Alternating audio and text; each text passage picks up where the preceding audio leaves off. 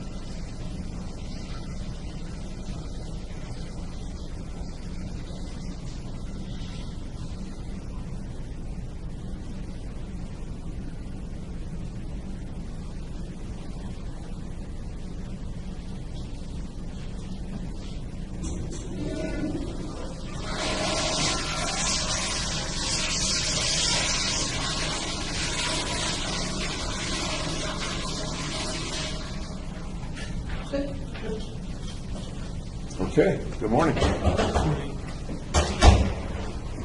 the way again. That's all right. We've already had a busy morning. Have a seat. Okay. Let's see if we got some juice for you here. There we go. Well, you've already seen Dr. Gray this morning for some more testing, right? Yep. That went okay or no? How'd it go? Fairly well. Fairly well. Okay.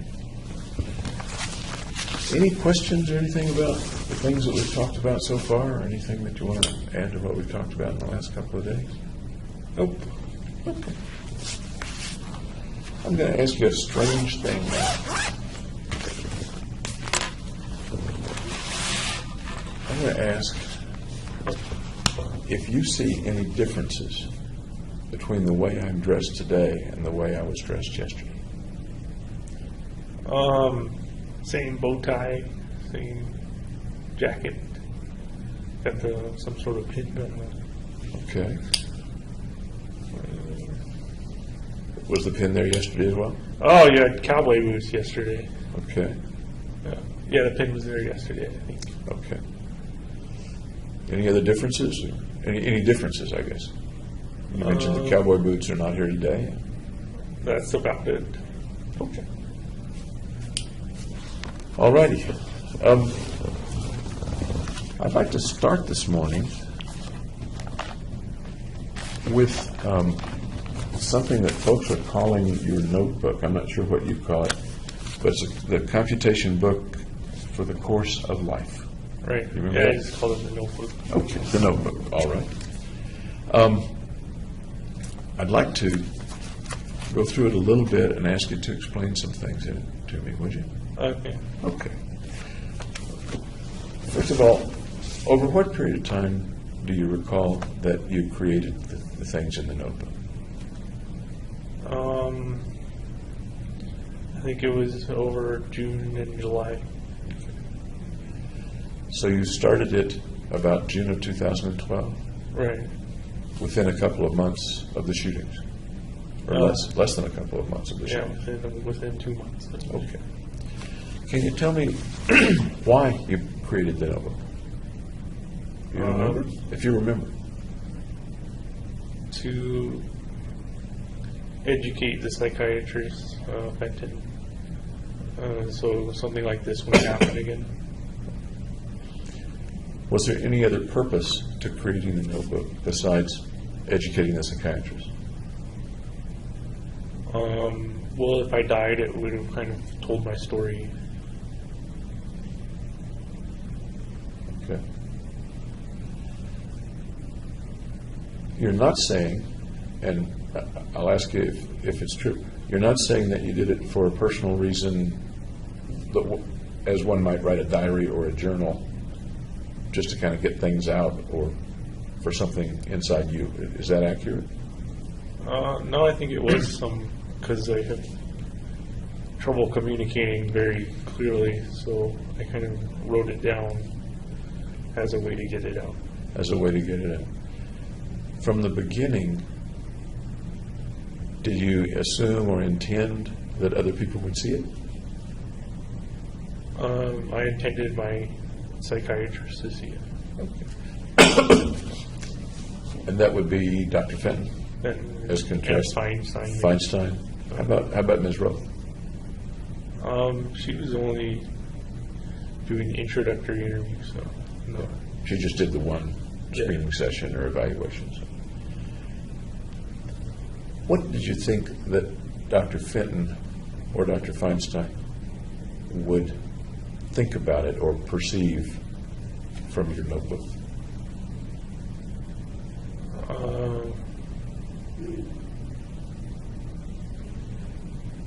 I don't know how they would take it. Did you have any thoughts at that time about how they might take it or what they might think or feel as they got it and read it? No, I didn't put myself in their shoes. Looking back now, how do you think they might have taken it or perceived it? They might have perceived it as useful diagnostic tool or something.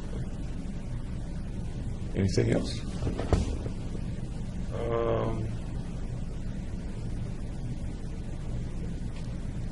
They might have been surprised that there was all this stuff I didn't mention that I did mention in the notebook. Okay. Such as? The whole human capital kind of explanation of it. And you go into that in some detail in the notebook. Right. And you also talk about in the notebook why you didn't bring it up, or at least a reason or two that you didn't bring it up in the sessions, as I recall. I don't remember. Okay. Do you think Dr. Fenton cared about you when you were in treatment with her? Yes, but not very much. Tell me what you mean by yes, but not very much. Well, we usually had short sessions that were like 5, 10, 15 minutes long when we had a whole hour reserved for the appointment. I didn't realize that. Tell me more about that. The sessions were shorter than scheduled or shorter than you thought were scheduled? Shorter than, yeah.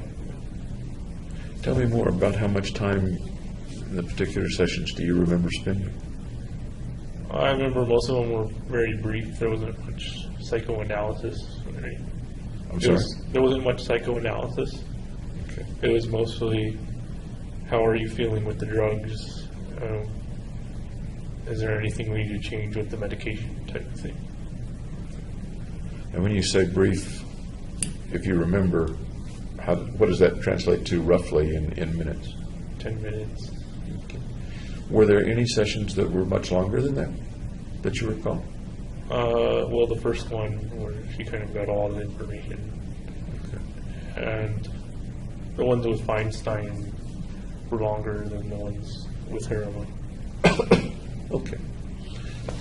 So that's one part, at least, to your comment. She cared, but maybe not too much, or I don't remember your exact words. Anything else about how much she cared or didn't care so far as you could see at that time? I think she was paying attention and doing her best. Paying attention, doing her best? Is that what you said? Yeah, in treatment. Okay. Once again, I'm a little deaf.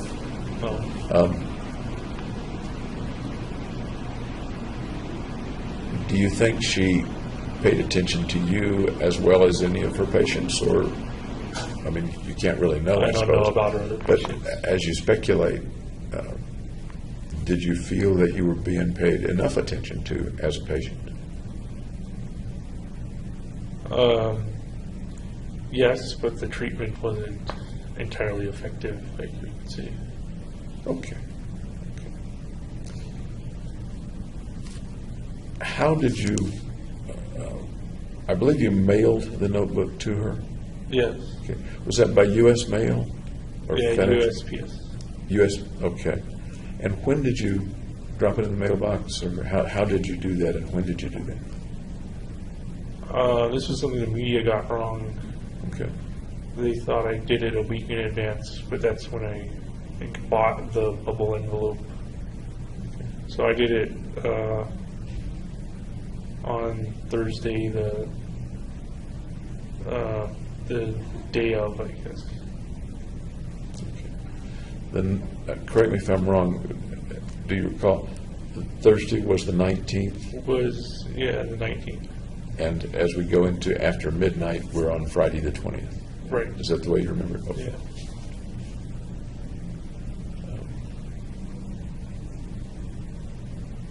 Do you think she got it? It got intercepted, and then like they put it through all these bomb testing and that kind of thing. How do you know that? Testimonials of the bomb experts and everything.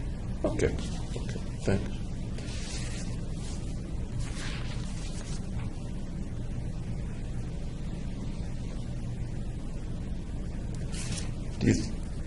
Did you think that having the knowledge of the notebook would change what Dr. Fenton or Dr. Feinstein did in future? You said you thought it might be useful. I don't know how they would change their procedures. And forgive me if I'm not remembering. Do you mean you thought it would be useful with regard to understanding you, or with regard to understanding other people as well? Me as well as other people. As well as other people. Okay. That brings up a question in my mind of what do you think about any similarity? I'm not asking that very well. Do you think at the time that there were other people with thoughts and concerns and difficulties similar to yours? Yes. Were there a lot of those people as far as you knew or thought, or not very many? No, a very low percentage of people. Okay. Are you speaking now, or are you speaking what you thought at the time, or both? Both. Okay. Were there other people who had thoughts of and drives to kill other people? In the There kind were, of, but I don't personally know them. okay. What's your impression of how many folks out there had similar thoughts and feelings, and you used the word obsession yesterday, similar to yours? What's your impression of roughly how many people were very similar? Oh, like 1 in 100,000. Okay.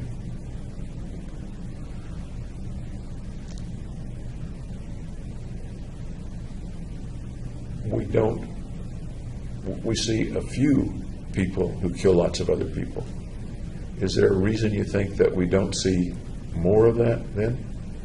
1 in 100,000 would mean there are roughly 10 in the Denver area. A good law enforcement agency can stop most of them happening. That leads me to ask, how is it that they didn't stop you? I didn't fully reveal my plans, my full plans. Okay. Thank you. Let me turn to the book itself now, okay? Okay. I'm going to go through some of the pages and kind of show them to you. One of the things I'm real interested in is the symbol, this symbol. Right. You have it on the wall of your cell. Yeah. And I see it in other places in the notebook, etc. Can you tell me about the symbol?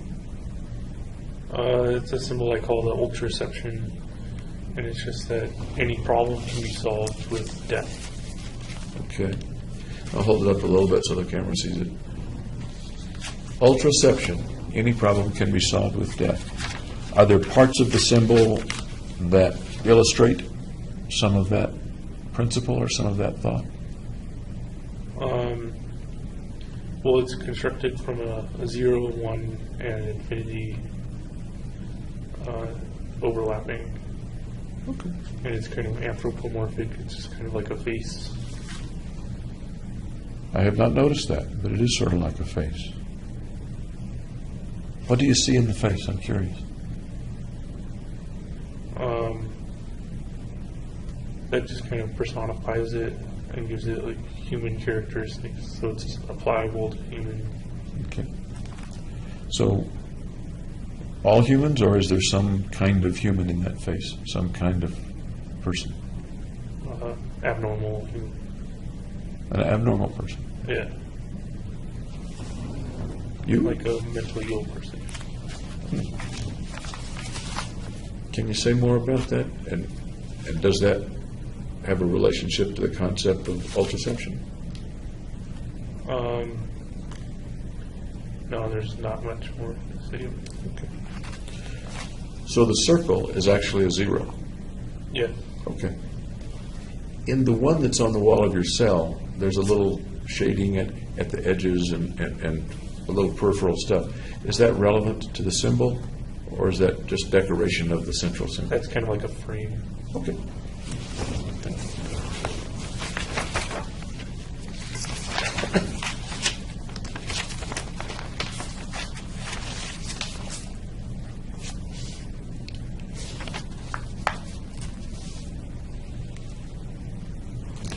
There's lots of stuff on this page. Can you give me an idea of what some of the things mean? That's the kind of human capital idea of placing values on human beings. Okay. So I give them an arbitrary value of 1 if they're alive and 0 when they're dead. And then they either add up or they subtract the person's value when there's when they die from a murderer. When they die from a murderer. How about when they die in other ways? Well, then their value goes to 0 because they're no longer alive. In this system, if they die in some other way, does their value disappear or does it accrue to someone else? It disappears. So the only way, and again, I don't want to put words in your mouth, the only way it accrues to somebody else is if they're murdered and it accrues to the person who killed them. Right. Is that accurate? Yeah. What if a person kills them accidentally? It would still be transferred. Still be transferred. Yeah.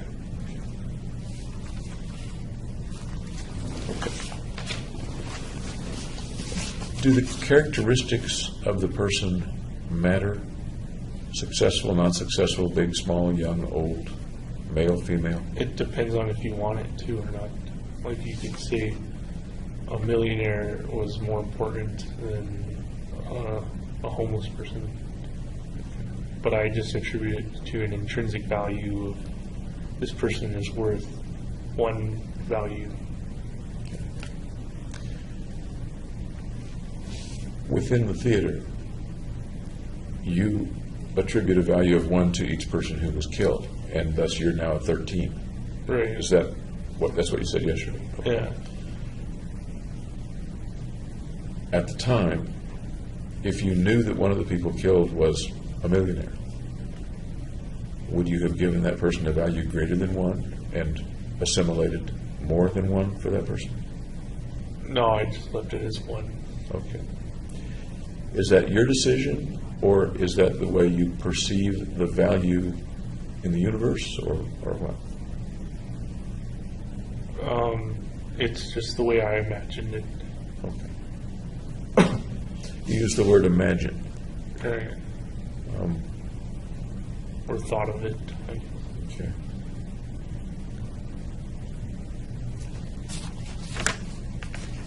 Any difference between the value of men and women? No. Do you happen to know how many men were killed, how many women were killed? No, I don't know. I'm sorry? I don't know the ratios. Did you make any attempt to shoot certain kinds of people, men, women, big, small? No, just people in the theater. Okay.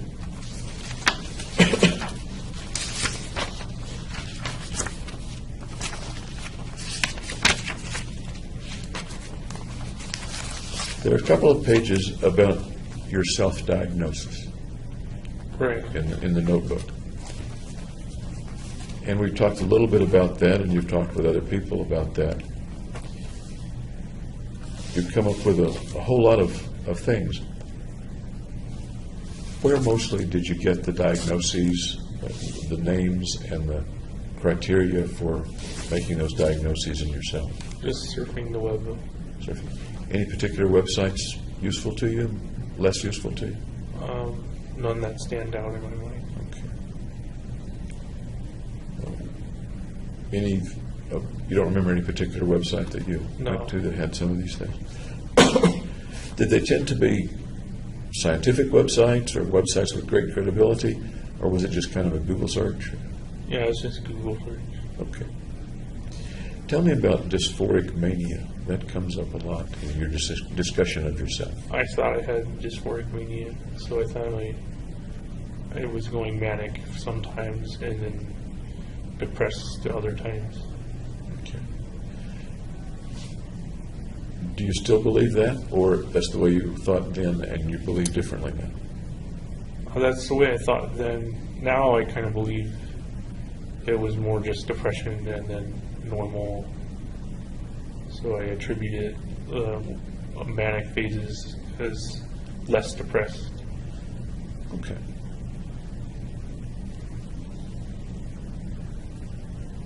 You mentioned anxiety disorders. You mentioned chronic PTSD, post-traumatic stress disorder. How would that apply to you? Yeah, I don't know of an event that would have caused it. I just meant it as stress. Okay. And you talk about Asperger's syndrome and autism-like things. Can you tell me what you were thinking about back then about Asperger and autism syndromes? Well, what I know from Asperger's is it usually causes social dysfunction, and autism is kind of very focused in some areas. And how did those apply to you? Well, I thought I was socially dysfunctional. Do you still think you were socially dysfunctional? Around groups I didn't know, but around friends, yes, I wasn't. Okay.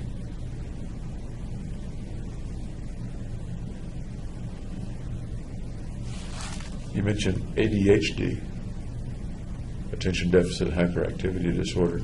How might that have applied to you as you were thinking 26 months ago, 25 months ago? Just that I couldn't get my mind to concentrate as well as I usually could. I think you mentioned here in the notebook that you couldn't focus for more than 15 minutes. Do you recall that? No, I don't, but it sounds like something I would read. I remember somebody saying years ago, and it stuck in my mind, that almost nobody can truly focus on something for 15 minutes. Is that true? Okay. It stuck in my mind anyway, that really concentrating hard on something is a matter of a few minutes for the best of us. Okay, so maybe I didn't have ADHD. Okay. Schizophrenia, how might that have applied to you as you were thinking 25 months ago? Well, I was paranoid, and then I kind of thought somebody was following me, or the FBI was on to me. We talked about that a little bit, but not in detail. Can you tell me what you saw or heard or thought you saw or heard back in May, June, July of 2012 that made you think you were being followed? Well, it just said I would see more police cars than I was used to. Okay. And in your mind then, what did that translate to you? Can you go into a little more detail about how you were thinking then? That maybe they knew what I was doing. And how might they have known what you were doing?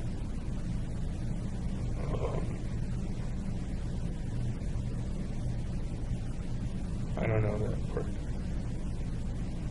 I don't know how they would have known. I just thought they did know.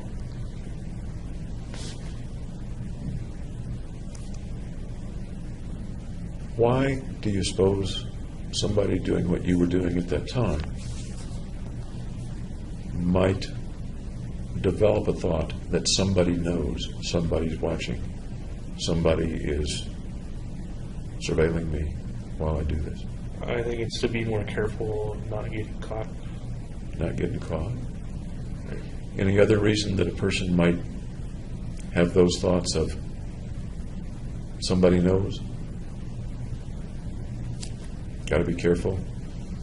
The cops know somehow. If it was delusional, maybe. What do you mean by delusion? Not based on reality. Okay. Anything else that defines delusional for you as you were thinking then? No.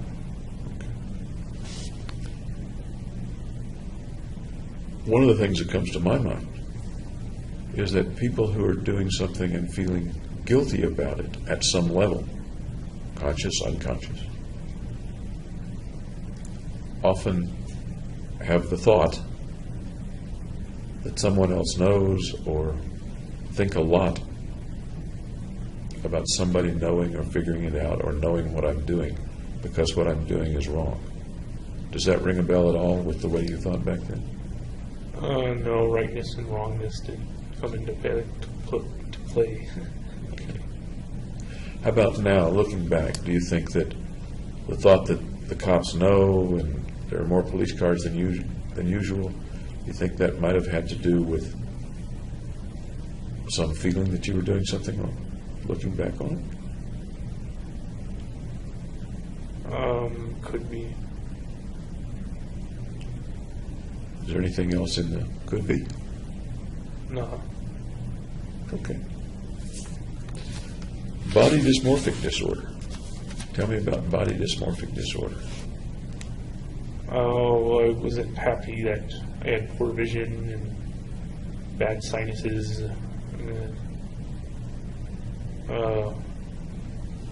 Unhappy with my hair, that kind of thing. You had bad sinuses. Were you taking medication for your sinuses? No. So you were unhappy with those things. How much did you worry about them or focus on them at the time? Not that much. Check yourself in the mirror, how you looked. Yeah. I'd say most people do that anyway. You were concerned about how often you checked yourself in the mirror. In the Yeah, I notebook. did a lot.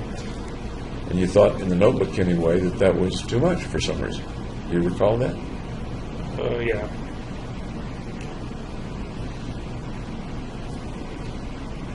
And you've got a whole list of personality disorders: borderline, narcissistic, anxious, avoidant, obsessive compulsive,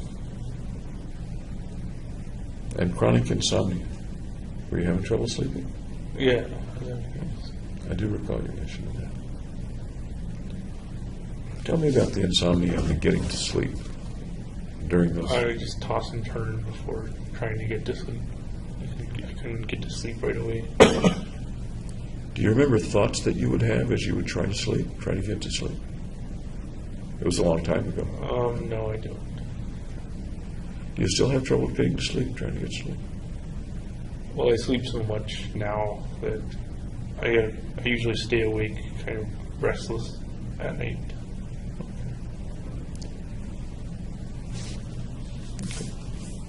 And you have the word psychosis. What does psychosis translate to 25 months ago?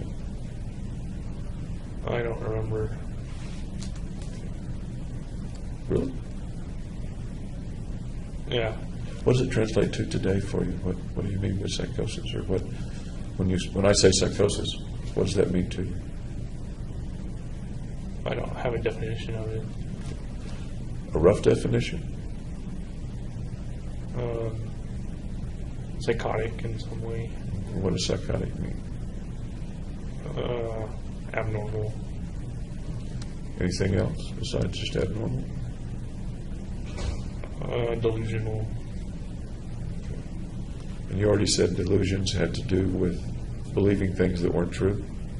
Is that pretty much what you said? Believing things that didn't have a basis in reality. Okay. Trichotillomania? Hair pulling. I had that. I still have that. When did you first start, that you recall, pulling out your hair, what you think is more than average? Early high school. And how much hair pulling did you do? I don't know how to quantify it. Just enough not to be noticed, but not too much. At what point does that turn into trichotillomania, so far as you know? How much hair pulling do you have to do to be... Like every day, basically. Okay. Adjustment disorder, pain disorder. Pain. What sort of pain, may I ask? I don't remember. Physical pain, emotional pain? I don't remember even that much. Okay. Restless leg syndrome. Yeah, I have that. What was that like? That was part of the trouble getting to sleep. My legs were kind of... Can you describe that? My legs would kind of twitch without even moving any muscle.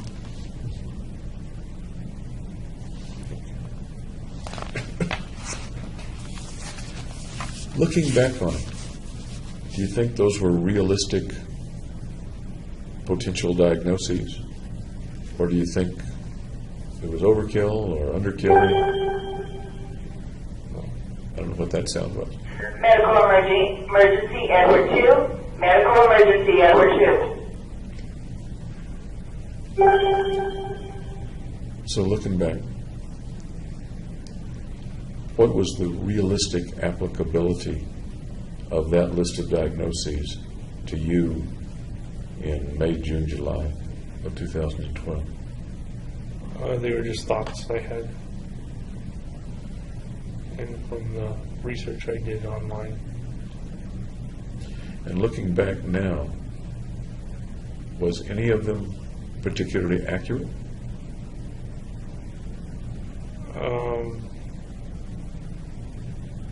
I don't know. I thought they were accurate at the time. At the time? Okay. And looking back, though, now, what do you think? Yeah, I don't think I had autism or some of the other ones. Any ones that you think you did have? Schizophrenia, obsessive compulsive disorder, social anxiety. Okay. What are the characteristics that you look back on now that make you believe or think there's a strong possibility that you had schizophrenia then?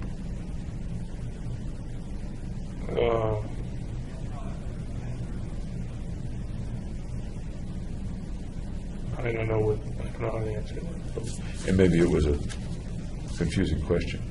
Looking back with what you know now, and you said that there was a fair potential that you had schizophrenia.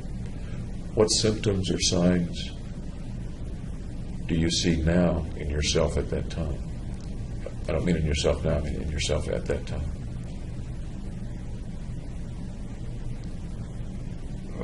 Just kind of delusions of grandeur, a bit of paranoia. You mentioned the paranoia before.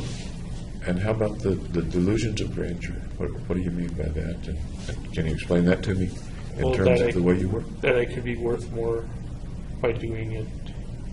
Okay. You still have that thought? You said yesterday. Do you still have that thought? Yeah. Is it stronger or less strong or about the same now It's pretty much the same. as you recall it being back then? Okay. Any other things that make you think that you had schizophrenia at the time? I was seeing weird shadows. Tell me about that. Well, I'd be in lab and there'd be like a flickering in my peripheral vision, and then there'd be like shadows moving with nothing causing them.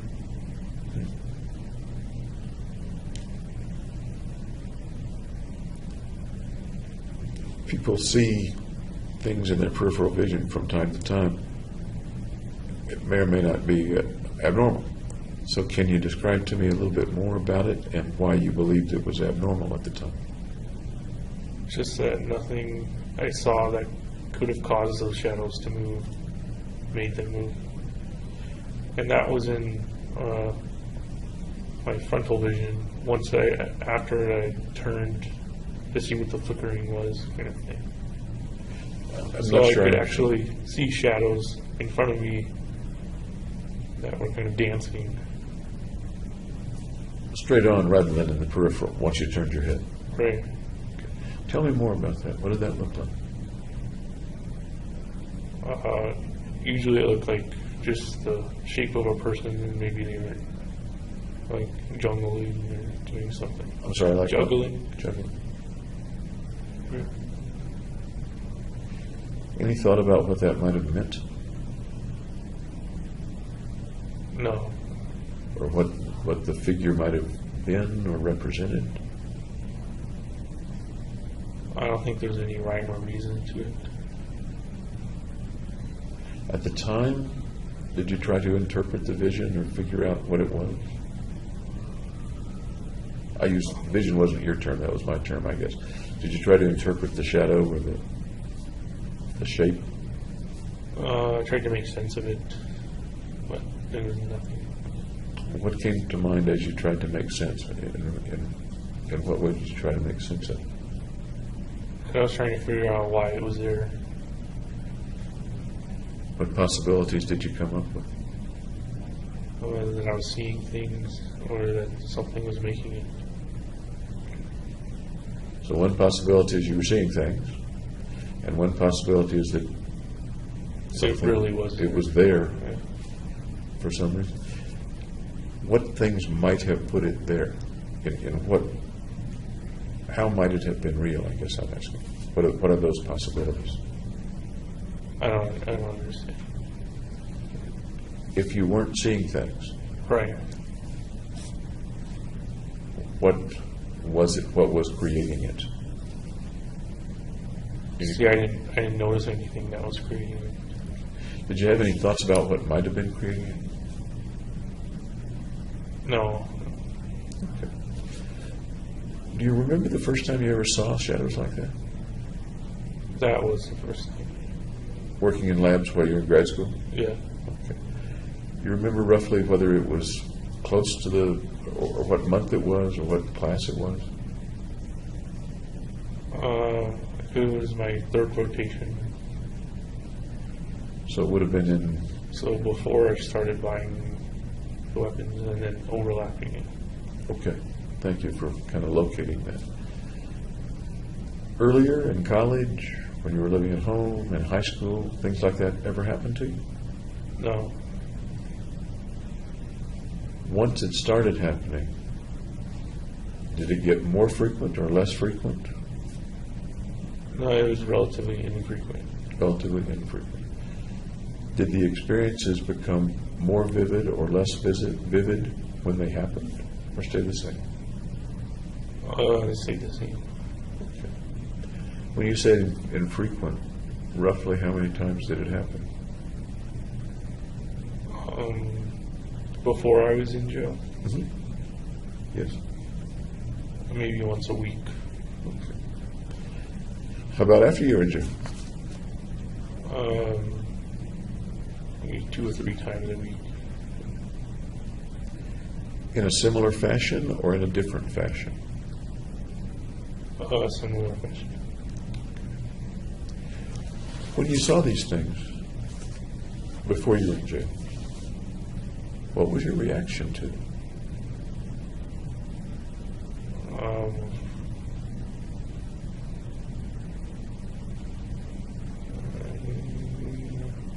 I don't know. I thought they were unusual.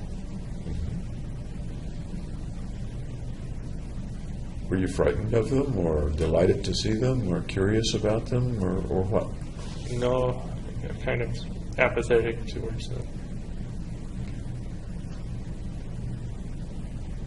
But it sounds like you tried to figure them out, or not. I tried to figure out what was causing them. And once again, what did you come up with as the best possibility or possibilities for what was causing them? Nothing was causing them, so I just kind of went with the flow. Thoughts that they were beings from another dimension, or ghosts, or figments of your imagination, or reflections. Lots of things come to my mind, but I'm interested in what might have come to your mind. I thought they were shadows. Shadows. Yeah. Okay. You used the word apathetic. Did you attribute... have you seen them lately? Have you continued to see them? Sometime. In the past month, have you seen them? Yeah. In a similar fashion to 2 years ago? Yeah. Do you recall what you were doing the last time you saw them? Staring at a wall or ceiling. Form on flat surfaces. Did they tend to form on flat surfaces earlier as well? No, then it was on any surface. Okay. Is it distressing to you to see them? No. It doesn't bother me.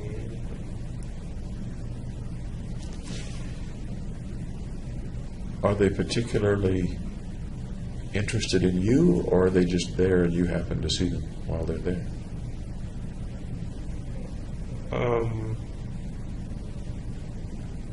I don't know how a shadow could be interested in me, so I guess they're just there and doing their own thing.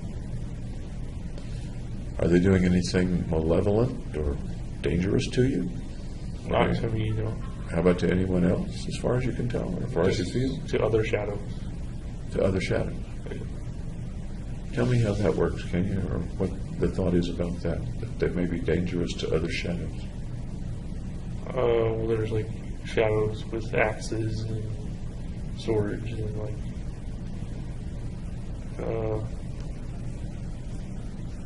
guns. They can be destroying other shadows. And do you see the shadows with swords and guns and axes as you see them? With shadow swords. I'm sorry? With shadow swords and axes. Okay. You seem to be describing a two-dimensional phenomenon rather than a three-dimensional phenomenon. Right, it's two-dimensional. So the shadows that you would see, you can make out, I'll call it a silhouette of an axe or a sword or a gun. Is that accurate? Yeah, sounds accurate. You mentioned that real early when you saw him, one of the impressions was that it looked a little like somebody who was juggling. Right. How did that become shadows with weapons? Well, it was juggling heads. It was juggling heads. Yeah. Did you perceive that when you first saw it back in early 2012? That it was juggling heads? Yeah, it was the same. That seems frightening to me. It wasn't frightening to you? Well, they're all shadows, so they can't do anything to you. What might be throwing the shadow? You know what I mean? That's what I kind of wanted to figure out, but there was nothing making the shadow. It was just kind of like kind of static points. How long would they stick around once you saw them in your, correct me if I'm wrong, saw them in the peripheral vision, turned your head and saw them full on? And it sounds like sometimes they appeared full on. As long as I focused on them, and then if I stopped focusing on it, then it just became a wall again. So that would be roughly how long in minutes? Like 3 to 5 minutes. Okay. Do you recall in 2012, before you were arrested, where you usually were when the shadows appeared? In my bedroom, like looking at the ceiling. Was it then when you were likely to be in bed or not necessarily? When I was in bed, usually. Okay. That suggests to me that you were going to sleep or trying to go to sleep or waking up or perhaps even asleep and dreaming at that time. Does that make sense or is that not accurate? When I was restless, trying to get to sleep. Okay. Were the lights on or off? They were off. After you were arrested and up to the present time, you described seeing them on a wall rather than the ceiling. Were you not in bed or not trying to sleep? In jail or anything. Yeah. I could see them on either wall or ceiling. So you could be sitting up, perfectly alert, and a shadow might appear. Yeah. Can they appear when you bid them to appear? Yeah. Do you sometimes bid them to appear? If I'm particularly bored, yeah. Okay. I'm going to wait for that refrigerator sound to go away so I can hear you a little better.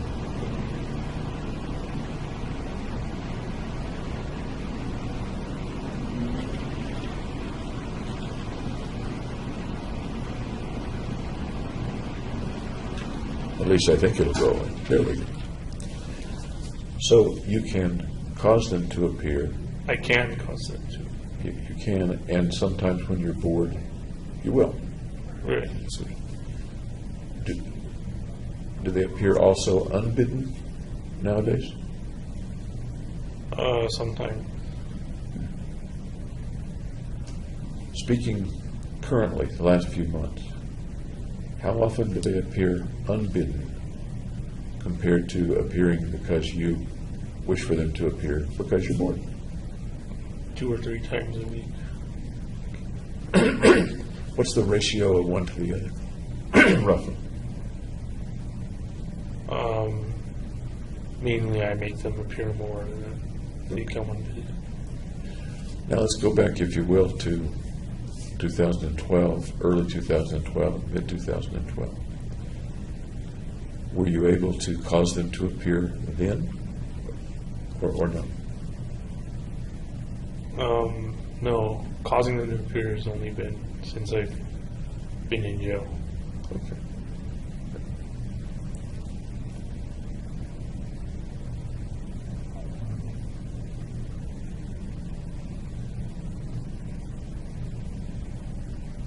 And once again, speaking today, I guess, where do you think they come from?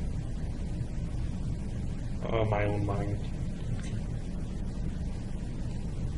Sounds like a creative part of your mind. Sounds useful, actually. When you're bored, you bring them in. Does that make sense? It Yeah. sounds useful sometimes. Uh, As you bring them into being, do they always have weapons and axes and guns and swords? Or sometimes do they have other things? sometimes it's just their body and it's like breaking apart. Breaking apart. You know, like hands flying off or something. Are there ever other things that they do or carry? They spin around. I'm sorry, They spin around. Spin around. Excuse me. Do they ever do more entertaining things than? No.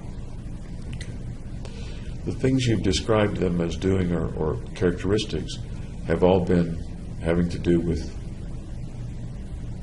violence in general, I guess. Hands flying off, swords, guns. Do they ever appear more benign, if you would? Not really, no. Okay. Anything else about him that I should know or that you want to tell me about? No. Okay, thank you.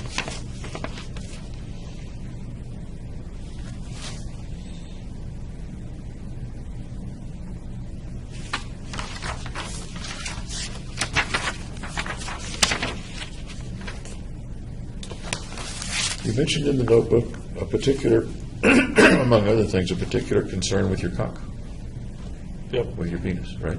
Yeah. Okay. Tell me about that. And cock was your word, isn't it? Right. Common word. Okay. Tell me about that. I don't really want to share about that. Okay. But it's another part of the body, like hands flying off, or No. okay.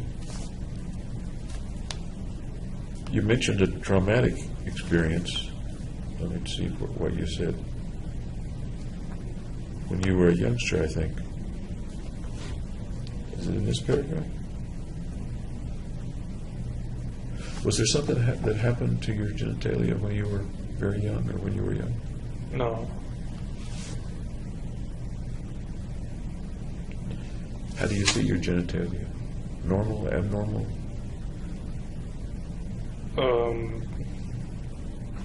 Small, I guess.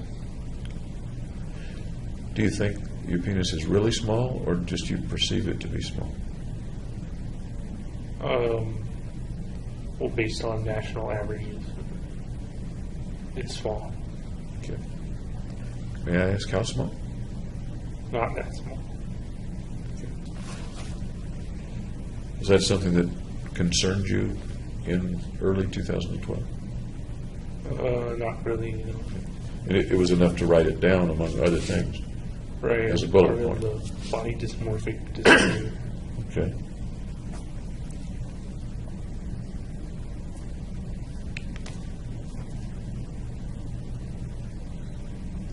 A slab of skin was torn away.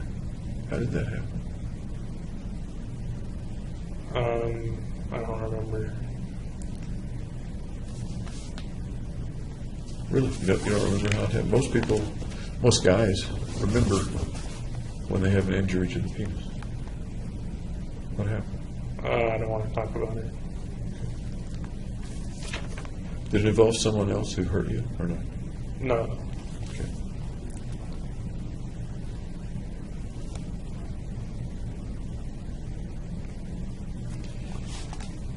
You mentioned on the same page that you have difficulty conveying the images that you see in your mind. And you and I have experienced that here. Yeah. You pictured something, and it's sometimes hard for you to describe the image or the video, as I sometimes call it.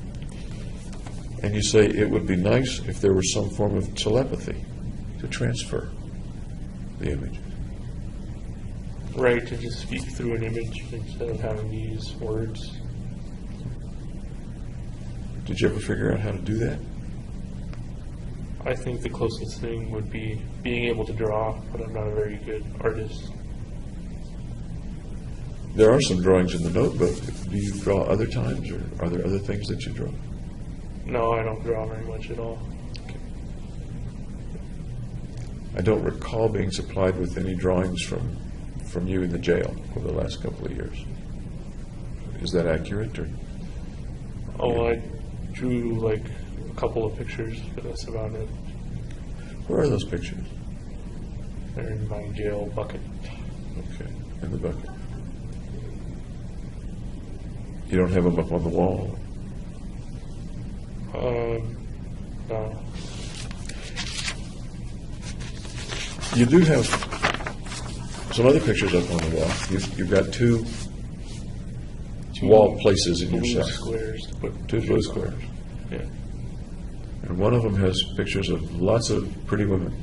Mainly because those are the pictures I received in the mail early on. Have you put up any new ones lately, or are those all from early on? All my mail's been confiscated by lawyers. So I haven't gotten mail from supporters in like a year and a half. Okay. And you've kept the pictures up on the wall, or have you taken some of them down? Or? I just leave them up there. Okay. Any particular reason, or just decoration, or what? Something besides the monotony of a white wall.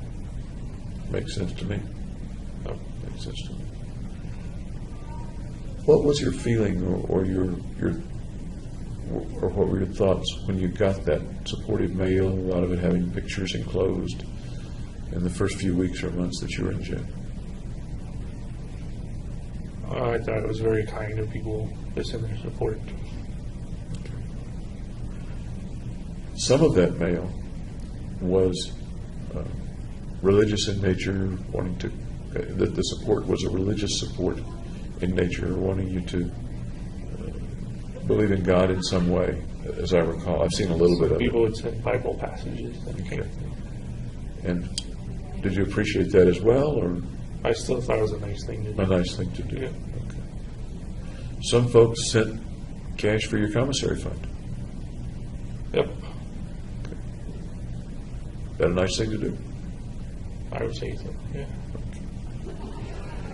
On the other square in your cell, there are fewer pictures, a different kind of picture. Can you tell me about the other square? They're mostly like landscape photos. It's like photos of Boulder, Colorado. One of like Switzerland or something. One of like a tiger. There are a couple of photographs that are either of family or friends. Do you recall what those photographs I are? have one photograph of my family up there. Yeah. Who all is in the photograph? My mom, my sister, and my dad, and me. And you? Okay. Any photographs of friends from before you were arrested? Nope.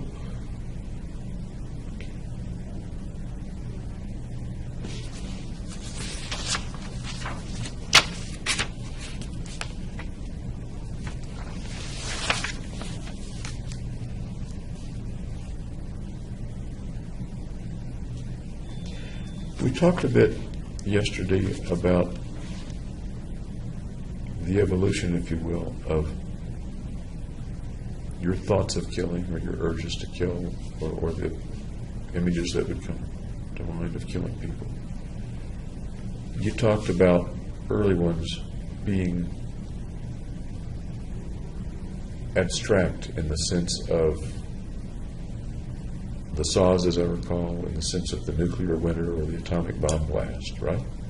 Right. Here you talk about, in your notebook, the obsession to kill since I was a kid. Started pretty early, or is that not an accurate description? Not the imaging. I'm sorry, what? Just having an obsession to kill was when I was a kid. I didn't necessarily have the imaging. Tell me what you remember about that obsession to kill when you were a kid. We're talking about, I suppose, 10, or what age are we talking about?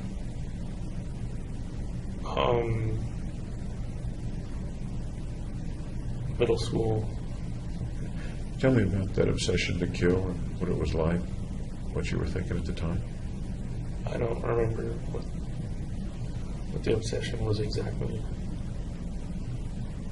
Any speculation about what it might have been like?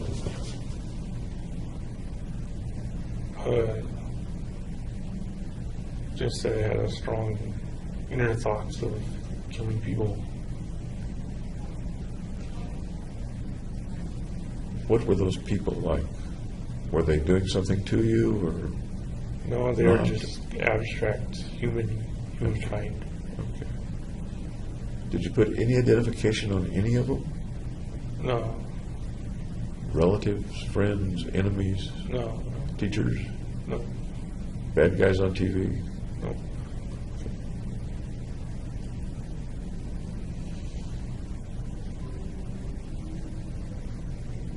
Did you ever act out any of that in some way, drawing stuff or with your toys, playing cowboys and Indians? I'm not talking about actually killing people, but did that ever come out in any kind of, I'll call it symbolic behavior, or something to get it out of you? No, No drawings of killings and things like that you can recall? no, Did you like to draw when you were a kid? no, Okay.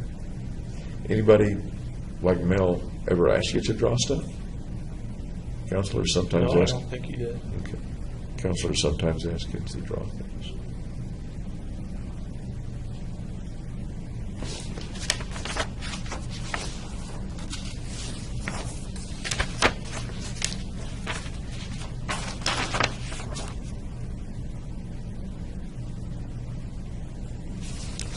That makes me think of the concept of hating people or hating mankind. Was there a juxtaposition of that as well when you were in middle school? Yeah, I didn't like mankind particularly. Didn't like mankind as broccoli, as we were talking about, or didn't like them and wanted to kill them? Wanting to kill them. So there wasn't any hate, but still wanted to kill them. As you look back, you wanted to kill them, but it wasn't any hate. What's the context then of killing them? What do you mean the context? The purpose or the reason or the feeling, or It just popped up. There wasn't any.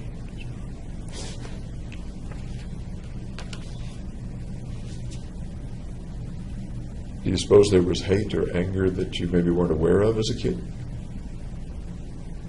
No, because I didn't really have anything to be angry at.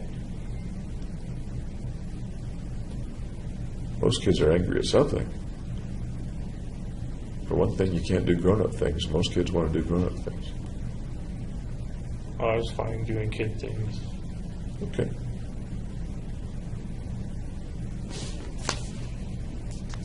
Then you kind of mentioned an evolution of those thoughts. And you bring that evolution up to the thoughts of the mass murder at the movies. And then you note that the first obsession with an onset over 10 years ago. You've kind of talked about that. Always been on my mind. And your next couple of sentences are that it's broken. I tried to fix it, meaning your mind. Right. Were there other signs? Did you see the wanting to kill as a sign that your mind was broken, or were there other things that were signs that That your was mind why I figured it was broken. Any other things lead you to think that your mind was broken? Not being able to talk well. Did you know any other kids that couldn't talk well? Nope.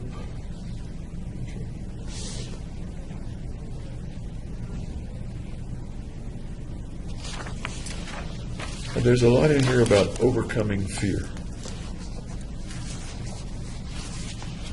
Overcoming fear of what comes to mind today about overcoming fear. Of social situations. There's much in the notebook about overcoming fear of more than social situations. I don't recall what those were. Fear of death, Fear of the consequences of killing people? Those are two things that come up in the notebook. Those are two things I didn't have a fear of. You didn't have a fear of death or fear of the consequences? Right. Was that all along, or did that lack of fear happen at some point? It happened once I started psychiatry with Fenton. And you referred to that yesterday. You did. What about the psychiatry with Fenton had helped the fear to dissipate or go away, or made the fear go away? I thought the drug sertraline helped reduce the anxiety and fear. It sounds a little like you're saying that if you hadn't had the medication, the shootings may never have taken place. I'd say it's a possibility. Can you flesh out that possibility and talk a little bit about that possibility? Well, what else is there to say? I don't know. You were thinking about killing lots of people. Right. Do you think you would have eventually done it, even if you hadn't had the medication? Maybe not at that time period. Maybe later on in life. Maybe later on.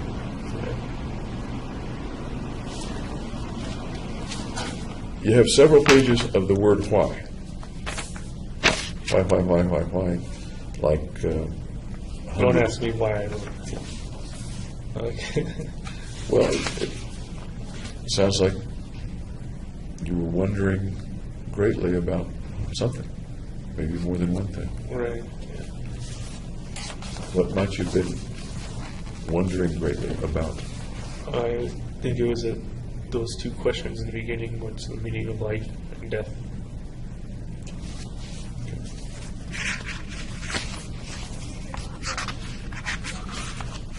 Do you think it's unusual that a person would kind of anguish over the meaning of life and death? I don't think it's unusual. I don't even. Okay. Did it bother you? Do you recall it bothering you that you didn't know the meaning of life and death? Yeah, because I wanted to know why. Can you give me an idea of how much or the depth of how it bothered you? Oh, it's something I mulled over for a long time. And of course, those topics, many people mull them over a lot. How much did that affect your life, not knowing them or mulling them over? Excuse me. Enough that I would put them in the notebook to ask anything if I can. That you put them in the notebook that you anticipated the doctors seeing. Yeah. Am I right? Okay. When you started the notebook, when did you think the doctors would see it? After the shooting.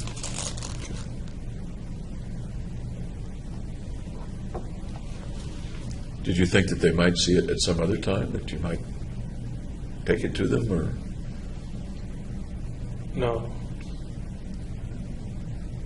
So correct me if I'm wrong, you're saying that when you started the notebook, the shooting plan was in place and the mailing the notebook to them around that time was within that plan. Is that right? That I planned to have them see the notebook after the shooting. How did you think they would get the notebook? Were you already thinking of mailing it, or might there have been other ways? Yeah, they get it through the mail. Okay. Because one of the things that you note in here is the 99% certainty of being caught. So mailing it is the way to get it to them, is that? Yeah. That seems like it to me, anyway.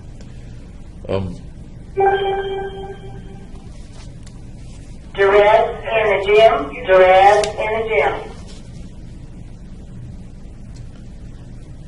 On one of the pages of the notebook, you're talking about target and method and serial murder and things like that. You I know mentioned why I chose mass murder over doing something like a serial killing. Tell me why. Because it was impersonal. It was something I could actually do.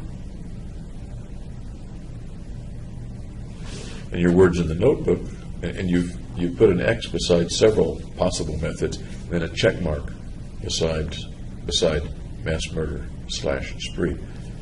Maximum casualties, easily performed with firearms, although primitive in nature. No fear of consequences. Being caught 99% certain. Right. Okay. At the top of that page where you talk about the targets, you say the targets are random, and you underline that 3 times. Okay. Okay. You've talked about the impersonalness of the targets. That's basically randomness. Okay. You write beside that, the cruel twists of fate are unkind to the misfortunate.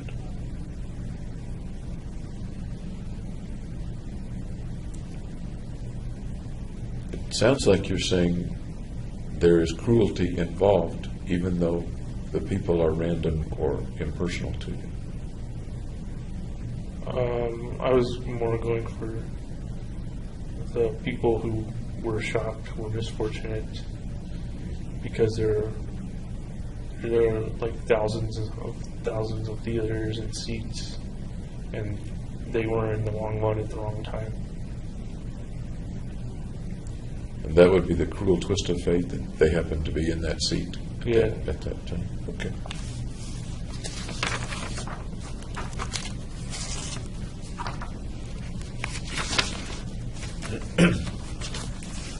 I'm looking now at the page where you have some stuff drawn out, the location of the movie, the police department. You mentioned the ETA response time, about 3 minutes, which I think you mentioned yesterday. And there's some things about the shrinks. Mel, Margaret Roth, Lynn Fenton, Robert Feinstein. We talked a little yesterday about you and the family in the counseling sessions with Mel. It was a long time ago. Right. So maybe things aren't remembered exactly right. I understand. Okay. In this, you say that you revealed nothing as to not appear weak amongst the family. I didn't want my family to know that I was sick. Tell me about not wanting them to know you were sick. Why not? What's in that?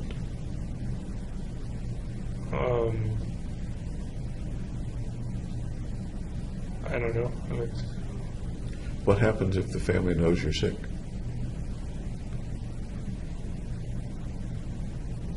And it's bad. In what way? What happens?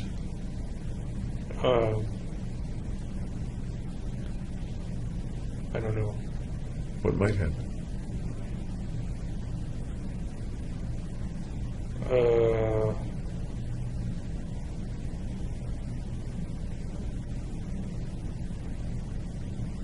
I didn't think that through.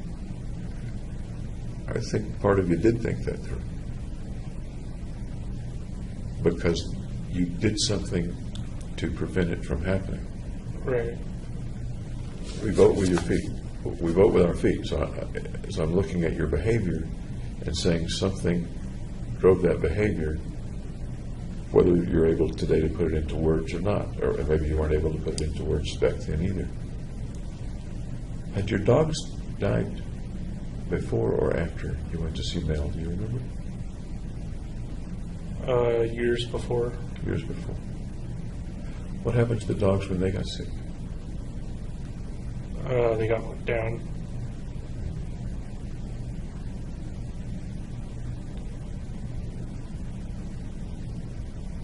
I didn't make that connection back then. Okay. Pulling back from the drastic connection of I'm going to be put down, which I don't think was conscious in your mind at all. Okay. What does being sick mean in a family? What happens to the kid? That you're a who's- burden. Okay, a burden. And what happens when a kid is a burden? He's disliked.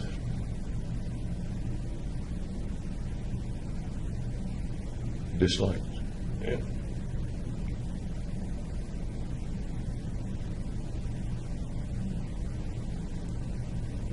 How do you feel as you say that?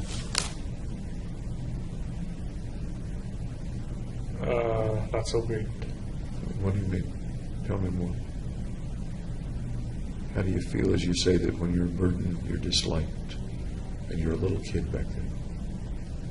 Well, it's something you want to avoid.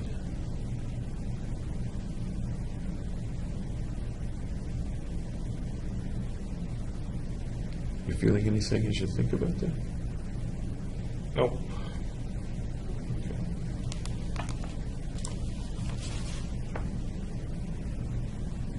You mentioned the scraping of your wrist with the cardboard. You don't mention the cardboard here, but you use the word parasuicide, another one of those psychobabble words that I try to avoid. But you explained well yesterday what you did in the back of the van with the cardboard. Yeah. You said yesterday that nobody ever knew about it. I think I said my mom noticed. And in your notebook you say your mom noticed and asked what happened. You said it was a paper cut and she didn't investigate further. So she noticed that there were scratches or abrasions or something, but didn't know the context of those. Is that right? Right. Okay. And you didn't tell her because? It's showing weakness again.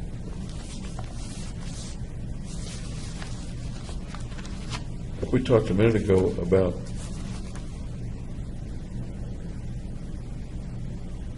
being sick within the family.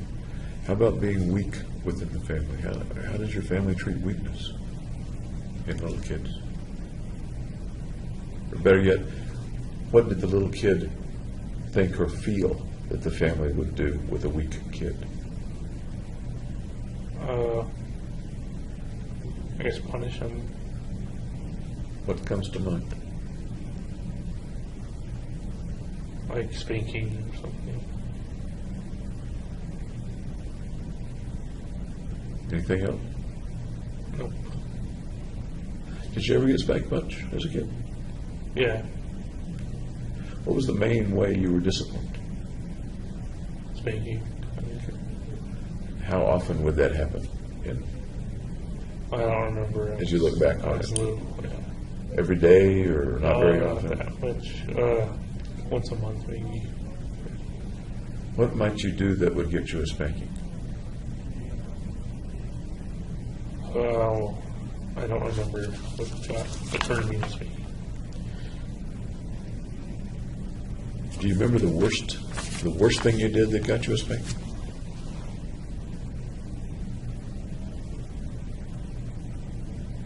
No.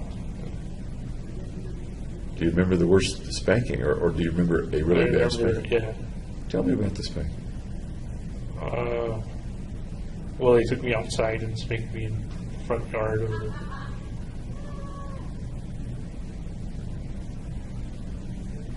With hand, with switch, belt, Hand. pants up or pants down? Pants down. I'm sorry? Pants down. Pants down, okay. For how long? It must have, I that's don't remember. going to be real hard to estimate. Yeah, I don't know. Well over 20 years later, isn't it? Yeah. But you remember it was outside. Yep. Pants down. Was anybody else there? Anybody see it? Nothing I know of. Do you remember what prompted the spanking? Misbehavior. Like what? I don't remember.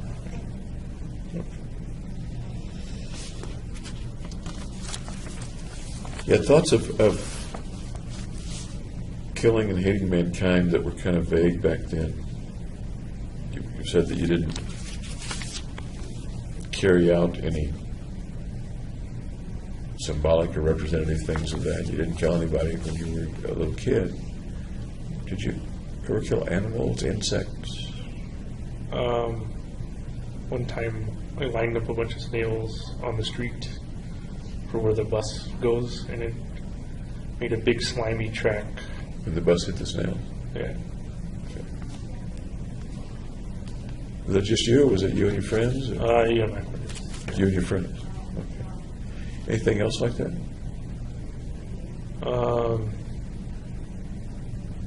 Magnifying glass to hands. That was exactly what I was thinking of. That's a common thing for little kids to do. Yeah. How about with mice or cats or dogs? No, nothing with like sentient animals. Okay.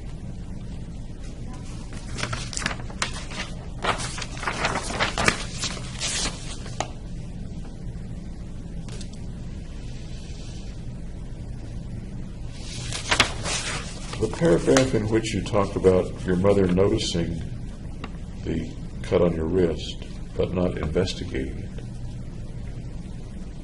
The next sentence is clean bill of health.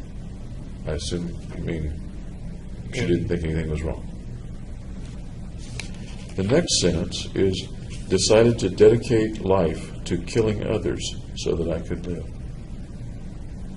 That goes back to the transferring suicidal thoughts to homicidal. Okay.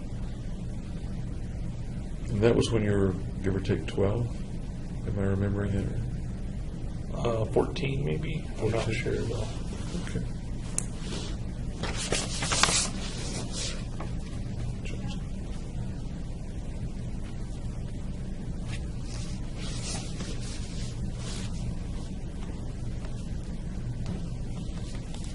The juxtaposition of those sentences then is not coincidental. The cuts on your wrist had to do with, at least in the mind of a little kid, dying. Yep. And even at that point, the next sentence that you wrote, remembering that when you were making a notebook, was dedicating your life to killing others so that you could live. Right.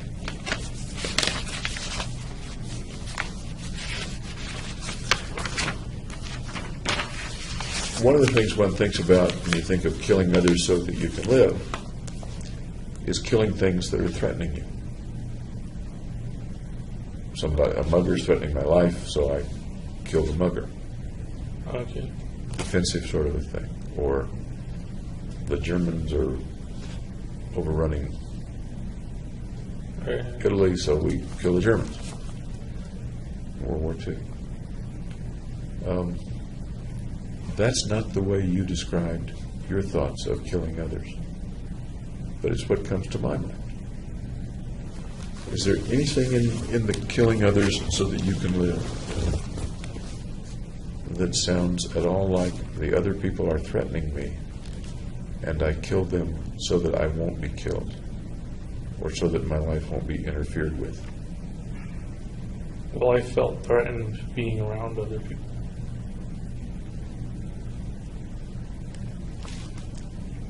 The context that you talked about that in the last couple of days has been a social context, socially threatened. Right. Is there other threat that comes to mind right now about any time in your life, really? No physical threats or anything.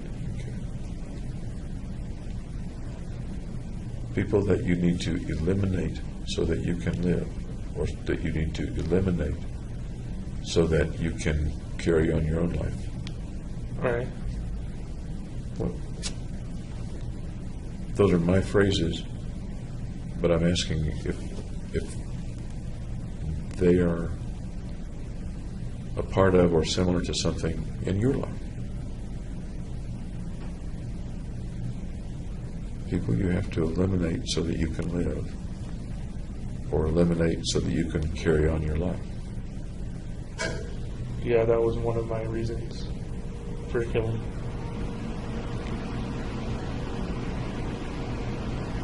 Tell me what the context is that you're thinking of, because I don't want it to be my thoughts and words. I want it to be yours. I don't know how.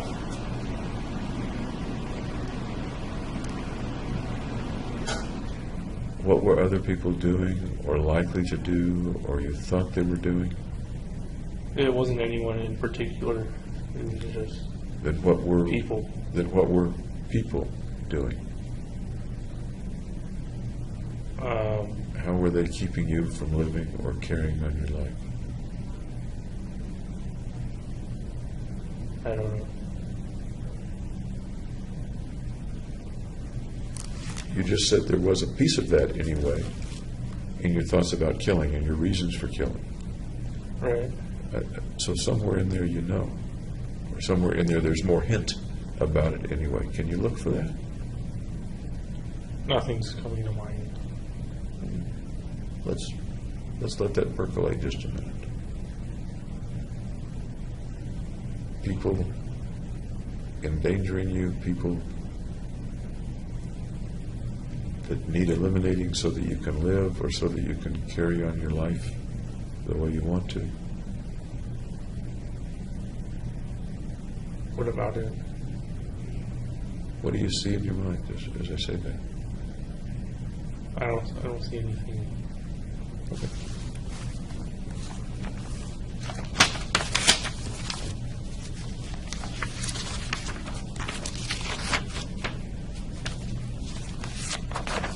We're getting to the last part of the notebook.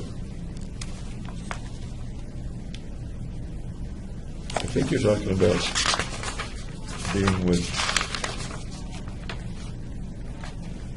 Fenton.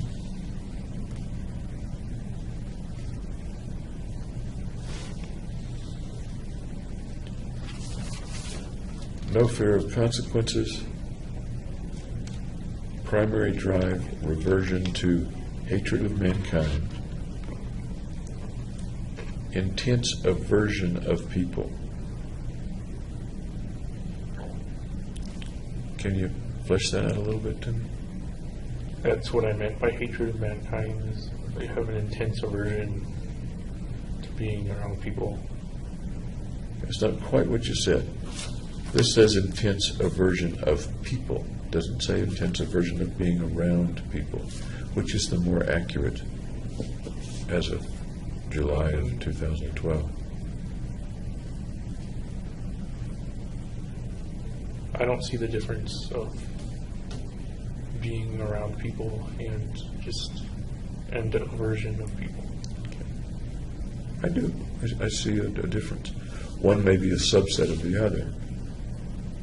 But if the intense aversion or the hatred just has to do with being around them, there are ways to not be around people. Not really. It's a social society. Any type of work, you're going to usually have to interact with people. So the answer to that is what? I consider them both being the same thing. Okay. And the answer to that aversion for you was to kill? Was killing. Yeah. Was killing, okay. But you couldn't kill them all the people that... Right, it would be unrealistic to be able to kill everyone in the world.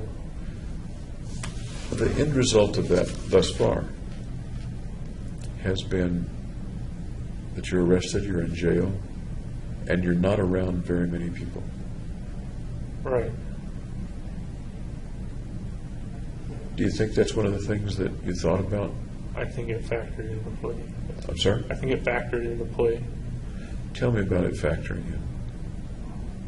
Well, I knew they wouldn't let me, if they locked me up, I wouldn't be around people most of the time. How did you know they would isolate you? Most people in jails and prisons aren't isolated. Because I killed so many. If you were to go to prison, do you think you'd still be isolated, or do you think you'd be in the general population? I think I'd still be isolated. Why do you suppose they would isolate you? Because there are lots of people in prisons that kill people. That's a question for their classifications experts. Look at the personality of a person and their their demeanor, and then they assign them to a pod or isolation.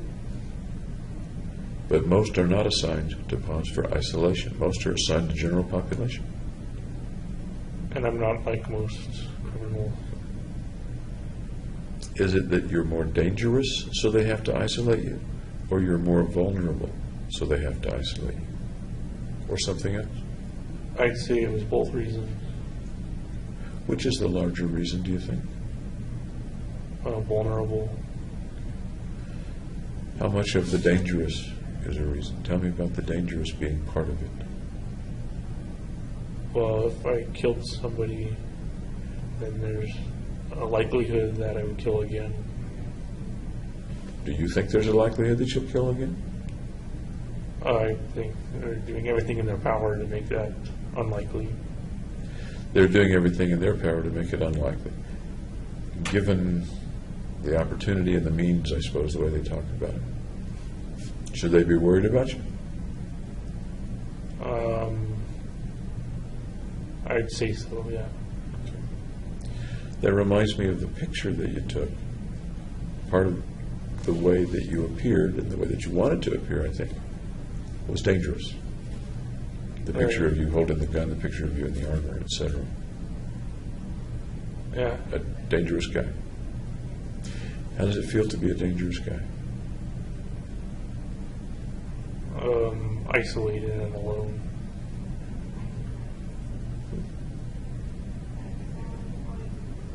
That's interesting. One of the feelings about being a dangerous guy is that you're isolated and alone.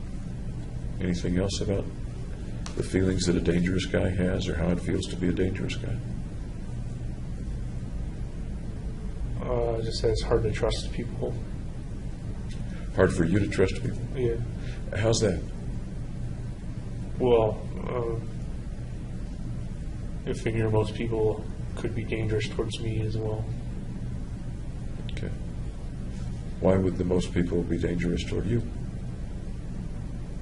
Because I've been dangerous.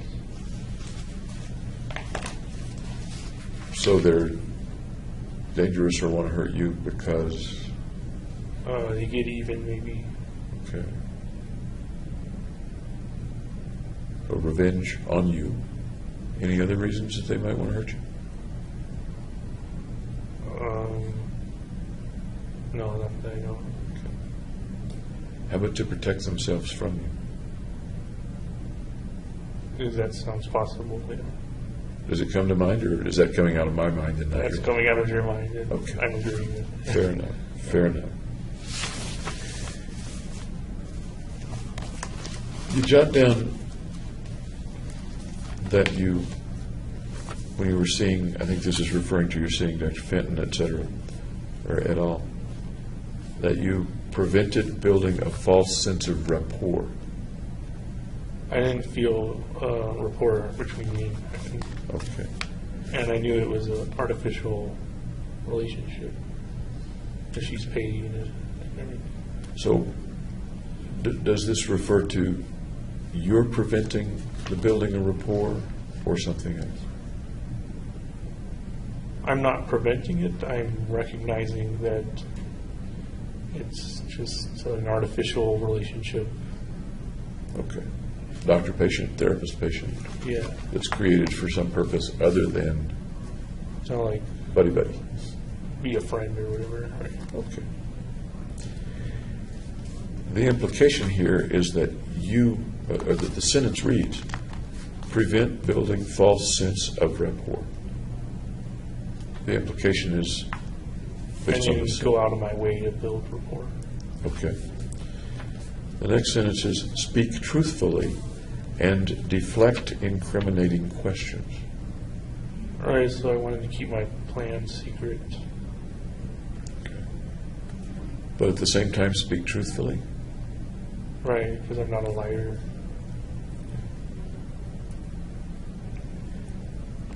So, to coin a phrase, lying by omission or omitting. Yeah, I don't consider that a Okay. true lie. Okay. Okay. And that's interesting, an interesting syntactical thing, I guess. If you know something and don't reveal it when asked, You're not liable. you're not, okay, you're not liable. Is it lying? No, I would say it's just not revealing information. Okay. Is that pretty much how you've always felt, or is this? Yeah, I pretty much felt. Okay. And deflect incriminating questions. So you knew information inside you that might cause something bad to happen to you. I think you mentioned you'd lock me up or something like that to Dr. Finn. If I repeatedly said, "Are you going to lock me up on different sessions?" Were you afraid she might if you revealed more? Yeah. Do you think a part of you wished that she would? Yep. Tell me about that. I kind of regret that she didn't lock me up, so everything could have been avoided.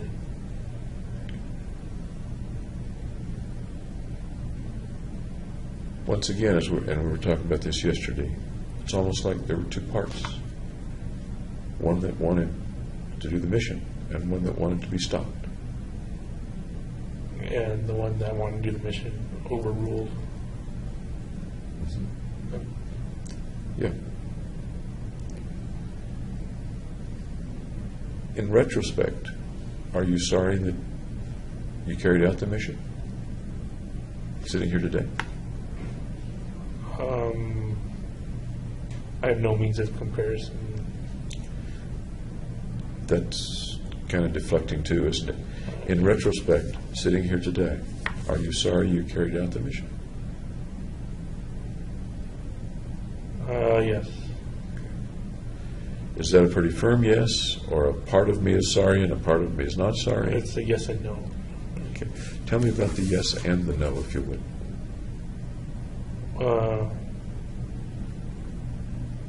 Well, the yes is because people had to die, and the no is I didn't have to die. If you hadn't carried out the mission, would you have had to die then? Possibly, unless they committed me to an asylum where they protect against suicide. Are you pretty sure that if you hadn't carried out the mission, and that you would have tried to kill yourself? Yeah, it gave me an alternative. How might you have tried to kill yourself? I just shot myself.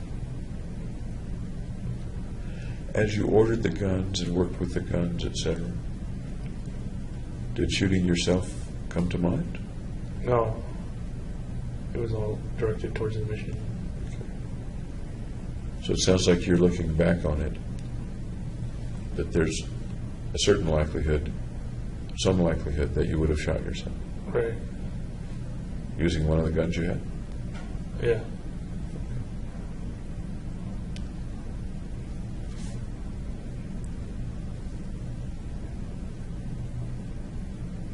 Any other benefits today of having completed the mission?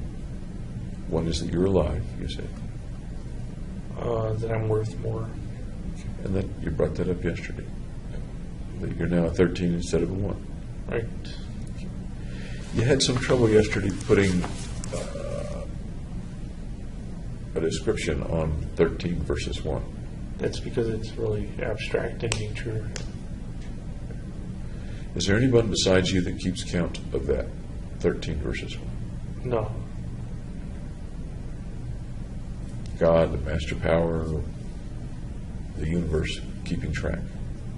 Well, God is everything, so it's a part of God. Is it a part of God that matters to God? I don't know, that's personifying God as into like a human. Yes, it is. And hypothetically personifying God, then, does that matter to God? I would say no.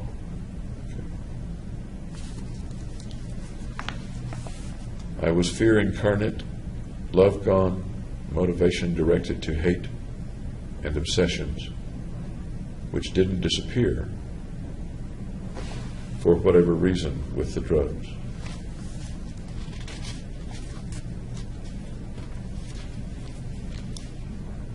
The last sentence is embraced the hatred, a dark night rises.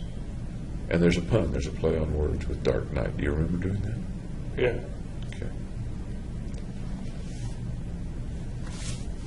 Do you remember roughly when you wrote that page? How much preparation had you done? How close was it to the shooting? It was after I was out of graduate school. Okay. Had you bought the tickets by then? Yes. So when you wrote this page, are you pretty sure that you knew what the movie was going to be? Yeah, I was certain of the setting. I'm sorry. I was certain of the setting of the shooting. And certain of which movie Yeah. it was going to be? Okay. You said another time that the movie itself didn't matter to the plan. That would make this sort of a coincidental opportunity to make the pun of A Dark Knight Rises. Does that make sense? All right, I'd never seen The Dark Knight Rises. It was premiering that day. Yeah. But there were trailers all over for months. I watched the trailer. Okay. It had more to do with The Dark Knight, the second movie. Right. What I'm doing is asking about whether there was a connection between the mission or your view of the mission or the style of the mission and The Dark Knight. Maybe The Dark Knight that you saw in the trailers. No.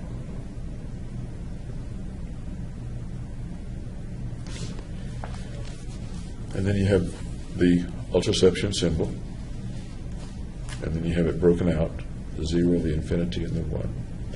And then there's another thing that I've seen a couple of times.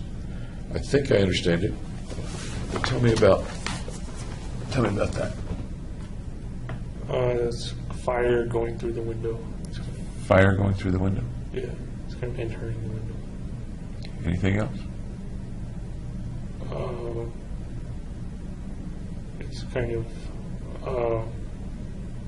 a release of fire. Okay. Does that mean anything to you? Bring something to mind in particular? No, I don't.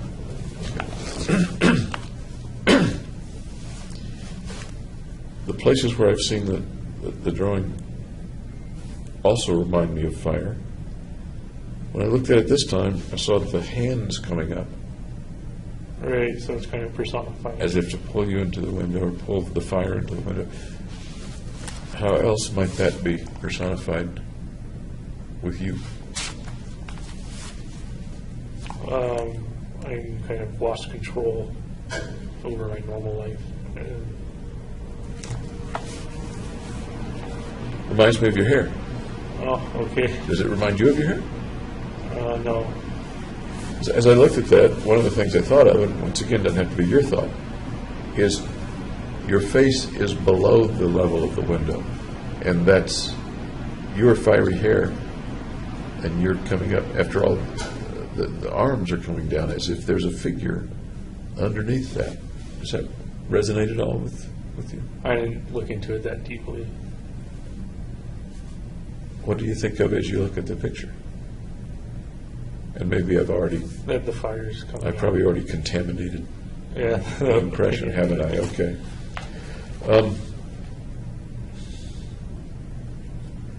Your hair was already dyed by the time you wrote this. Yeah. It had already been red for a long time. When you dyed your hair over the period of time up to the shootings, did you need to touch it up or re-dye it? No, I only dyed it once. Only did it one time.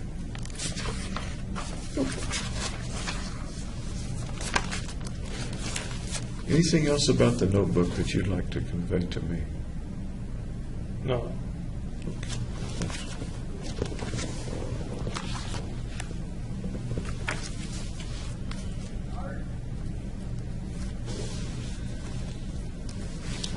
Kind of got to check things off my big list here. We've covered a lot in the last 2 or 3 days. Yeah. You mentioned the medications that you took. What medications are you taking now? Risperidol, Lexapro,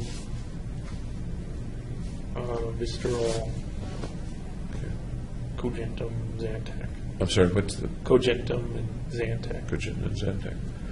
Okay. Do you know what the dose of the Risperdal is? I believe it's 2 milligrams, but I'm not entirely certain. Taking it once a day or twice a day? Morning and night. Okay. How about the Lexapro? Do you know what the dose of that is? I think it's 150 milligrams. Taking it in the morning? I think it's morning and night as well. Any side effects of those medications in the last few months? It makes me sedentary, so it kind of drains my energy. But that's not necessarily a bad thing when you're locked in a cell. Okay. What would you look like right now if you weren't taking the medications? I'd be skinnier. You'd be skinnier? Yeah. Okay. What else? I'm more energetic. Anything else that I might notice about you if you weren't taking the medicines? No, I don't think so. Okay. You've taken the Risperdal, and maybe the Lexapro, since November of 2012 when you went to Denver Health. Is that accurate? Yes. Okay. As far as you know, has the dose been about the same of those medications over the last 20 months? Yes, I think so. What effect, if any, do you notice from them, separate from side effects? Well, that I don't hear strange noises anymore. Okay, what else? The shadows don't appear randomly. I bring them on my own. Okay. Before the medication, did you ever bring them on your own? No. You learned to do that at some point? Yeah. Okay. And you mentioned that you don't hear the things. What things did you hear before? Just people talking in another room. People who were really there, or people who you believe weren't there, or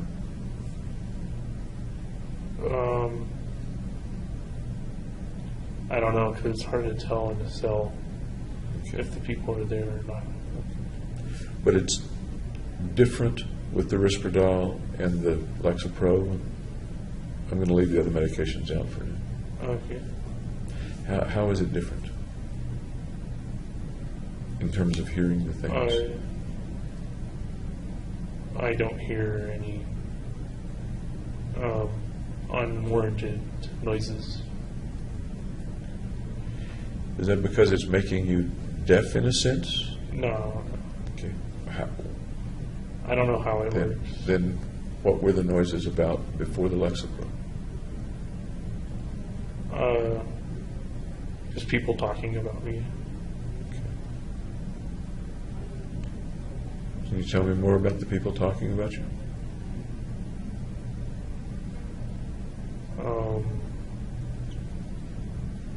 I didn't know who was doing the talking. Okay. What else about the people talking about you? I don't know. You don't have to know. I'm just asking you, does it describe them? You don't have to know who they were, and I understand that you didn't know who they were. Can you describe what you were hearing? Just people carrying on conversations. And those conversations were what? I don't know any specific conversation.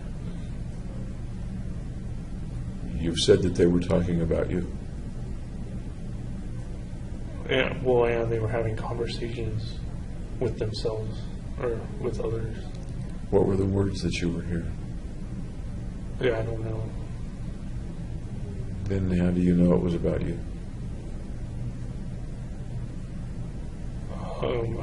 This was when I was delirious after I did the bed falling thing. Okay. Did you hear voices or sounds or noises before that time in November when?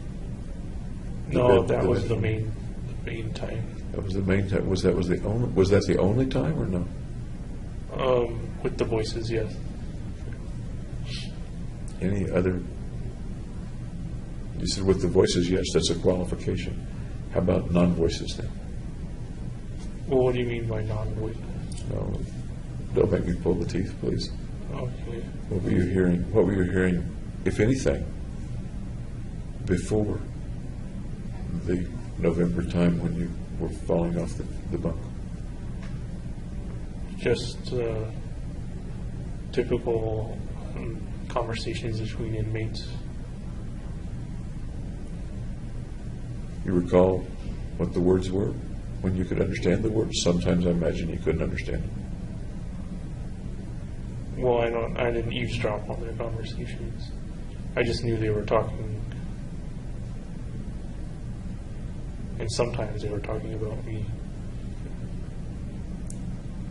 Do you remember what the words were about you?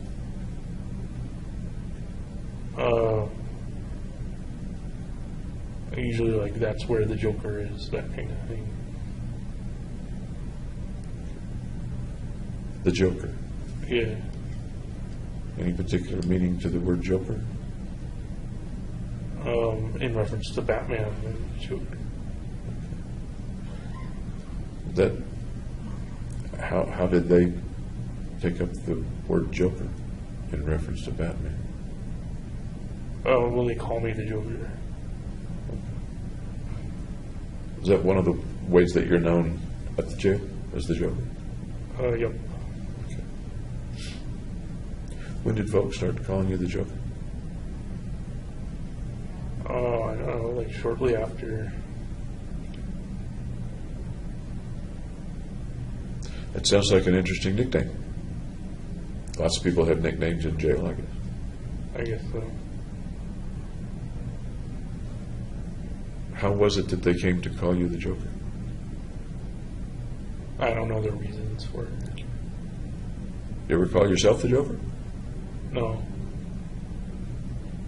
I remember we talked about the way you appeared in the selfies, a little reminiscent of the Joker. Right. The dyed hair usually made them think of the Joker, along with it being the Batman movie. How do you feel about being called the Joker? I don't think it's that bad. How else do you feel about being called the Joker? What else is? Makes me feel like they kind of turned me into a supervillain. Okay. Turns you into a supervillain. What's it like to be the supervillain? It's not so great when you're stuck in a cell. Sounds like it gives you a certain status around the jail. I'm not sure what that status would be. It's kind of just a recognition thing. Is it better to have some recognition than not to have some recognition? Not when it's negative recognition. Okay. Does it sound like a negative recognition, or does it sound like a bit of cachet or panache. I wouldn't say it's entirely bad. In what way might it not be bad? Well, because at least I'm remembered as doing something. Okay. Being remembered sounds like it's kind of important. Yeah, lots of people want to be remembered. How about you personally? I'd say so, yeah. How do you want to be remembered? 100 years from now. Let's assume you're remembered 100 years from now.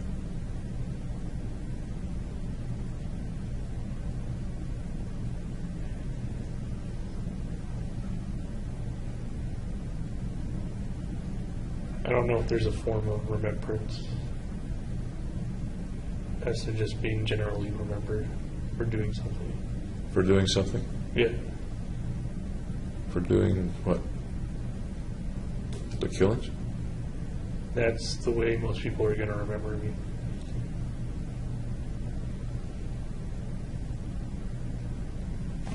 Can you flesh out remembering you for doing the killings? What else are they going to say? What else is going to be in that paragraph in the history book or in their minds?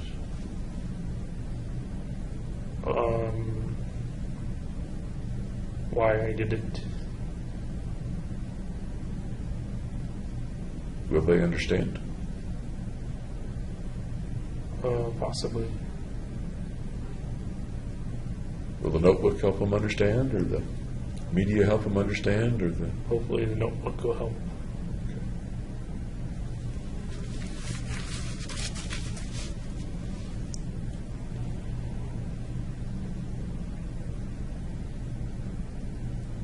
How do you want people to remember you?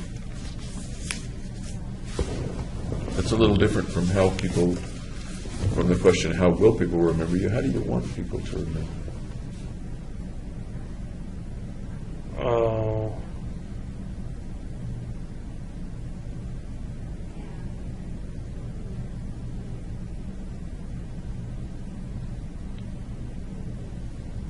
I don't know.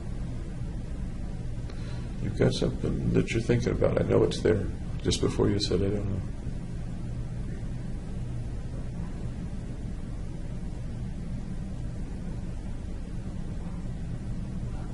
Just as a significant figure. I'm sorry? As a significant figure.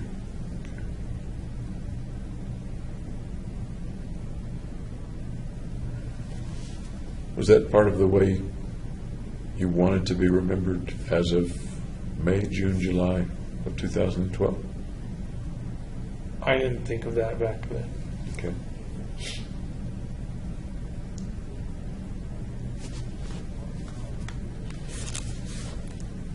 You knew that things, or you described a knowledge that things were likely to end after the mission, one way or another. That is your life. Right. Either arrested or killed. I'm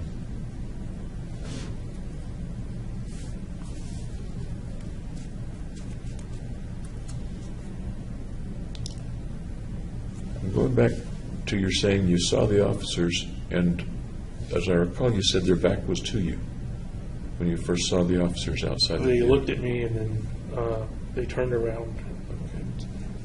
And you were saying that there was an opportunity perhaps to shoot them, but you didn't. Am I remembering that right? Yes. Okay. Tell me more about not shooting them.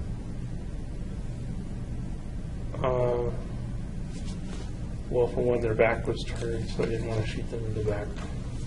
Did you shoot anybody in the back in the theater? Only if they got down on the floor and put their back to me, which I couldn't see.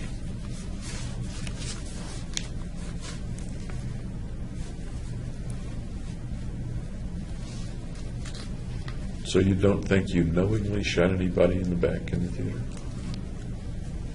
Or- Intentionally. I don't think I intentionally shot anyone in the back.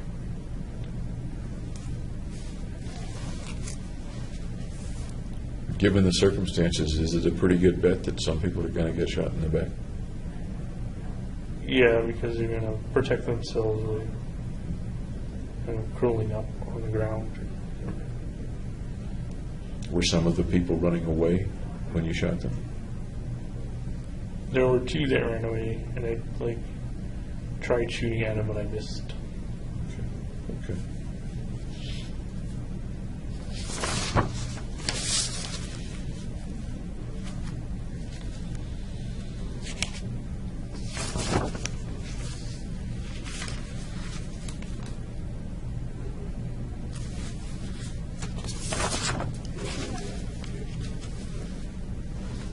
I'm just looking at some things that I've kind of highlighted here that I hadn't asked you, but there's a specific thing I'd like to do this afternoon when we meet. But meanwhile, let me just ask a couple of little short questions. Is that okay? I remember something about your photographs that I didn't ask you about earlier. And that in the photographs, some of them make you look quite like a warrior. Okay. You Yes, see- just because a warrior carries weapons, Carries weapons and decks out in a certain way. right? Uniform. Is both uniform, perhaps, is both protected with the armor and offensive in the sense of being ready to do damage. Does warrior ring a bell in your mind as something that you are or wanted to be at the time? I didn't figure myself as a warrior, especially since the people I was shooting were unarmed.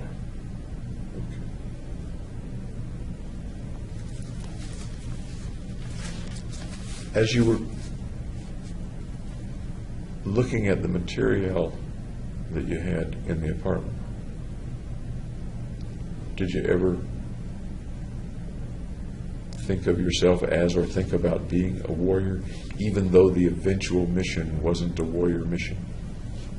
No, I never figured myself as a warrior. Okay.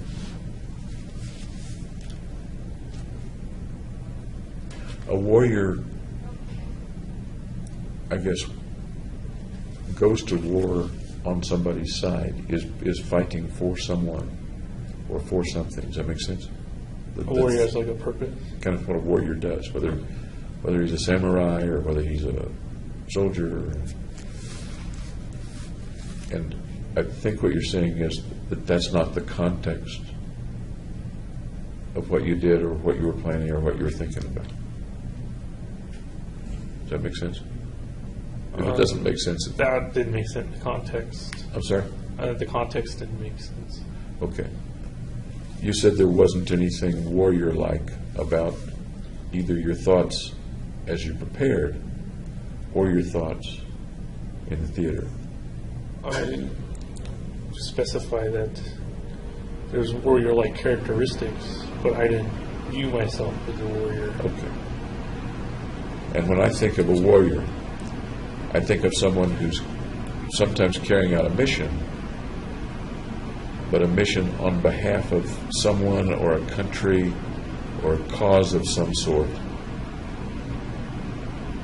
Like a samurai carries out a mission or a soldier carries out a mission or something like that. In that sense, I had a mission as well. You had a mission as well.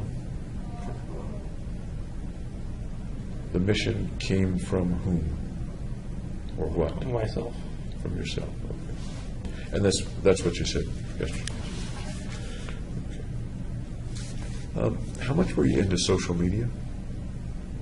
Not very much. Facebook, Twitter? Did you have a Facebook page? I used to in college, but I deleted it because it's people like Facebook stalking. When did you delete it? Or did you just stop using it? I deleted it in undergrad. In undergrad? Yeah. Okay. How about a Twitter account? Nope. Never had one? Nope. Any other social media? MySpace? That's pretty old-fashioned, I guess. No. MySpace, YouTube channel? I had a Squarespace website, which I put some pictures on, like the armored me. Okay. And what was the site? Squarespace.com. Squarespace, is that just like it sounds? Squarespace.com? Yes. And what did you put up? just photos of like my apartment and the armored selfie. When did you develop that, or when did you set up that page? Once I was out of graduate school. Okay, so it was May, June, July, in that period of time, or June or July? June or July. Okay. Tell me about doing that, and any particular reason or context, purpose for doing that? No, I just did it to like show the images. I don't think anybody visited it. But it was there for anybody to see. Yeah. It wasn't encrypted or secret or something. No. What search terms would I use to get to that page?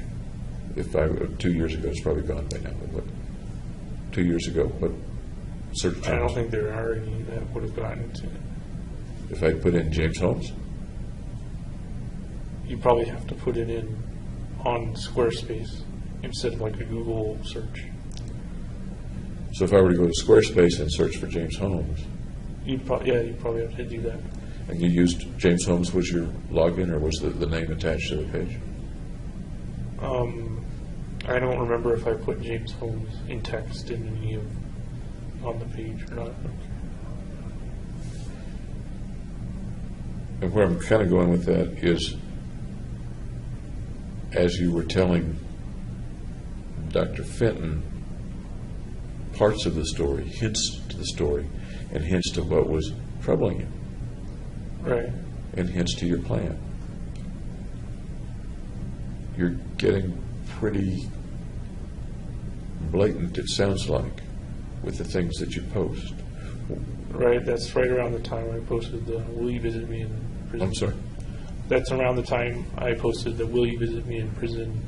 Okay. on the dating sites. Did you put any text with the images that you put up on Squarespace? Yeah, I did rational insanity. Was any of the text related to the mission? No, that was it. But the pictures were of you with the material and the regalia. Yeah. Okay. Any other social media? The dating website. The dating website.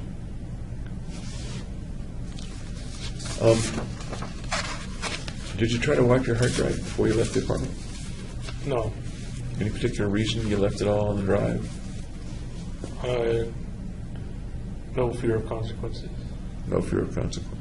Okay. Did you ever use a proxy server or any Nope. way to? I didn't try and hide anything. Okay. Your email address is interesting to me. As I recall, D.H. Sherlock? D. Sherlock B. D. Sherlock B. Where does that come from, may I ask? Well, Sherlock for Holmes, and then the D and the B just make a kind of bracket. So it's like if you put parentheses. Okay. Okay.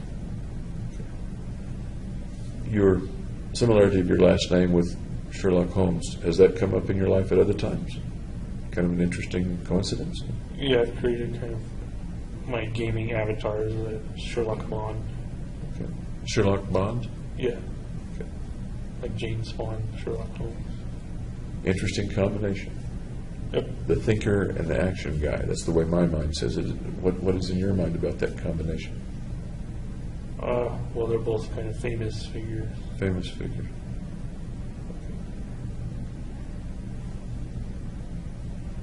View yourself as a Sherlock sometimes? Yeah. What mysteries? Scientific mystery. Scientific mystery. View yourself as a Bond sometimes? Yeah. Man of action. Okay. And I'm aware that I just said action. I didn't mean to put that into your mind. But Okay, yeah. was that there Now before I it's- said it? No. Okay. Similarities, differences between you and James Bond? Well, there's differences that he's like a womanizer and a famous action star. Any differences between your actions and his actions?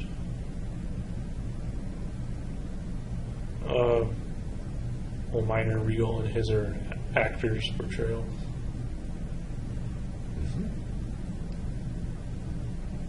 Any others? Nope.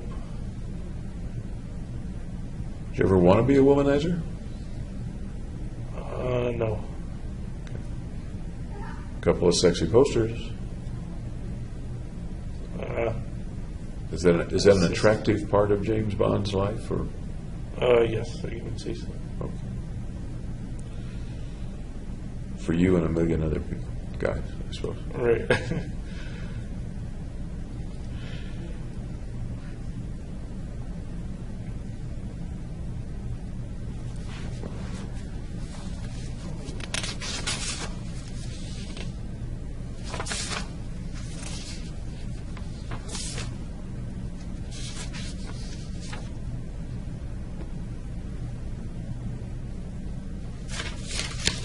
If you had the mission to do over again, still carrying it out, but the mission to do over again, would you change the way you did the mission?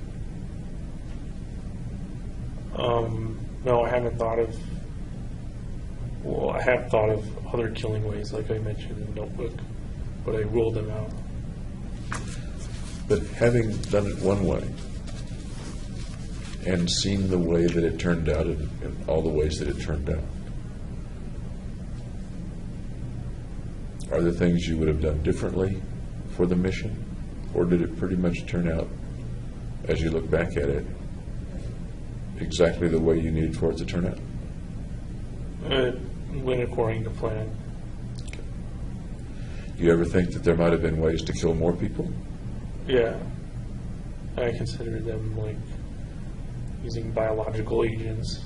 No, I mean, looking back on what you did,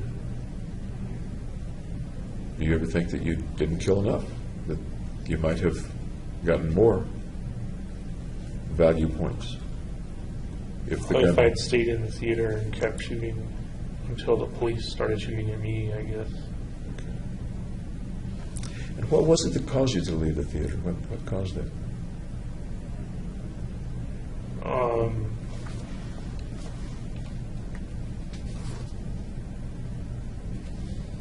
Just instincts, I guess.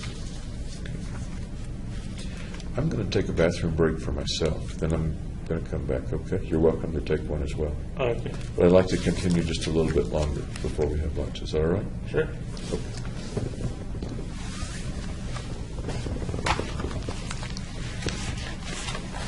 And because of circumstance, it's a little complicated to take a bathroom break, isn't it? Yeah.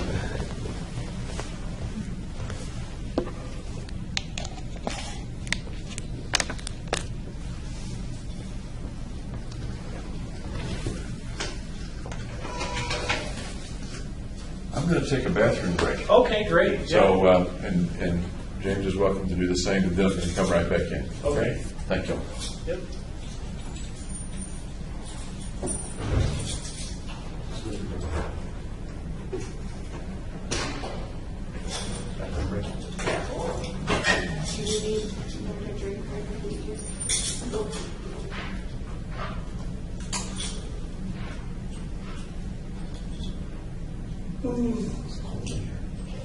Yeah, it was freezing in here yesterday.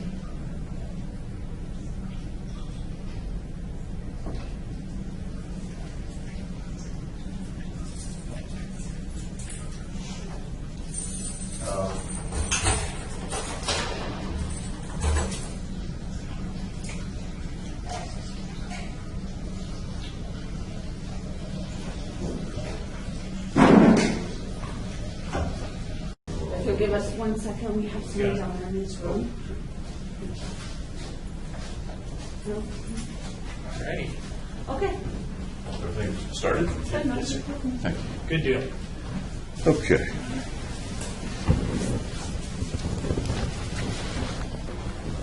As they say on TV, we're back. Huh?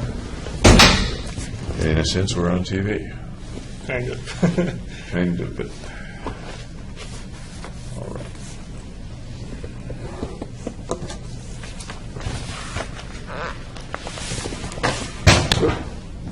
So, that's not anything. Just pick that up.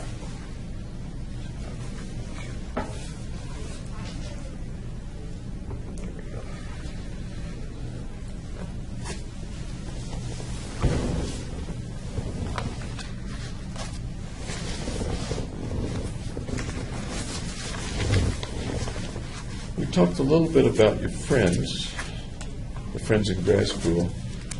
I've got a person named Charlotte written down, and I'm not sure why. Does Charlotte ring a bell? She's a friend. Okay, tell me about Charlotte. I don't recall her from the She's record. in computer sciences program.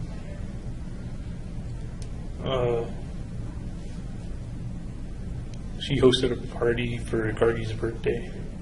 Okay. Was she a close friend of yours, or one of the group, or no? She's a friend. I don't know how close it was. Did you ever date her, or No. intimate with her, or do things alone with her, or No, particularly? nothing like that. Okay. All right. Know her last name? It's not coming to mind. No. Okay, that's all right. You've told me about friends. What are they going to tell me about when I talk with them? What are they going to say about you when I talk with them?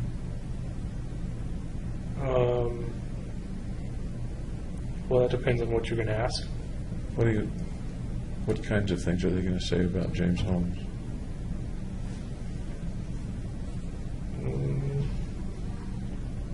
He's smart, good student, friendly.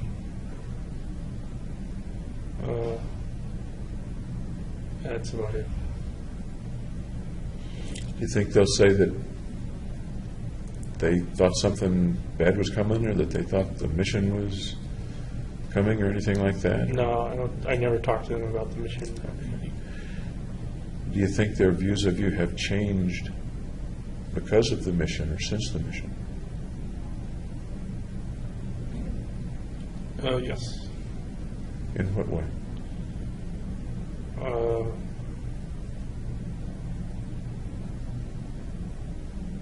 Well, now we don't associate with each other anymore. What do you think their feelings are that, as a result of the mission? I don't think it's affected them. You don't think it's affected their feelings about you?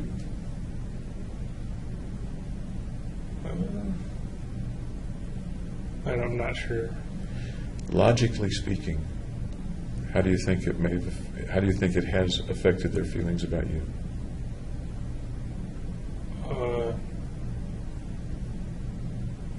They're probably sympathetic. Okay. So far as you know, have any of them tried to write you? No. Even if you haven't gotten the letters? Any particular reason you think they haven't tried to write you? Because I broke off the association before doing the shooting. But as we said yesterday, people who don't even know you have written to you. Right. And something very significant in your lives and the lives of others happened. And you said that they would be sympathetic, yet they haven't written. They can feel sympathetic on the inside without having to externalize it. How about wanting to externalize it, wanting to write to you? I think they're probably holding you back. Why might they hold back?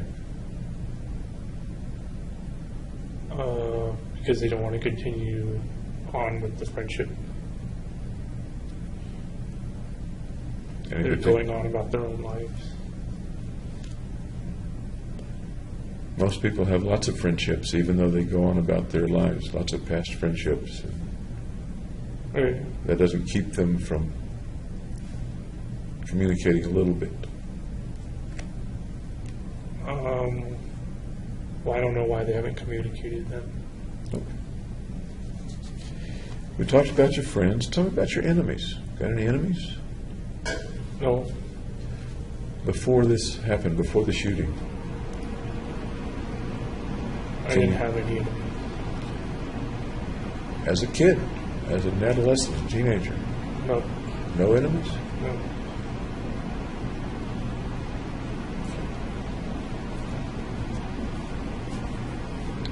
Is that just coincidental, or are you a real nice guy, or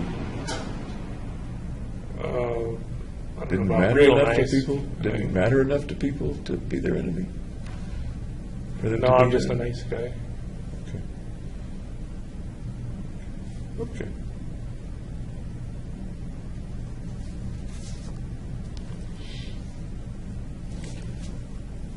Some of the things that folks noticed on your computer were some of the other places that you'd been, some investing sites, for example. E-Trade, Motley E-Trade. Fool. Yeah. Tell me about that part of your activity. Well, I have a Roth IRA on E-Trade. I was saving up for retirement pretty early on.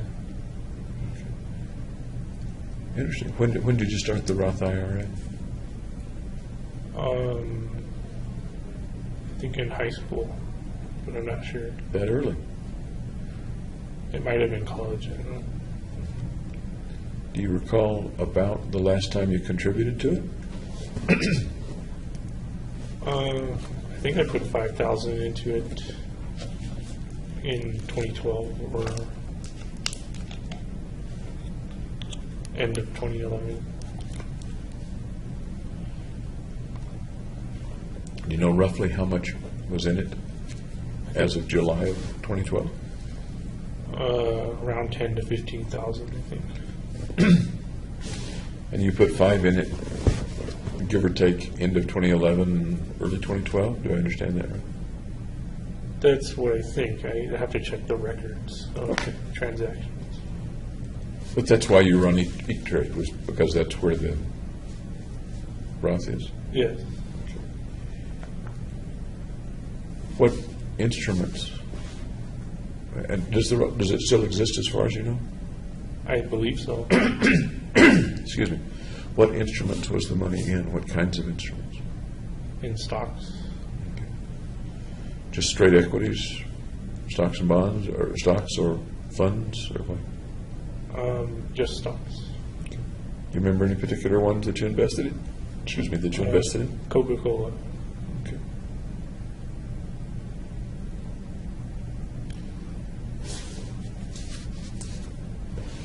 I don't remember from the record, I guess it's in the record, but I don't remember when the last time you checked on them was, or how often you checked on them, say during 2012. I don't remember either.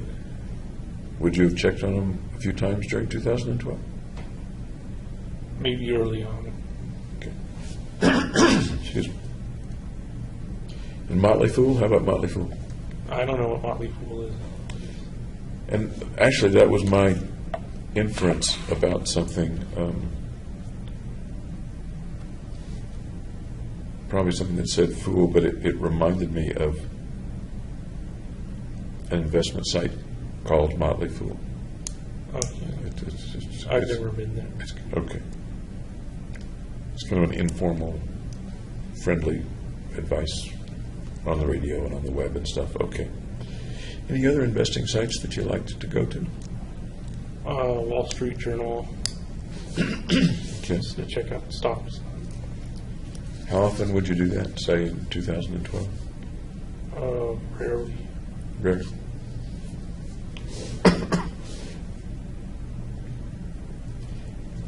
There's an indication that you were looking at real estate or looking into real estate at some point. Does that ring a bell? Yes. Yeah. Tell me about that. Well, if I was going to stay on the graduate program, I wanted to get a house there. Okay. Did there come a point when you stopped looking at real estate or being interested in the real estate?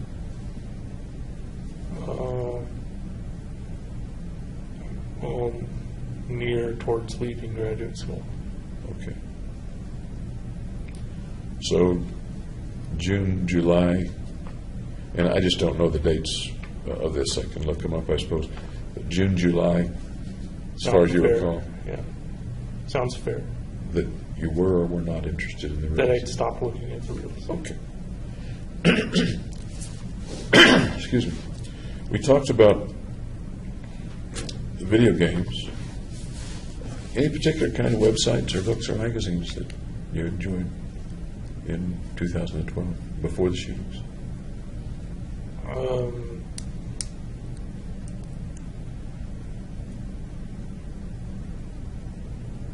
Netflix, Hulu, Famcast. And you talked about the kinds of movies. I think you liked comedies. Comedies are my favorite. Okay. Any other particular kinds that you used to download a lot or check out a lot? Drama movies, adventures. I don't suppose Highlander was anywhere in there. It was a fantasy movie. Did you? I thought it was a good movie. I did too, by the way. Yeah. And when was the last time you looked at a Highlander movie? Oh, I only did it once, I think. Do you remember about when? No, I don't remember when. I watched like hundreds of movies. One way or another, do you think you may have looked at a Highlander movie in the last, or in April, May, June, July of 2012? I couldn't tell you Leading if up I to did. okay. There would have been older movies by then because they came out, what, in the 90s or the 80s? I don't know. Okay.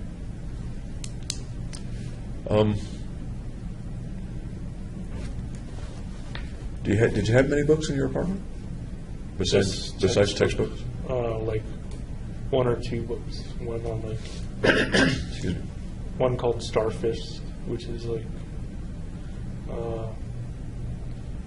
science fiction kind of war. Starfish? Starfist. Starfist. Okay. What other books do you recall having in the apartment besides textbooks? That's about it. Okay. Any books on strategy, on war, on warriors, on missions? No, I just looked online for that kind of thing. Okay. And what did you find online?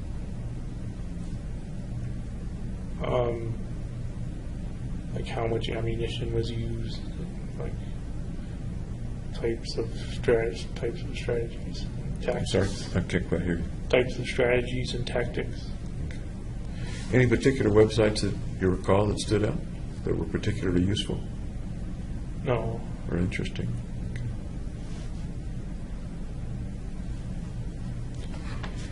Somewhere I had a note wondering, for some reason, about books on reality, like the physics of reality, the quantum physics and reality. Does that ring a bell at all? I didn't have any books on that. Look that up online or any other.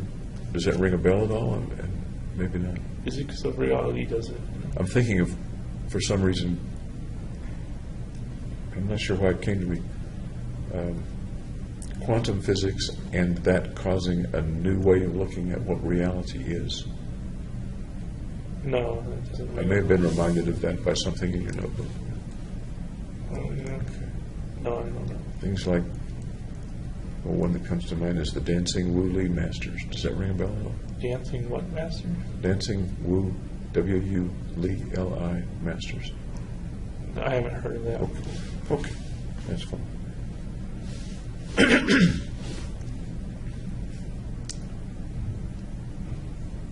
I was going to ask you about, among the movies, a movie called Inception. Do you remember that movie? Yeah, that was also by Christopher Nolan. He did the Batman movies as well. I didn't realize it was the same guy. Yeah. Okay. What was Inception about? It's about planting an idea into the brain in like a kind of in a dream state kind of. In what context is the idea of being implanted in somebody's brain? Well, Leonardo DiCaprio, the main guy,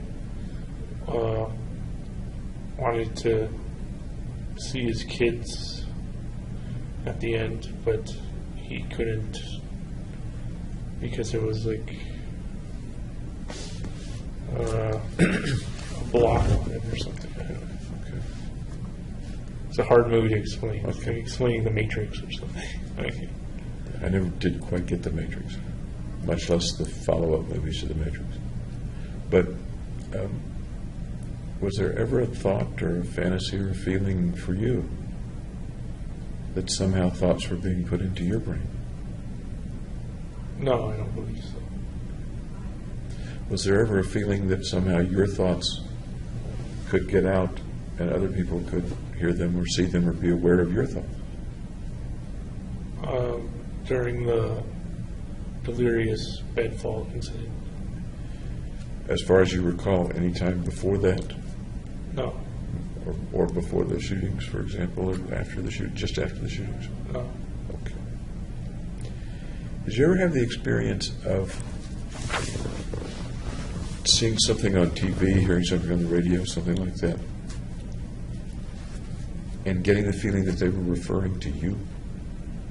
Again, during the kind of just During- before the bedfall incident. Before, okay. But, I'm sorry, Just before.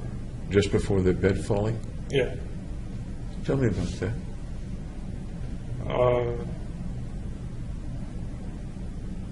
Well, I would like see the president on TV, and he would give a certain like look, and I thought he was like agreeing with me or something. Looking back, what's your thought about that? That's ridiculous. Did you ever have that feeling or that experience before the shootings? Not that I know Or just after the shootings that you recall? of. I don't know. I don't remember. I remember just after the shootings, I remember the jail video, sometimes you'd go into the TV room for a little bit and watch some TV. Yeah. What would you be watching most of the time? Do you remember? Sitcoms. Sitcoms? Yeah. Watch the news much? No, I don't care for the news. What about the news about you? It would pop up, but I wouldn't like go to a news channel and watch it. If it popped up, would you continue to watch it as opposed to changing the channel? Yeah, I would continue with the program I was watching. So if the news popped up, you'd go ahead and not bother to change the channel, you'd listen to it. Right. Okay.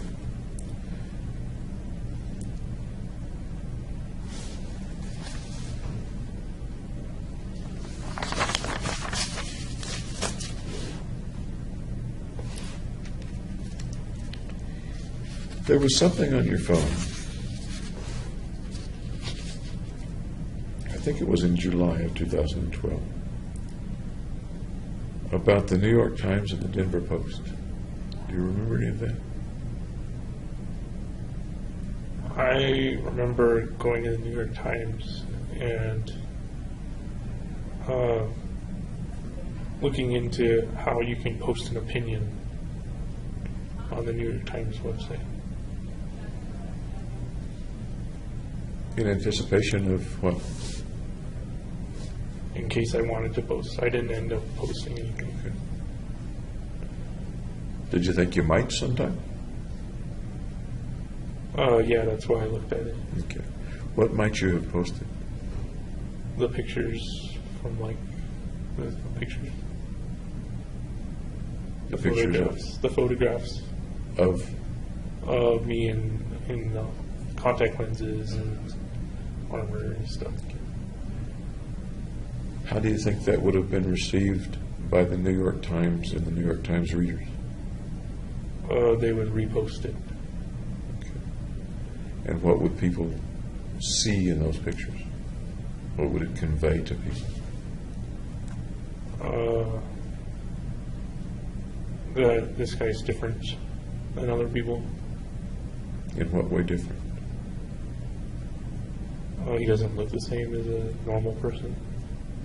In what way does he not look the same? Well, he's got red hair and black contacts, and And what would that mean to the people looking at it? well, that would depend on what Yeah. they wrote. What would they be likely to infer from that?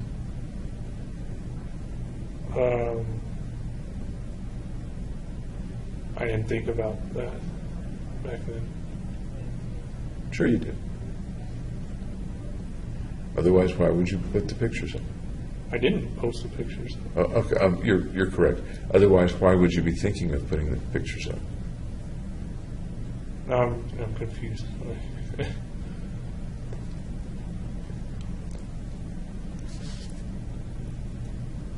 In thinking of putting the pictures up, what would you be communicating to people?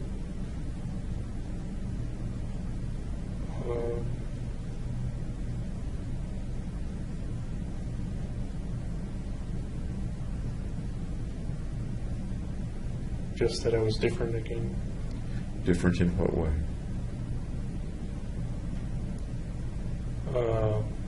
Mentally different. That A doesn't- different kind of view of the world than other people. Such as what?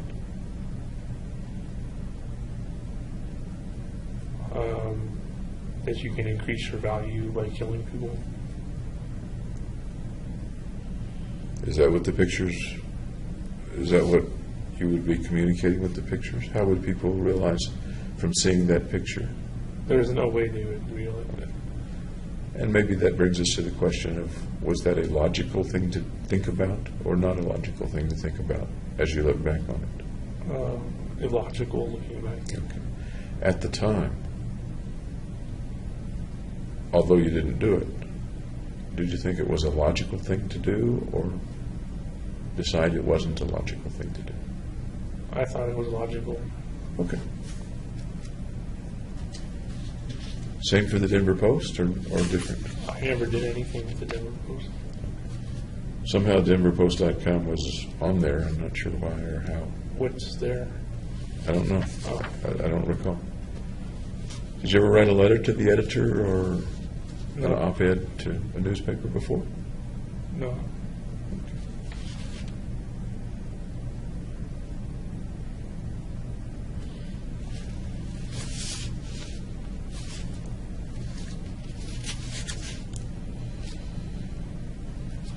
You asked Dr. Fenton about her philosophy of life. She was evasive. She was evasive. Yeah. You think you were evasive?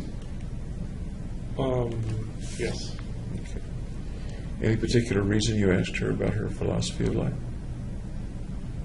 If I could help it build and improve my own. I'm sorry? I wanted to know hers so I could improve my own philosophy of life. How would that have helped you improve your own philosophy of life? Or how might it have? It would depend on what her philosophy was. I think, if I'm remembering right, I got the impression that she was asking you a lot of questions about your philosophy.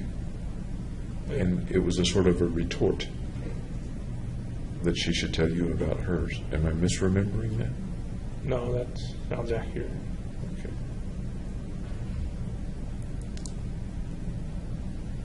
And a retort is often intended to make somebody stop asking. Right. Does that apply to that situation or no? Does that apply to Dr. Fenton or no? Do you want her to stop asking? I don't remember. Okay.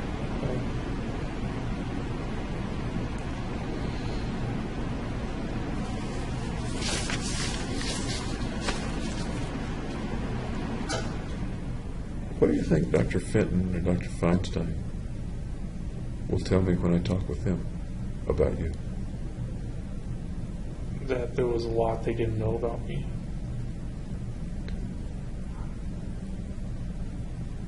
What else do you think they'll tell me?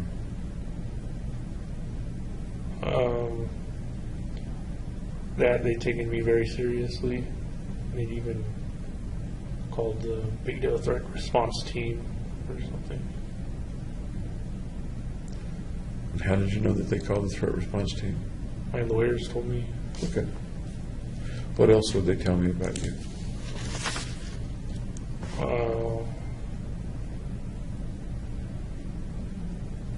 Soft-spoken, quiet.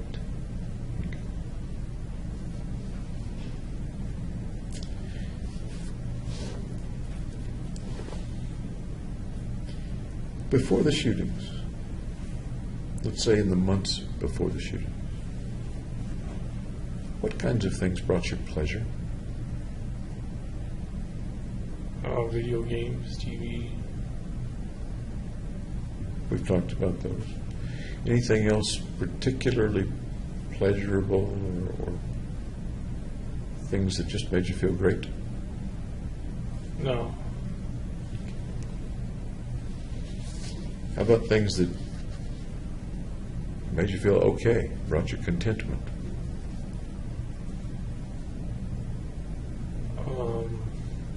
Food, I guess. Maybe brought you solace? I'm not sure. Anything bring you hope?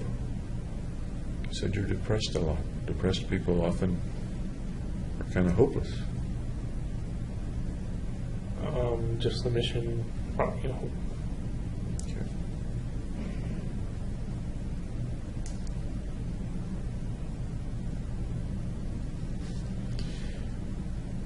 Do you know what your family's doing right now? What- My dad's retired and my mom's working as a nurse. Okay.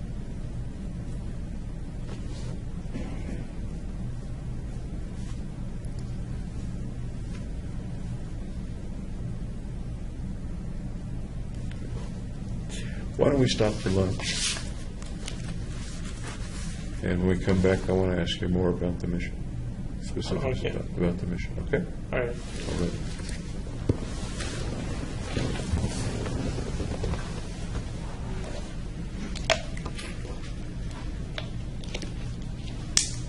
Did you want to take this with you, or? He's got it. Lying around. Okay, that's fine. I think we're going to stop for lunch, guys, and probably start up about 2, okay? Okay. You wanna head into your room while we get everything cleaned up out here? Just a simple. All right.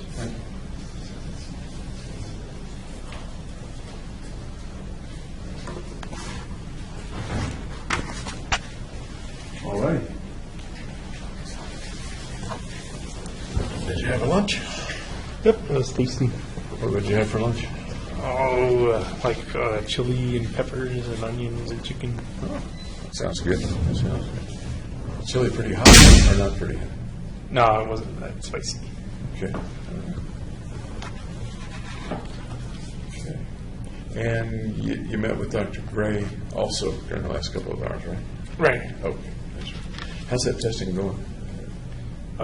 He's either almost done or he's got to come back again. Okay. Any big deal about it or any questions about it that I can answer for you? Nope. Okay. All righty.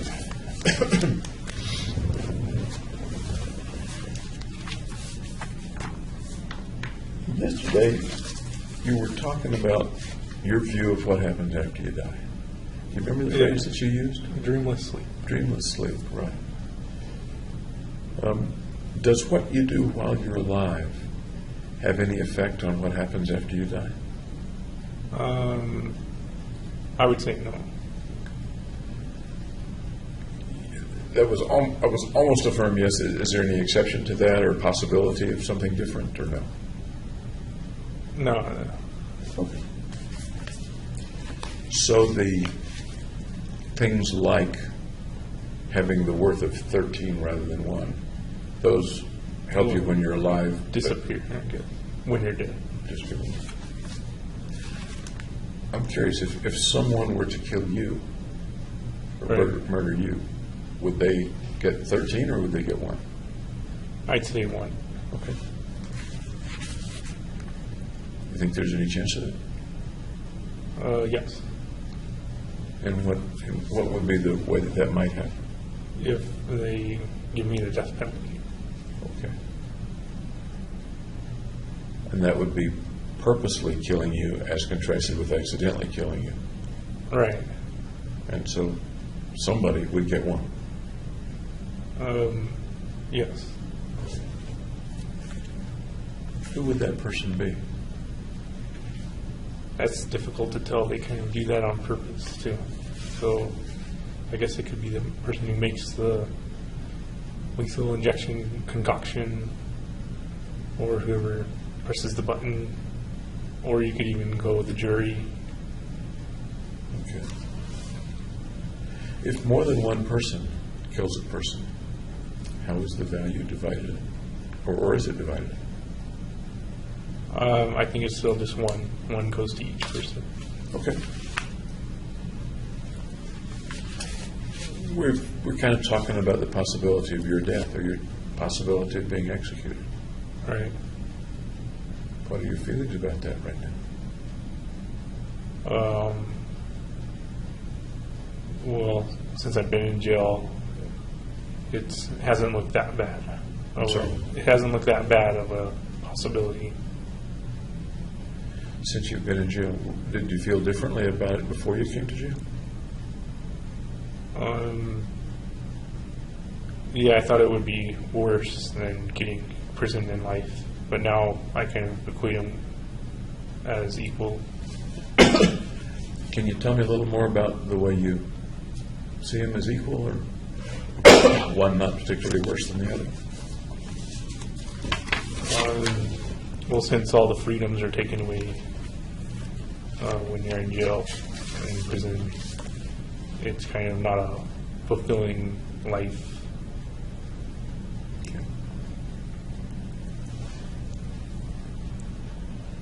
I guess nobody knows right now, but informally, what do you think the chances are of you getting the death penalty?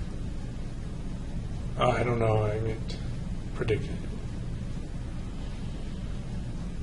Right now, thinking about it, not casting anything in stone, do you think you would fight it, or ask the lawyers not to fight it? Or? I would ask them to fight it just because my family still supports me. Sounds like you think your family might have some feelings about that. Right. I think it would matter if I died to them. Tell me how they might feel. What they might feel. Very sad. Anything? Can you expand on that just a little bit? Well, they would miss me. How about your sister? She's part of the family. Is she the same as your parents? Same thing, yeah. Okay.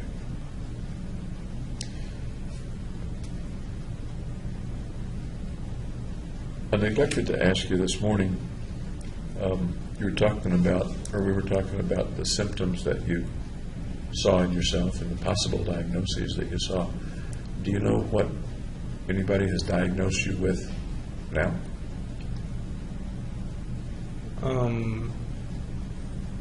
No, I can only speculate from the drugs they've given me. So no doctor has said, here's what I think you have? Correct. Yeah. Okay. What do you infer from the drugs? Well, I'm taking antipsychotics, so I think it's schizophrenia, and I'm taking antidepressants, so depression. Okay. I'll share with you that those drugs are sometimes used for other conditions too, Okay. but those are two conditions that they're used for. The Lexapro is most often used to help depression, and Risperdal is an antipsychotic. It's a non-specific antipsychotic. Kind of doesn't matter what the diagnosis is. Okay. And once again, what's your understanding of what psychotic means? Having beliefs that don't match up with reality. Okay.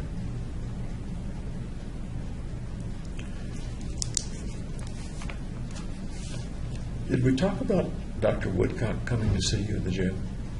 No. Do you remember him coming to see you in the jail? Yeah, he was like the first one, I think. What do you remember about his visit and what y'all talked about? I don't remember anything at all. Okay. Okay. Do you remember about when he came? Maybe around a month at the start of my incarceration. At the start? Yeah. You mean around a month after you were? Around a month after, yeah. Okay. How many times did you see him? Either once or twice. Y'all get along okay? I was just distrustful of psychiatrists at the time. Distrustful of psychiatrists specifically, or distrustful of anybody that came to see you, or guess you didn't know who he was? Psychiatrists. Okay. They told me who he was. Was anybody with him when he came to see you? Oh, I don't remember. I guess what I'm asking, and you may not remember, is did anyone introduce you to him and Yes, tell you who he was? someone told me Dr. Woodcock is going to come Okay. evaluate you or speak with you. Do you remember who told you? I believe it's one of my lawyers. One of your lawyers told you. Did they also tell you that he was there at their behest? I believe so, yeah. Okay.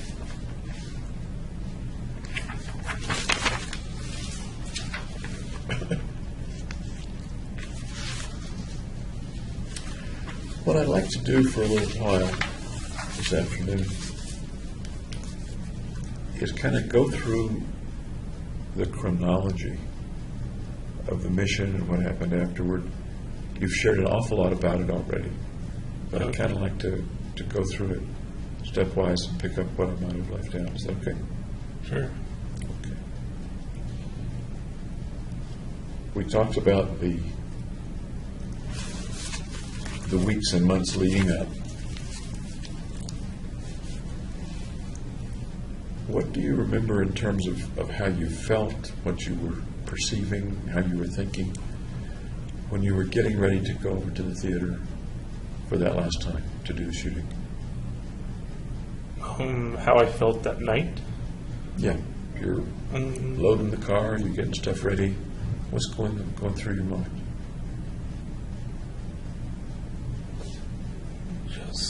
Just to get it done, basically. Okay. Any other thoughts or fantasies or feelings going through your mind? No fantasies or anything. Any thoughts about how it was going to go? No, just basically just do it. You'd never done it before. Right. And although you had checked out some things, you'd never rehearsed the whole thing. Any anxiety about whether it would come off okay in what you wanted to have happen?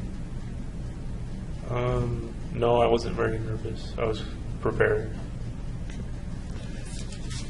At that time, did you have any doubt that you would end up killing a lot of people?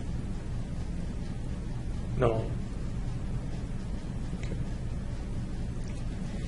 Tell me about the drive over.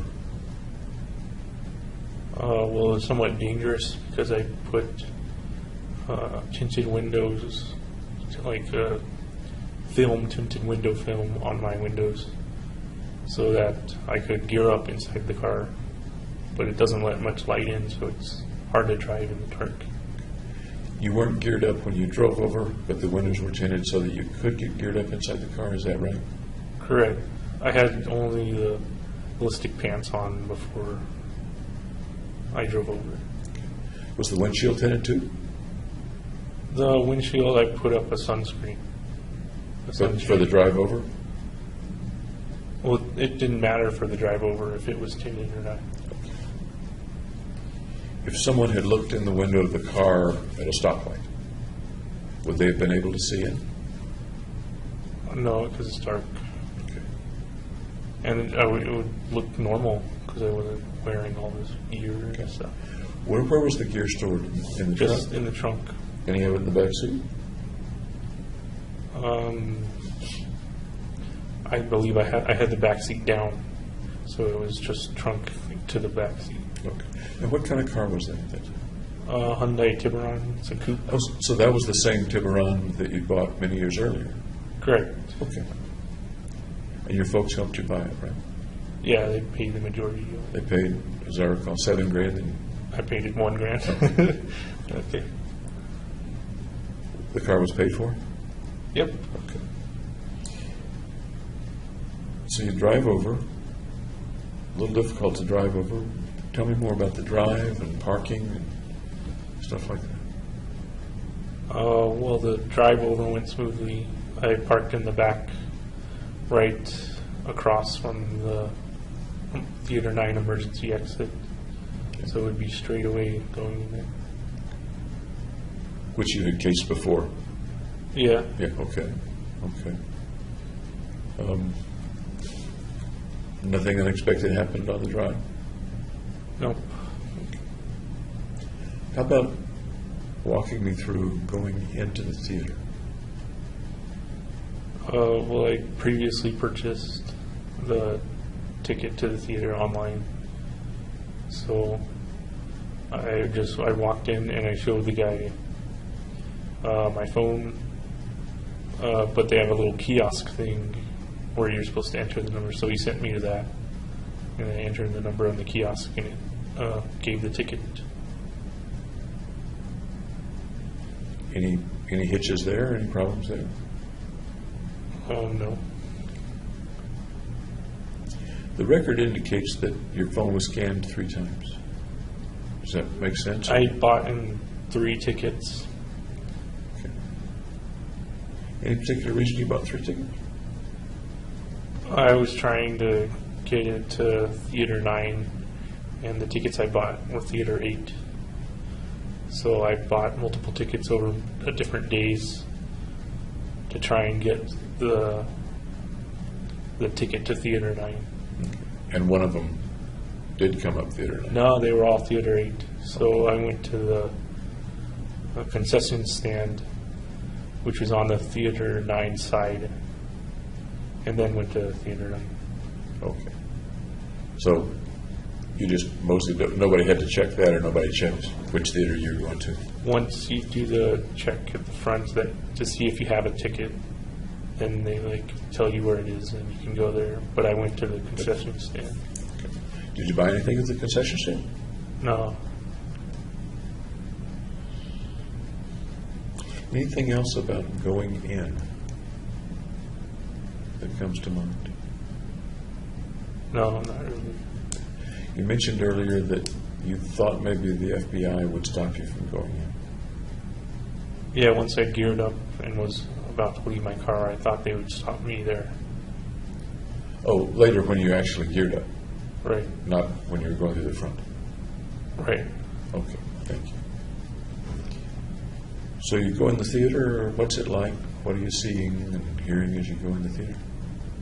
I just went to the very front and sat down in one of the chairs, and then pulled out my phone to make it look like I had a phone call. I'm sorry? Pulled out my phone to make it look like I had a phone call, Okay. and then went out the exit for that reason, As if you're going outside to a quiet place to... instead of speaking on the phone. Okay. What was on the screen when you went in?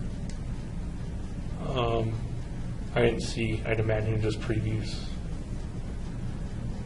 Do you recall specifically that there was something on the screen, but you just don't... There was Remember. advertisements playing. Okay. Pretty quickly after you got to the front, you did the phone ruse and went out, or did you wait a little while? It was pretty quick, maybe like a minute. What else did you see in the theater when you first went in? Well, it's just an aisleway. I'm sorry? It's just an aisleway to the stands. And I looked back in the stands and saw that they were all full.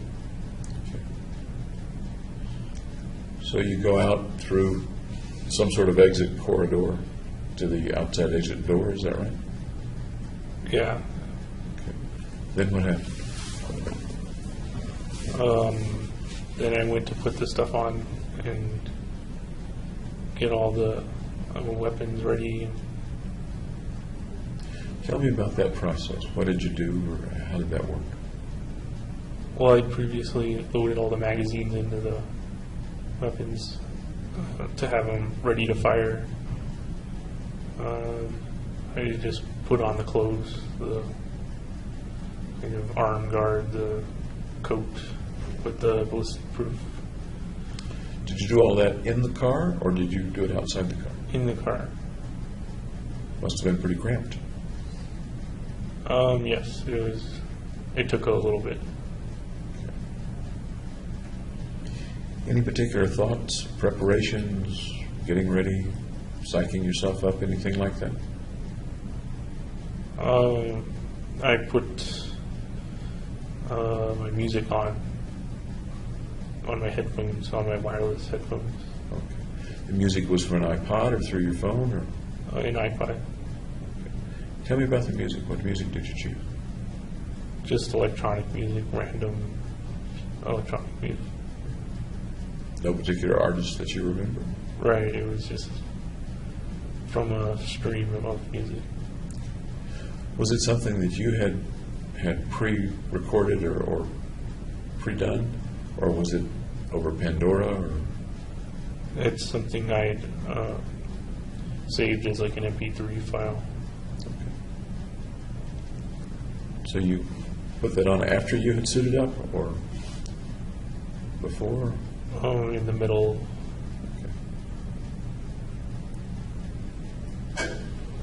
The music, I take it, was through buds, through earbuds. Yeah, they're wireless though. Oh, really?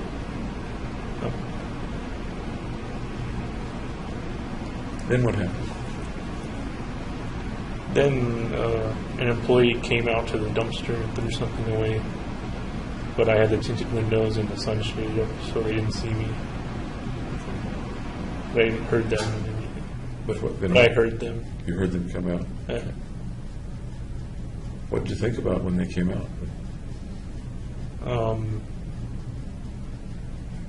If they're going to interrupt the process or not. But they didn't. They just went back inside the theater after they threw the trash away. If they had somehow interrupted the process, what would have happened? I had a handgun in my passenger door side that I could have used. Okay. Were you prepared to do that if necessary? Yeah.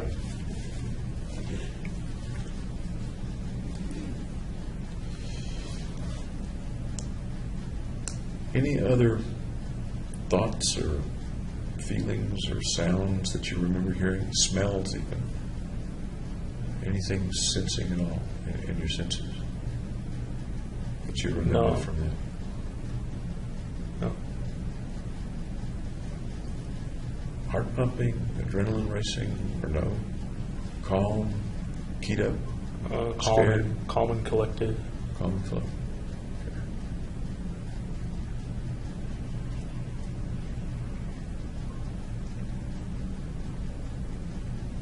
At some point, you mailed the notebook, and that was it. At what point during the day did you mail the notebook? The afternoon on Thursday. In the afternoon. How did you mail it? Did you drop it into a letterbox, take it to the post office? Dropped it in a post office box. Okay. At what point did you call the behavioral health hotline, or a hotline of some kind? Like halfway through gearing up. From the car then? Yeah. Okay. So that was something that happened in the car. If you can, I'd like to pretty much hear everything. I want to hear the whole I story. called them, but I couldn't hear anybody on the other line. What led you to make that call?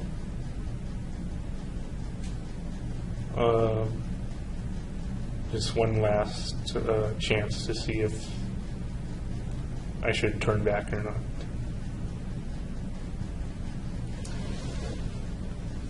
How big was the part of you that was hoping for that last chance?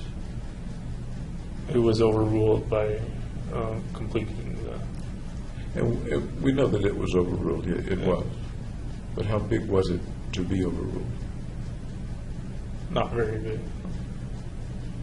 Enough to make you dial the phone Yeah. Was the number already in your phone? How did you? Yeah, I saved it in my phone. Okay. You'd saved it from a previous visit or a sign on the wall at the office? Or how did you have that number?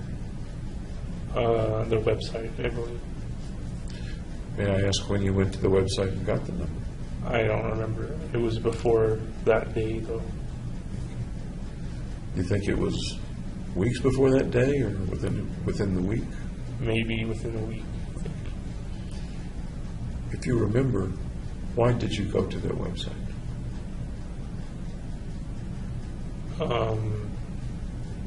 To get that number. And the website is the website for? Student mental health. Were you thinking anything else as you went to the website other than, I'd like to have the number in my phone? No. Were you thinking why you might want to have the number in your phone?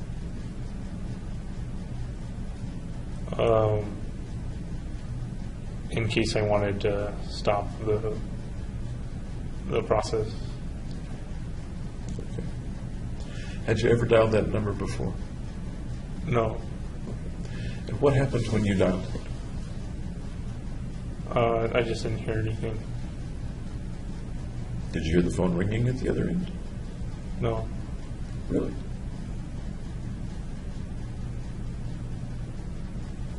It was just dead, or I don't understand. Yeah, I didn't hear anything for 9 seconds, and then it hung up. Then you hung up, or they hung up, or it hung up? It hung up. I'm not sure. So you're quite sure you dialed. Yeah. You're quite sure that the number was accurate, Yeah. and the phone dialed it. Did you dial it, or did the phone dial it? It was just dialing a contact number.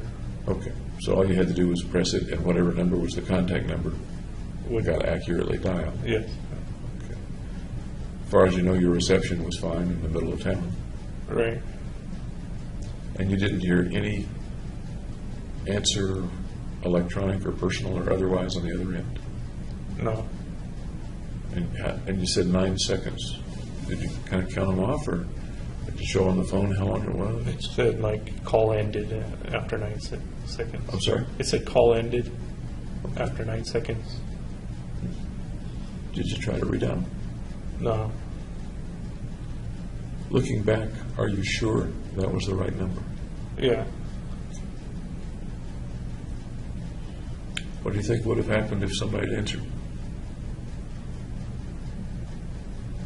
I don't know. What do you think? I might have talked to him. What might you have said?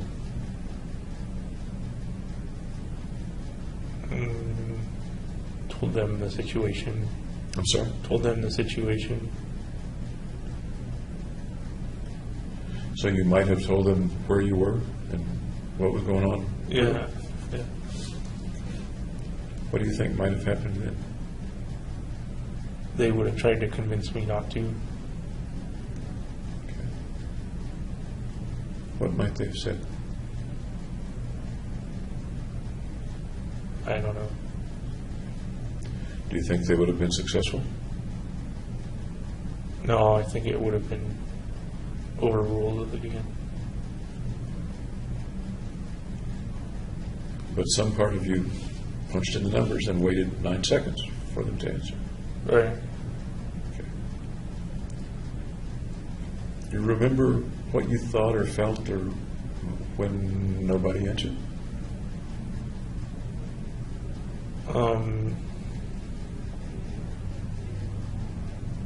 Then shortly after, I thought the FBI would stop me. With regard to how you felt when you pressed end on the phone, Right. What was going through your mind then? Just that it was really going to happen. Okay. You say that as if that was a time when it hit home that it was really going to happen. Yeah. Is there a difference between that feeling of it's really going to happen and the feeling when you went out of your apartment and got in the car? There was still a chance it wouldn't when I was in my car. So up to that moment, I'm trying not to put words in your mouth, but it I was sounds like still you skeptical. were putting on the gear. Right. But it might not happen. Right. Was there any? The phone call ends, and once again, what was your thought when the phone call ended? I'm really going to need this. Then you mentioned a thought after that about the FBI stopping you. Right. Tell me about that thought. Well, once I got outside and was in the light, I thought the FBI would then come in and arrest me. Once you got outside the car in your gear Yeah. and were in the lights, you said. Yeah. Did you do that quickly and move quickly into the theater, or did you stand there a while? There was kind of like a corridor in the back. So I went down that, and then you could also go to the side a little bit and be out of sight of the back parking. Still outside the building. Still outside the building. So about how long were you outside your car and outside the building in your gear? Maybe 2 minutes. Really? That long? I don't know if that's long or not. Okay. And I'm not saying that I don't believe you or that that's not accurate, but that's your memory of about how long it was? It could have been a minute. I don't know. If you were to have gotten out of your car and walked to the door and entered it, roughly how long would that have taken? 15 seconds. So substantially, you took, it sounds like you're saying, you took substantially more time to re-enter the theater than was necessary. Is that your memory? Yes, I was kind of in the alcove a little bit. Tell me about that period of time. What were you doing? What was going on? I was standing there on the outside, and I could see in through the crack of the door. Are you in the light at that point, or you're not in the light? I'm in the light, but it's shielded from the back parking lot. And what is the feeling or the purpose or the, if I were watching you from afar or on a video or something, what would I be seeing? What would I be thinking is going on?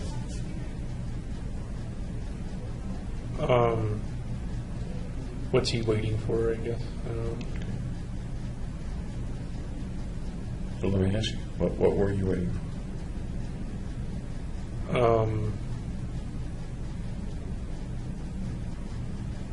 I don't know why I waited.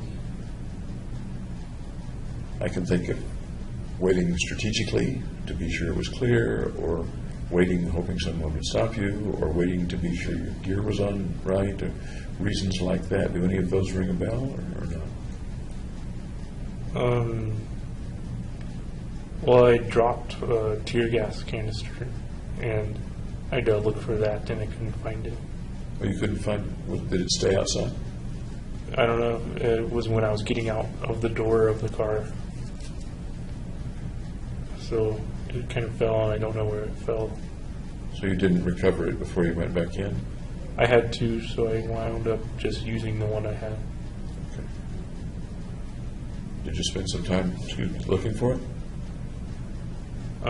Maybe 30 seconds. How'd you feel when something dropped that sounds like an unexpected thing happening? What thoughts or feelings did that bring up as you were trying to carry out the mission?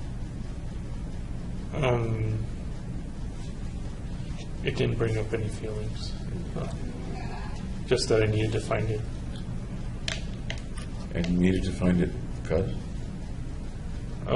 For crowd control.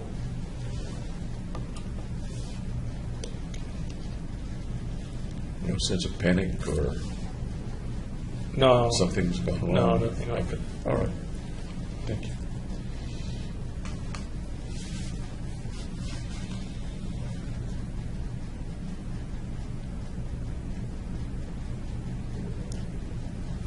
You went out the door.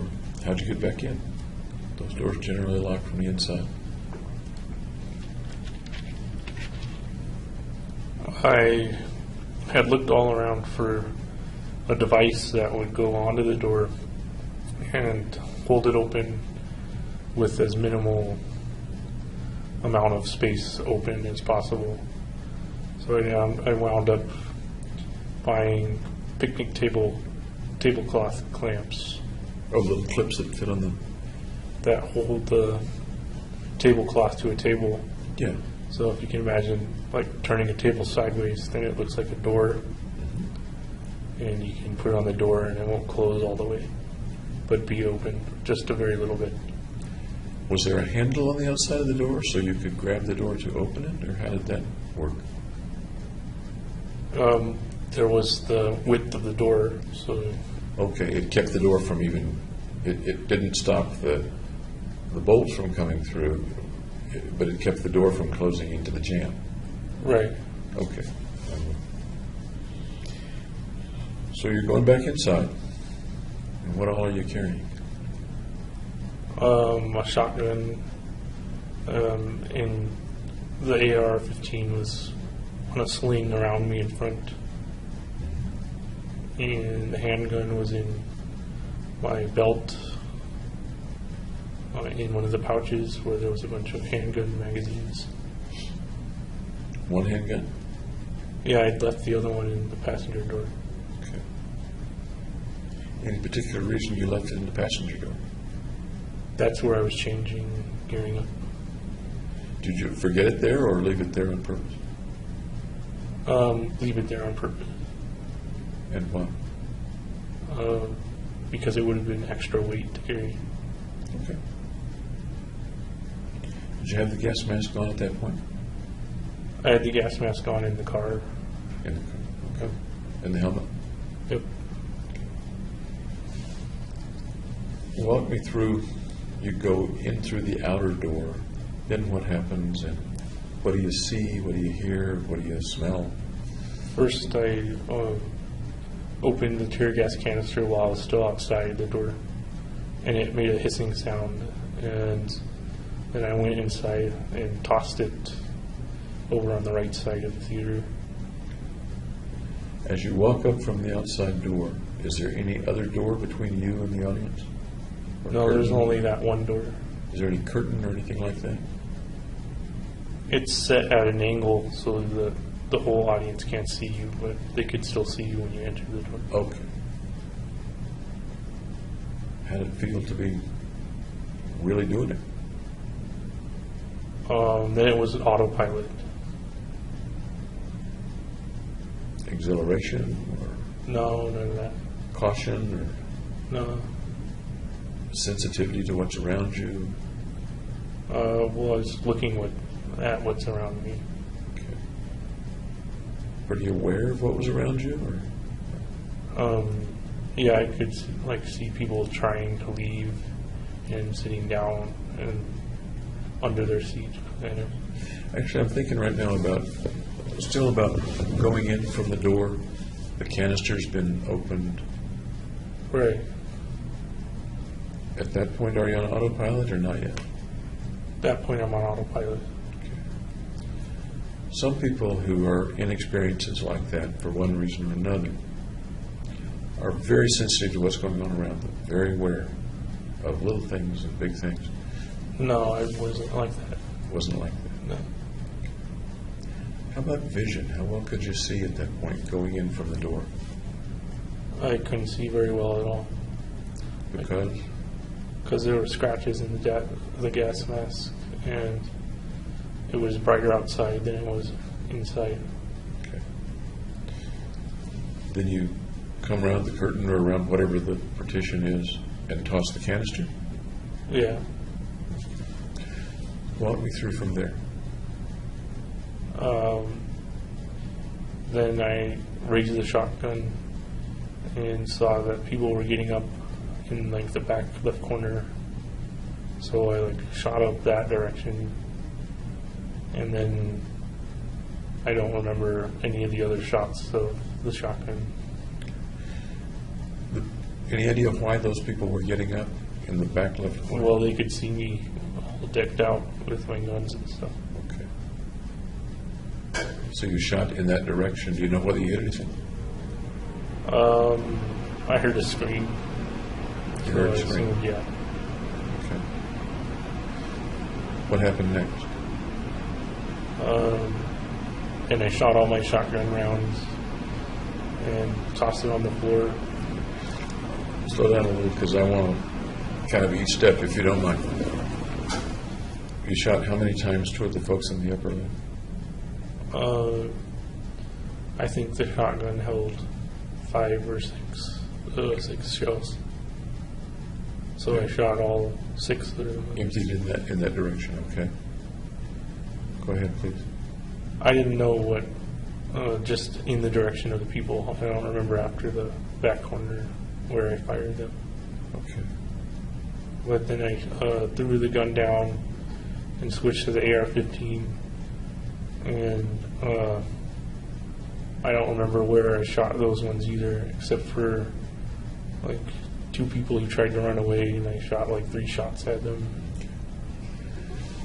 There were many more people in the theater than the 2 who were trying to run away. Right. Did their running away prompt you to shoot them?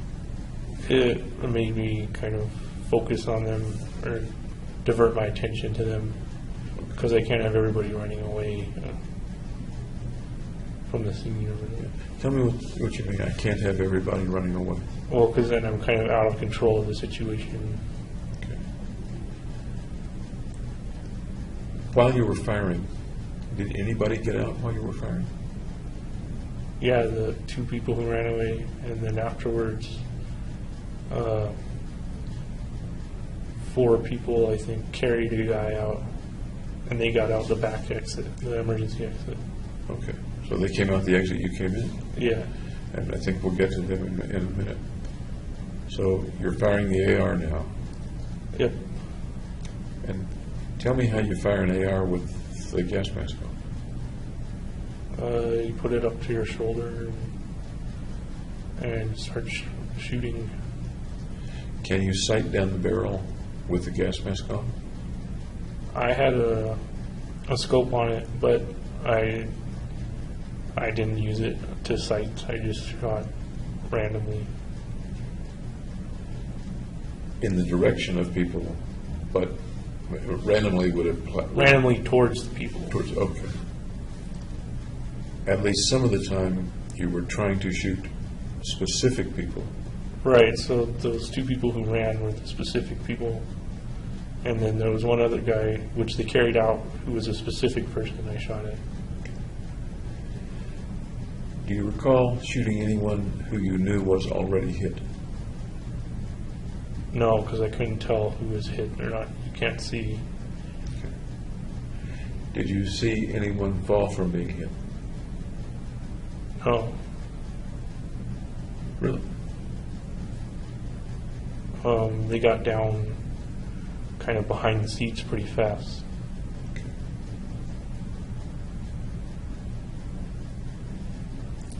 You didn't see anyone actually hit by bullets or shells or shot? I saw the one wounded guy they carried out kind of flop. But I didn't see where I hit him, or that was the only one. Did you see the hit with anybody? What do you mean by That the fellow being carried out, you knew he had been hit. Right. Did you see it when he was hit? I determined that he was hit because he flopped.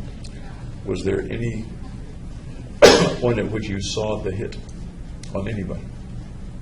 No, I don't think so. Do you remember seeing the hit on anything? So you hit a wall, hit a seat. No. Okay. How about the sound? What did all that sound like? Well, I'd had my music in to drown out sounds, and I guess I didn't hear much How high was the music turned up?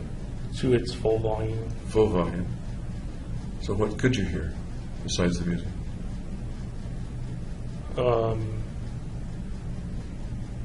I don't remember hearing the gunshots. Okay. And you don't recall what the music was, but just that it was a Well, techno, just that it was playing. and it was techno? Yeah.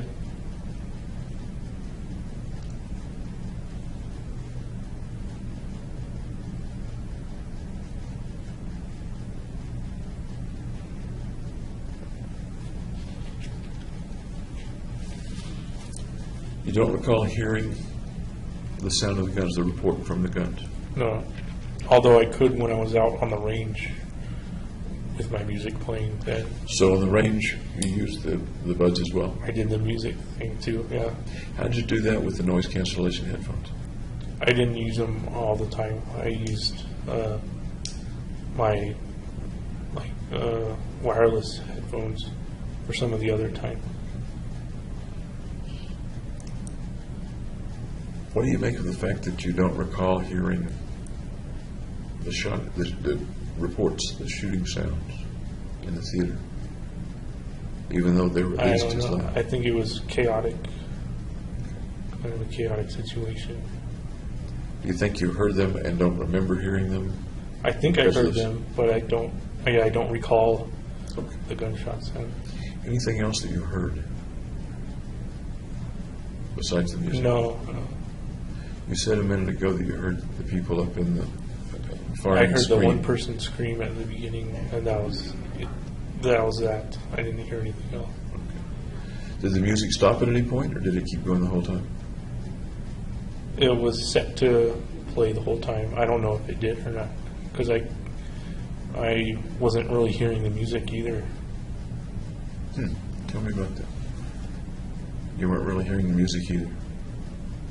Yeah, I don't remember the music. So even if it had paused or was between beats or between songs, you don't remember things being heard in the course of what happened. Right, yeah. Okay. Other senses, did you smell anything? Even with the No, I had a gas mask on. There are certain smells you can smell through the gas mask. I didn't smell any of them. Could you smell the Materials? right gas, yeah. No. Okay. Any physical sensations on your body that you were aware of? No. Heat, cold, sweat, Nope. tingle, None of that. the feel of the floor under your boots, the weight of the weapon in your hand, any of that? Nope. What do you make of at least your memory today is that you didn't feel it. What do you make of it? It was a pretty important event. Right. So I didn't remember every detail. What you're sort of saying is that in terms of some things, you don't remember any details. Yeah, it was kind of blocked out. Do you think it's been blocked? Blocked And out then. and I don't know the answer to this either. Do you think it's been blocked since the event, or do you think it was blocked during the event and you weren't perceiving anything at that time? What do you think? During the event. Okay. You've dropped the shotgun. You're using the AR. Are you moving around? Are you standing still? What? I'm basically in that corner the whole time, except for once I go into the light, which is later. The lighted hallway, I think. Move me through up to that point, can you? What gets us to There's the emergency exit, and I go in, and it's in the corner, and I shoot people from the corner. emergency exit down low? There exit outside or an exit at the back of the theater? The emergency exit is at the back of the theater. I'm not picturing it quite. There's an emergency exit down by the screen. Which is at the back of the theater. Okay. Is there also an exit behind the seats, up No, in the direction of the seats? there's two corridors or aisleways Okay. besides the seats, and they go to the front door of that theater. The ordinary doors that would lead out of the Double theater. doors, yeah. At any point, did you go to those doors? No, I went halfway down the aisleway. About halfway to the doors? On which side? Well, coming from in through the emergency exit on the left side. Okay. Tell me about that walk and what you were doing as you walked there. I was checking the weapon, and I discharged the magazine that had misfired, and was trying to put a new one in, but they wouldn't go inside they wouldn't click in there. So as you were, what was your purpose of walking up that aisle? To be able to see, because I couldn't see very well in the corner. And it was a safer spot to reload. Was it a better lit? Is that one of the things you're saying? Yes, the aisleways are lit while the Okay. And a safer spot to reload. right, so because they couldn't see me in there. So this wasn't along seats. This was in some way that the seats It was could. like this is the aisleway, and the seats would go up, and it Okay. goes down. And you went down. So what happened? The magazines wouldn't click into the AR. Right. Then what happened? Then I walked out. I think before I went into the aisleway, I shot some with the handgun, but I don't remember shooting the handgun. Before you went into the alleyway. Okay. Yeah.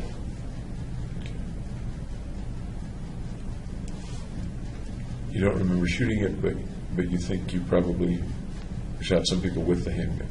Well, I've known afterwards because it got revealed by the lawyers in court that I shot the handgun. Okay. The shooting that you did any of it occur any place other than down near the screen where you came in from the outside door? No, it was all in that one corner. Did you walk up the aisles at all and look down the aisles to see if there was anybody behind seats or anything like that? No, I didn't walk up into the stands. Okay. What else about being in there? It happened, or did you feel or experience or sense?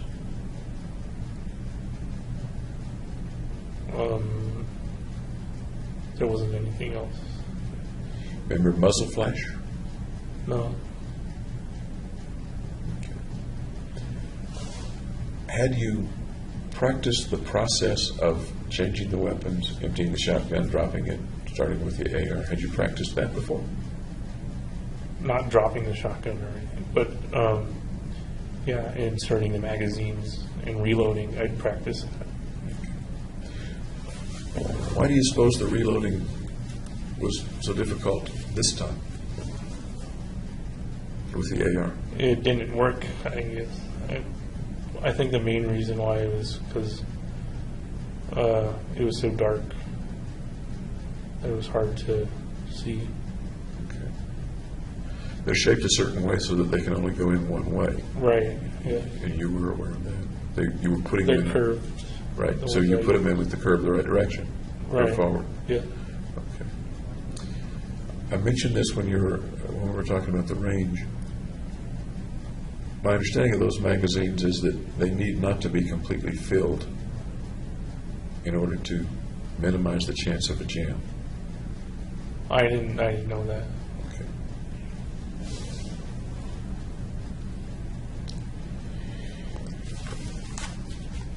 You've got the music on. You're not aware right now of having heard anything.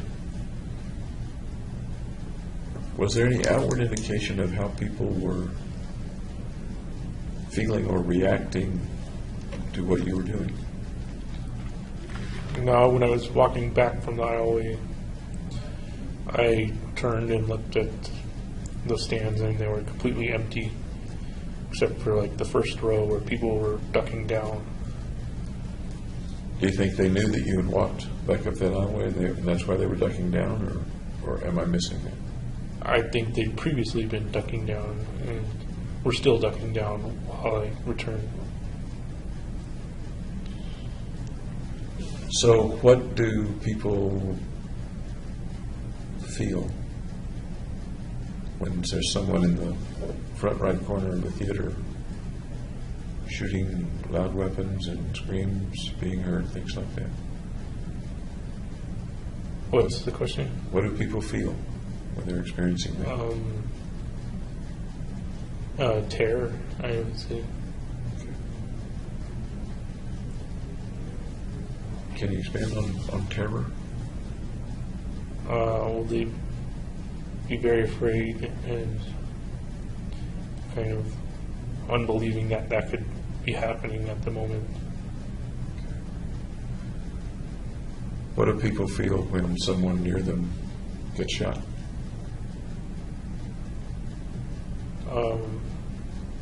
That there needs to be help coming. What do they feel when they get shot? Shock. Anything else?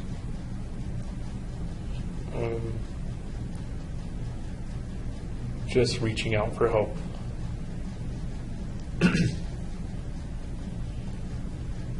I think we've been over this a little bit, but have you ever been seriously injured? No, Certainly not shot. right. Okay.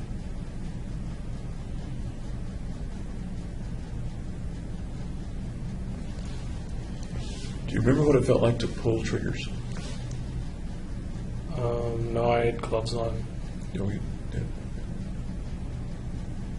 Did you practice with the gloves? Yeah, at the gun range, I put the gloves on as well.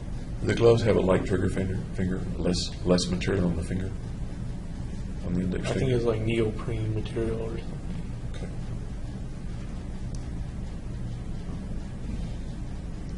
What do you suppose the people heard? They didn't have earbuds in. What did they hear? Yelling and screaming. And I think the fire alarm or the emergency alarm went off. And it was making noise. I'm sorry? It was probably making noise too, Okay. but I didn't hear it. What about the light in the theater? How light was it?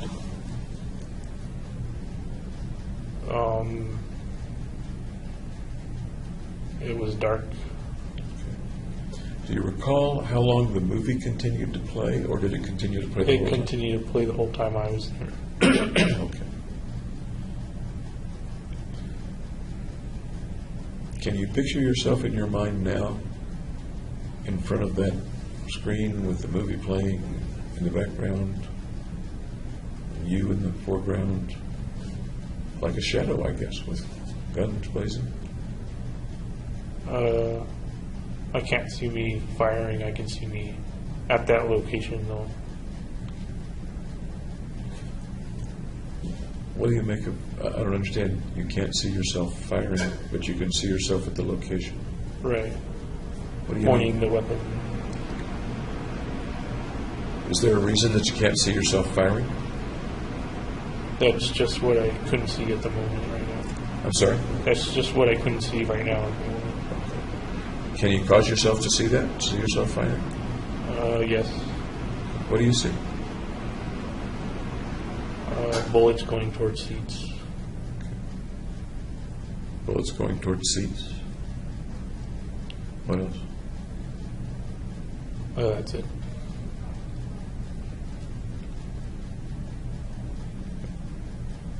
Are the bullets going toward anything else besides seats? No. People? All the people are hiding behind the seats. About 65 or 70 of them obviously went toward people, didn't they? So, yeah, I assume it went through the seats and hit them. Really? Really? Yeah. How many folks do you suppose were hit directly, and how many the bullets went through the seats and hit them?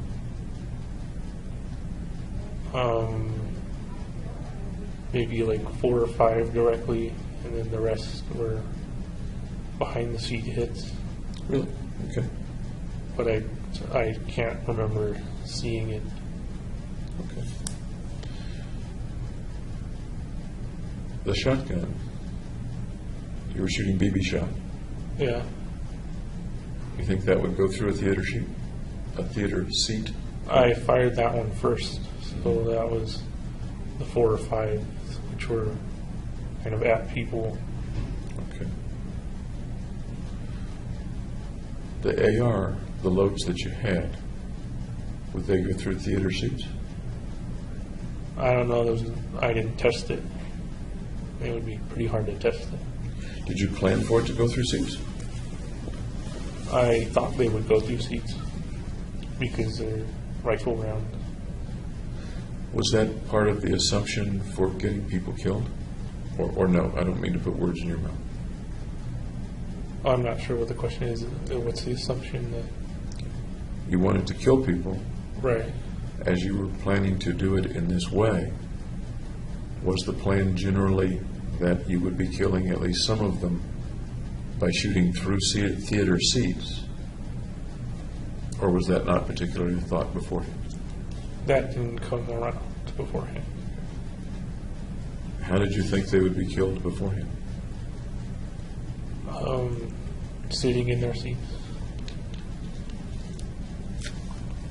Thinking about it beforehand, did you think that some people would be running or hunkering down? Yes. That's why I left an exit route available so they don't fight. They can escape by running down the right aisleway. Okay. And what would happen then if they're running down the right aisleway? Well, I wound up shooting at them, but only a few tried it, I guess. But what you just said is that part of the plan was that they would run down the exit aisleway to be shot. To escape. But the plan was that you would shoot them while they were running down the aisleway, or do I misunderstand? No, the plan was to contain them so they wouldn't start running.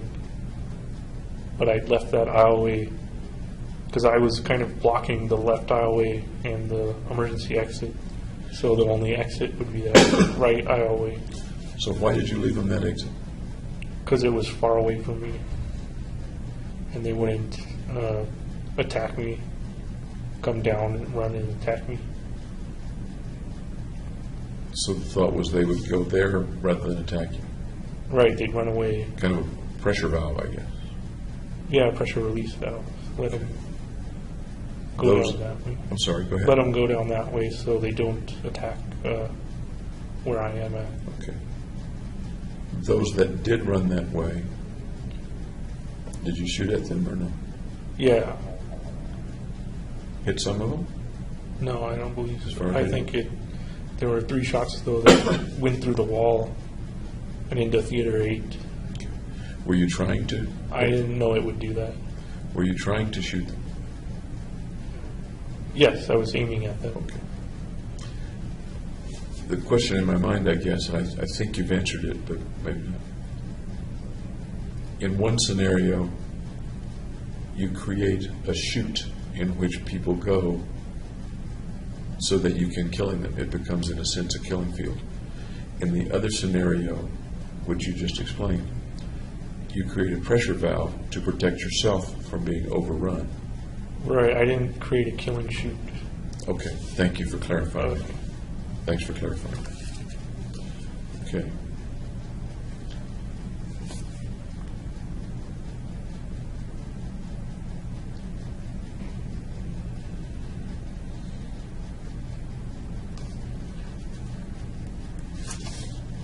You remember the reloading, you remember the jamming, but you don't remember any noises over the music. After the scream, no. After the scream. You don't remember any particular feelings? I'm talking about physical feelings, one way or another, of heat or cold or sweat or No, none of movement that. or tingling or pressure or pain? No. Okay. Was there any reasonable probability that someone you knew would be in the theater? No. And why do you say that? Because the probability is very, very low. They could have gone to another theater around Stapleton. They would have had to have been going to the premiere, and they'd have to have been in Theater 9 instead of Theater 8 or Theater 10. Was this a theater that folks near you, folks from the campus, frequently went to, or was it pretty much out of the way for them, not a common No, theater? it was close enough that they could have gone to. Did you go to the movies very much? I know you watched a lot of Netflix. Did you go out to the movies very much? When I was taking reconnaissance, Other times, did you go to theaters by yourself or with friends? to see movies? sometimes, yeah. Ever accidentally see anybody you knew there? No, I'd usually go with somebody that I knew there. Ever accidentally see someone in the theater or around the concession stand that you happen to know? No. Okay.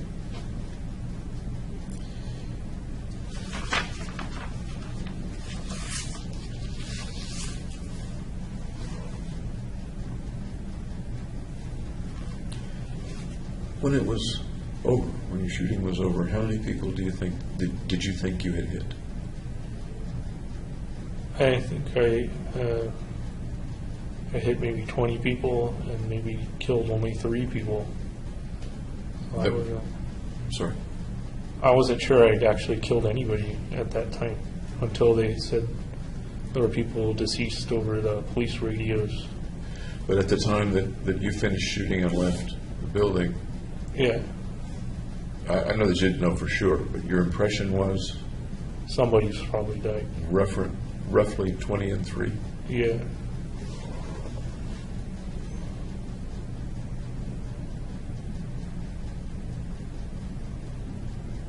There's a phrase, kill ratio.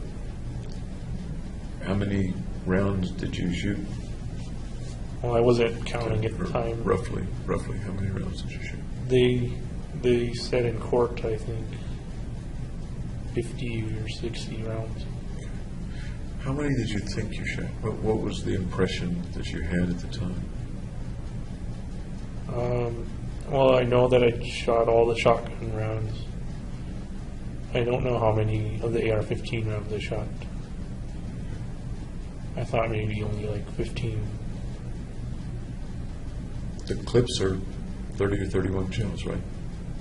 Or am I could be wrong about that. The clips I had were, I believe, 40 or 45. Okay. And I had one snail loader magazine clip that was 100, which was the one I was shooting off at the start. Did that one jam, or did you adjust it? That was the one that jammed. Okay. And the handgun rounds? I think I shot maybe 10. So as you were going out, your thought of what had just happened would have been that you had shot roughly how many rounds? I wasn't thinking about that at the time. Okay. I was thinking about police presence. Okay.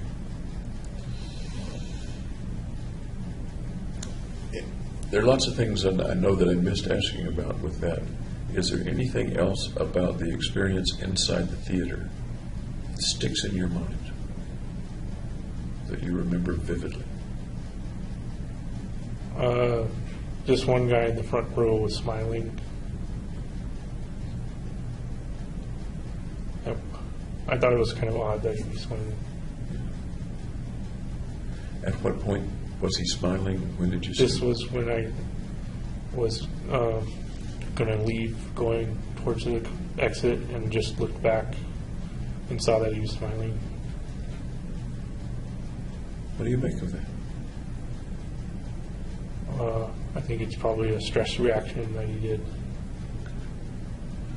As far as you know, did you look alive? Yeah, he was alive and moving a little bit.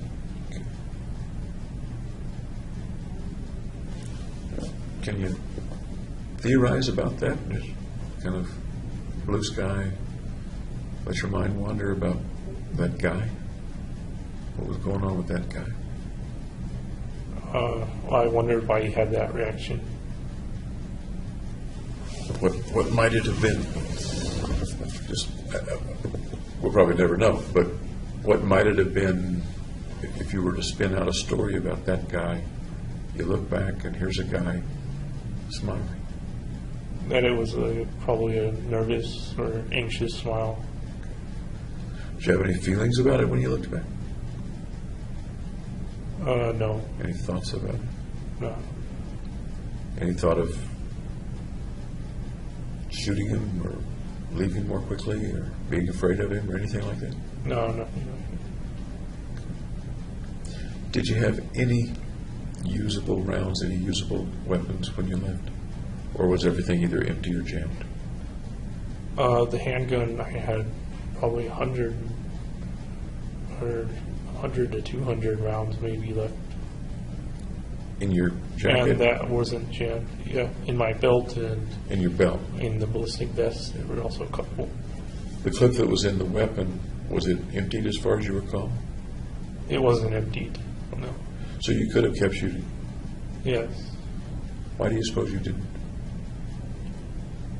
I wanted to fix the AR-15. Okay. Is that why you were leaving at the time? Was to go out and fix the AR?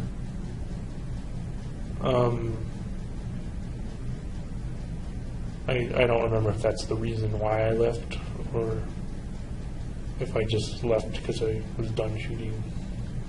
And I'm interested in that. You just said you wanted to fix the AR, and I kind of interrupted you. That's kind of why I went to the light in the aisle. Okay. But then at some point, fairly soon, or no, you went back down and out the back exit. Once I couldn't fix it, I kind of left. And then I tossed down the AR-15 outside.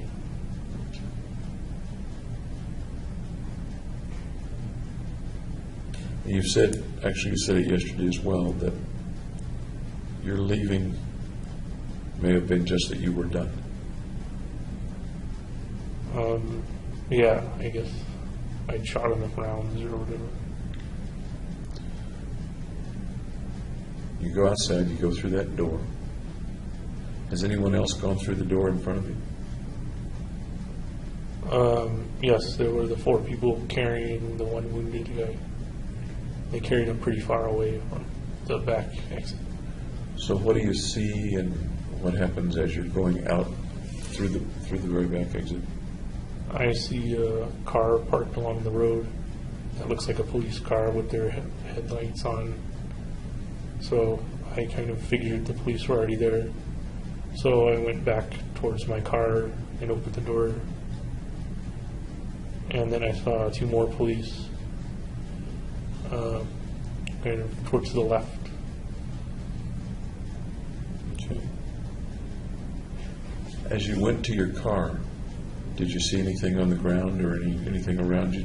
Was there anything? There were some small blood smears. Okay. At what point did you take off your gas mask? The officers removed those.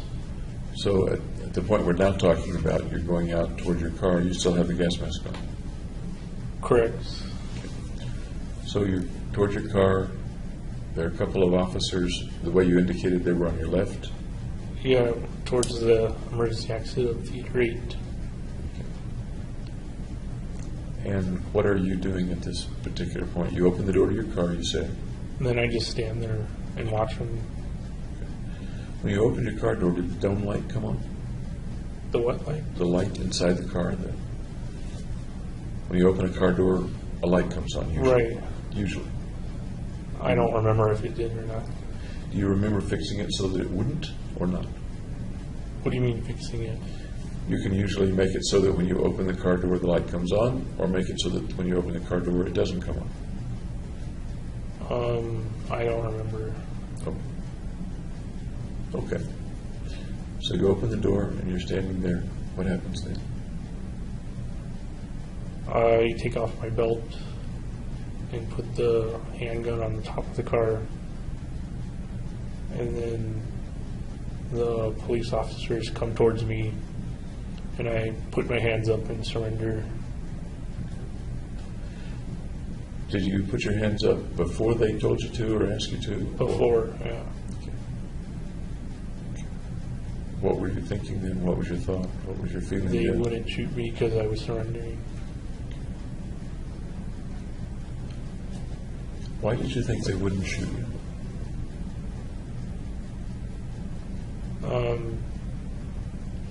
Because I made a surrendering motion.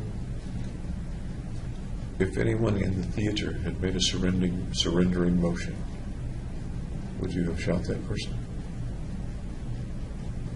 I don't know, and I don't know if any of them did or not. It And didn't it's a come out. hypothetical situation. Yeah. But you describe yourself when you're on the, let's say, victim end of expecting not to be shot. I didn't know if I would be shot or not. Okay, fair enough. Fair enough. So you put your arms up, what happens then? Then they tell me to show the hands, so I take my gloves off and show the hands, and then get down on the ground, and then they handcuff me on the back. Did they handle you pretty roughly or not, or how did that go? It didn't seem that rough. It seemed like they were just doing their job.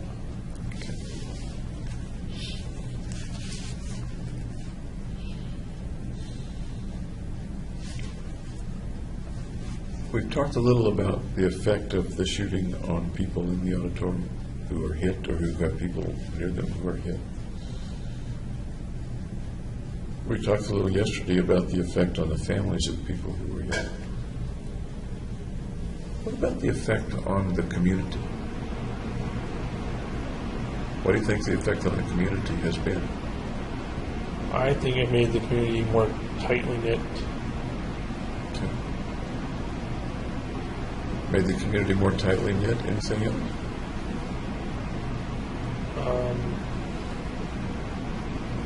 No. Okay. Before the event, before you got there, was there any plan to affect the community in some way, as well as to affect the people in the theater? No, I wasn't considering the community. Were you considering how you might be remembered? No, I was just occupied with getting it done. Okay. You made a notebook that has to do with how you'd be remembered, among other reasons. Right. You took selfies that had to do pretty specifically with how you'd be remembered. Right. I don't think people were going to remember me for any other reason. Is it important to you to be remembered? Let me rephrase that. At the time, was it important to James Holmes to be remembered? I don't know if I came up with that at the time, or if I analyzed what all the pictures meant. And analyzing is probably not what most folks would do anyway, but the behavior, the thing that you did, what you've said to me is that your reason for doing it was so you would be remembered in a certain way. So people would see the picture, for example, with the pictures, and infer certain things about James Holmes, and that's how that would affect how he was remembered. And I guess. I think they remember me as a bad guy.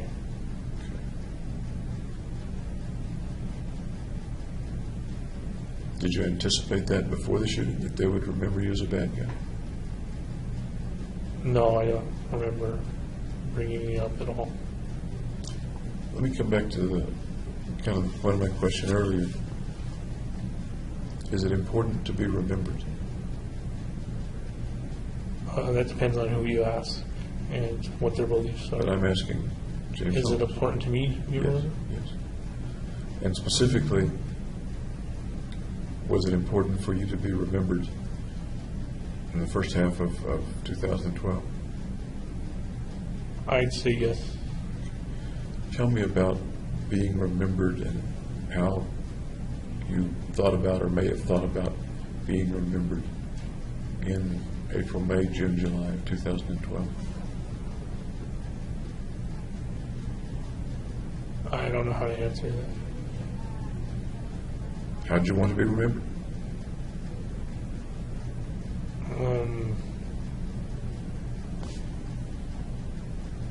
I don't remember that being a reason at the time. A reason for what? A reason for doing the shooting was to be remembered. I don't remember that at the time of the shooting, that being a factor coming into play. Okay. But it had to do with the selfies, or at least considering sending the selfies to the New York Times. I know you didn't do it, but the consideration of sending it. It's kind of a reason behind why I did that, that what didn't surface consciously. How, at that time, do you think you would have wanted to be remembered?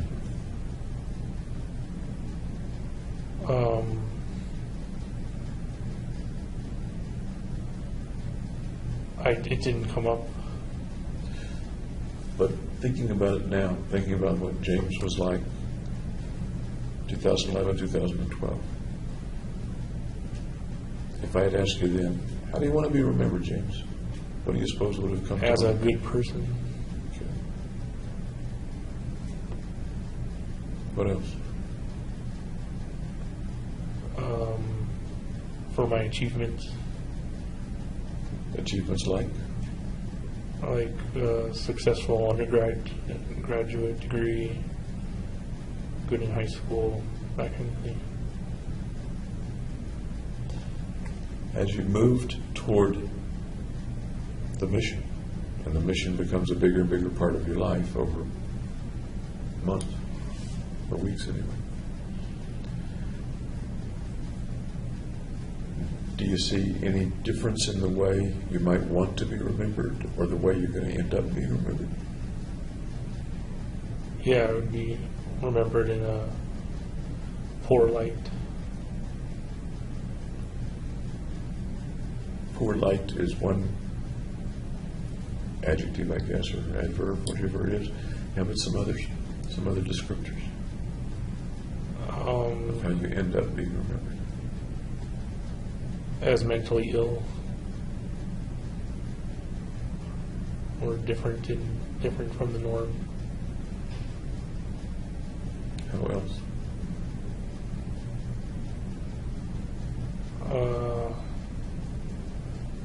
Being successful with the mission. I don't know. How else? I don't think there were any other ones. Before the mission, I think you used the word successful, but maybe you didn't use that word, about, for example, a neuroscience profession, perhaps, Right. or your work in undergraduate school. Then you use the word successful with regard to the mission. So I accomplished what I set out to do. Okay. At the time, just after the shooting, you thought maybe you had hit 20 people and killed 3, you weren't sure.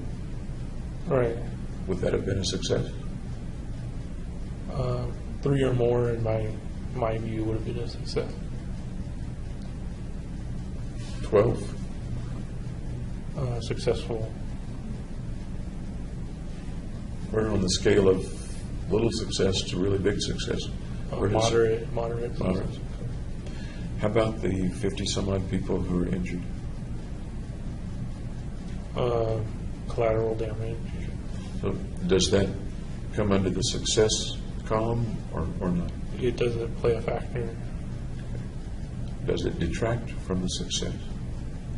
No. Is there any level of collateral damage that would detract from the success of 12 kills? Oh, no. 1,000 would. I'd only count the kills. The collateral damage of damaged families, things that we talked about the last couple of days, Right. losing a parent, things like that. Never came under consideration. How about now? Does it count against the kills? No.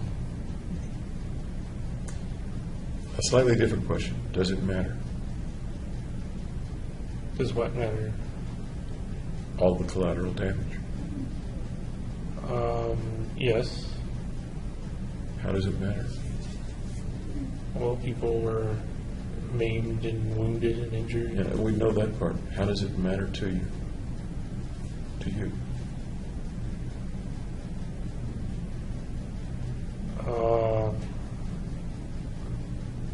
Well, it's not good. In what way? In that they had to be injured for me to kill the other people. Yeah, we know that they were injured for you to kill the other people. I'm asking you how it matters to you. If it does, you said it matters. Doesn't matter in terms of detracting from the kills, Right. but you say it matters in some other way or ways. Right, because if I put my shoes into their situation, I wouldn't want to have that happen to me. If you could have killed 12 people without the injuries and the family damage and things like that, Then if I had that choice versus another choice with the wounded, I would choose the one with less wounded. you would have chosen the one with less collateral damage. Yes. Okay. Do you suppose if you'd set your head to it, you could have killed 12 people without the collateral damage? Not easily. Was this mission easy? No, it took a lot of planning. Yes, it did. Time, planning, danger for you. Resources, yeah. What do you suppose the time, planning, and resources to kill 12 people without the collateral damage would have taken, more or less? It would have taken more time, more resources. Really? Yeah. You don't think you could have killed 12 people in less time with fewer resources than you expended with the mission? Then I would have needed to execute the people, go up to them and shoot them in the head or something. And I can't do that for whatever reason. You can't do that, what? I can't do that for whatever reason. What are the whatever? Because it makes it too personal.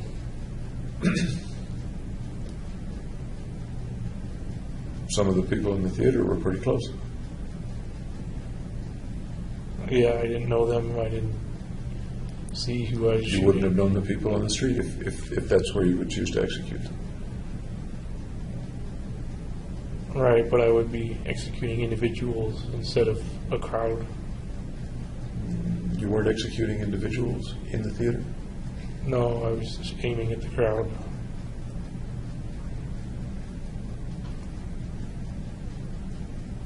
Can you think of any other plan in which you might have been able to isolate 12 people without getting personal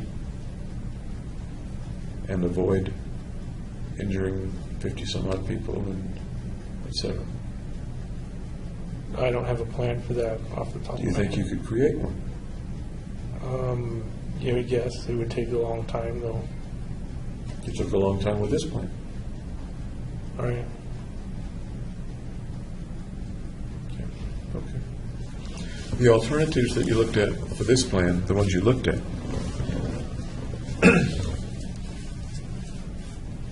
some of them would have involved more kills, or would likely have involved more kills. What would have involved more killing? The various alternatives that are written out in your notebook Okay. that you eliminated as you moved toward this particular mission. They could have involved more killing. It's possible.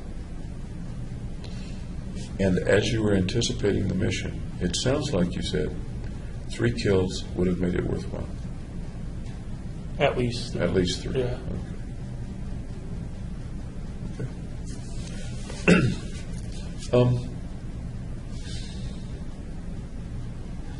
Were there any other intended or unintended effects of the mission, the actual shooting event in the theater? Anything else relevant or important that was intended or unintended that you can think of? No. Damage to the theater? I'd say that's minor when compared to wounding people and killing people. How about the effect of your being arrested? It prevents me from killing other people. Tell me about that. Is that a good effect or a bad effect or a neutral effect or a planned effect? It's just the result. Intentional or unintentional? And it was not my intentions to be locked up, no. Really?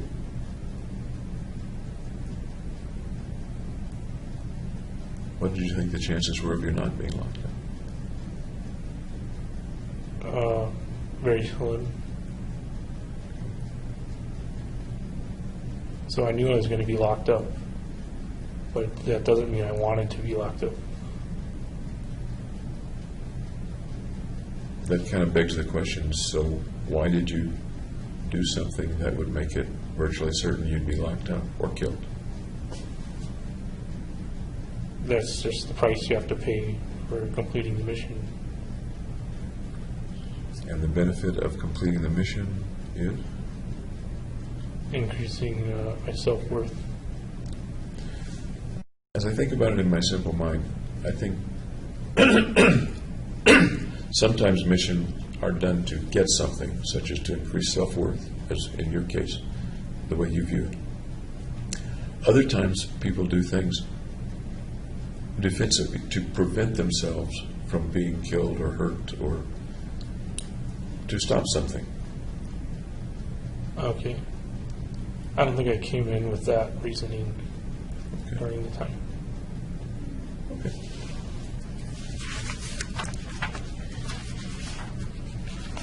Let's talk a little about the arrest. You've never been arrested before. What was it like being arrested? Pretty much what you see on TV, kind of. And what was it personally like for you?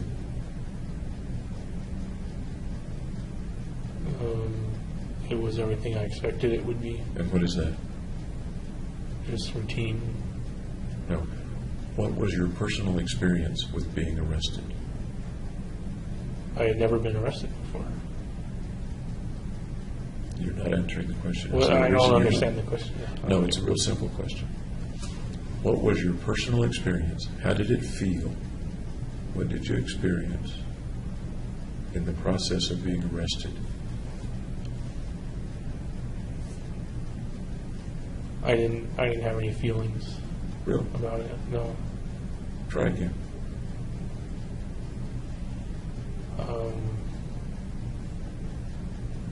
I just kind of felt it was something that was going to be done.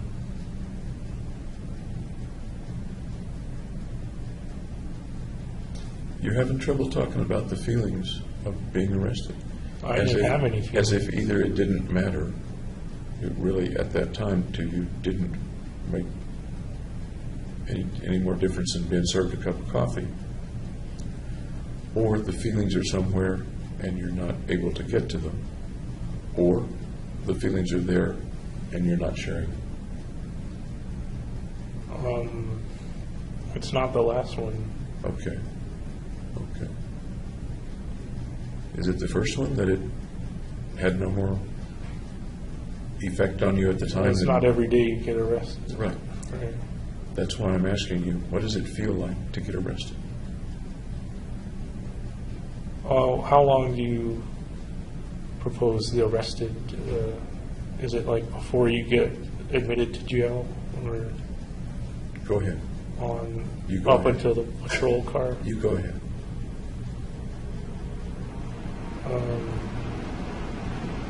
It was just expected that they handcuffed me and put me in the back of the patrol car. There were no surprises. What did it feel like to have the handcuffs close around your wrist? They were pretty tight, so it hurt. There's a feeling. There's an experience. Tell me more about that experience from the time the officers put the handcuffs on. Well, it was uncomfortable.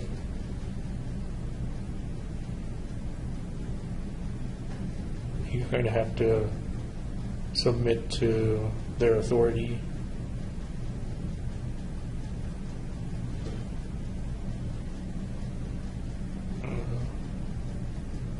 That's about it. Are you accustomed to submitting to other people's authority or not? Yeah, you work for your boss, your advisor, your professors. These were people who weren't the usual people that you, quote, submit to. Right, and it was physical submission instead of mental submission. Do you remember the trip to the lockup, to the Aurora Police Department? Yeah, they drove me over. There was only one guy in the car. There were flashing lights all around. One guy in the car, the driver. Yeah, You're in the back seat. so I guess there's two guys in the car. No, I'm sorry. I wasn't trying to trick you there. But there wasn't a partner. There wasn't an accompanying Right, officer. there was only the one. You're in the back seat, handcuffed behind. Yeah, behind the back. How about your feet? Are they checked? No, You get to the Aurora Police Department, and they do some in-processing for you. What's that like? they take your fingerprints, they take your photo. How did that feel to you? That's a new experience for you. Well, before that was they take you to the interrogation room, and they left me there for hours and hours and hours. Really? Before they even fingerprinted you and Right. did the photo? Yeah. What was it like in the interrogation room? It's a windowless room with like a camera in the corner. There's not much to do. Nothing to do really. And they just left you there? Was there anybody outside the door or anybody in the room? Yeah, they had a guard sit inside the room and at the door too. Okay. What'd you do while you were waiting? I was fidgety and they put bags on my hands for GSR residue testing, I think. Did you expect those pieces of the process of being arrested? Yeah, just from watching like CSI. Yeah. Okay. So it sounds like you knew what the bags were in general intended for. I thought they looked like popcorn bags at the time. So, like they were going to microwave my hands or something. What's it like to have your hands inside bags? I assume taped at the wrist or something like that. Well, you can't scratch an itch or anything. You mentioned that there was nothing to do. I'm not sure you used the word boring, but you, even though there was a guy there, a guard there, what are you doing with the bags on your hands? Oh, he's doing like sock puppets or something. Then what happened?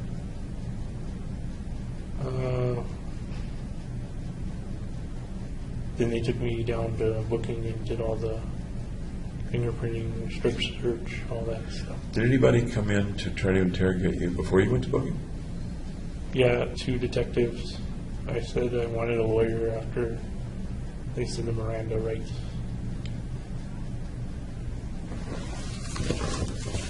This may sound like a silly question, but it's really not. Why did you want a lawyer? To be protected. In what way protected? From incriminating myself, anyway.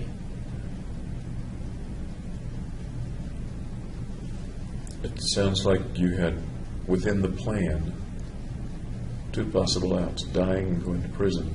Right, A slim chance of getting away. That's now gone. right. In what way did you need to be protected from incriminating yourself, if that was the path that was now there? Well, you're supposed to ask for a lawyer instead of letting them interrogate you. That's what I garnered from. As you're sitting there, what did you think the possible outcomes were then? A lawyer would come and legally help you, I suppose.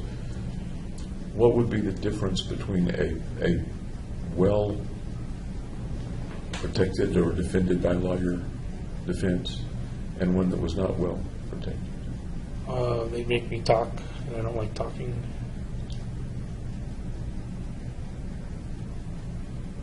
They make me talk and I don't like talking. Right, they'd interrogate me. Okay. Did you eventually get interrogated anyway? Yes. Okay. Okay. They denied my lawyer to come in, even though he was there at the jail. Was that the time they were asking about the apartment? They were asking about, those bombs. Okay. That's a kind of a special kind of interrogation, I guess. It has to do with your apartment and with the danger from the bombs and incendiary things. Right. So I told them all about it. How did it go? How did it happen that you told them all about it? What was the benefit to telling them all about it? Well, they originally said children would probably get hurt.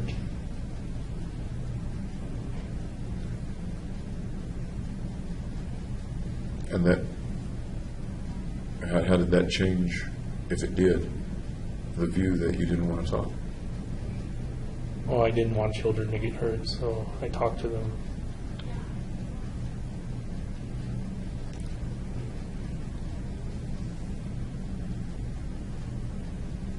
Sounds like you were pretty cooperative in telling them about the apartment. Yes. Is that fair to say? Yeah. Okay.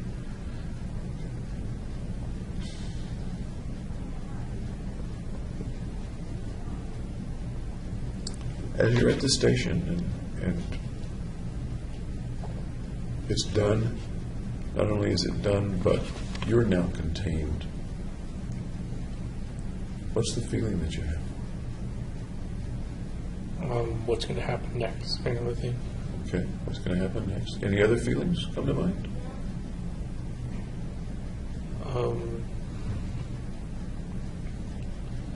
Just that feeling that it's finished.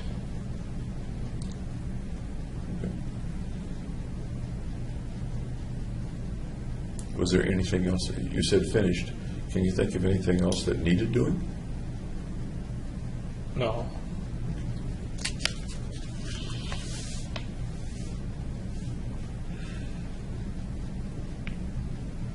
Eventually, they took you to the Arapahoe County Jail. Right.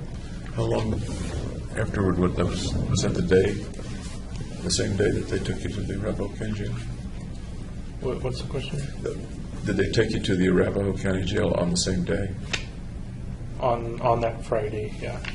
So you didn't have to spend the night in a lockup at Aurora PD? I was in the interrogation almost all night. And they took me in the morning.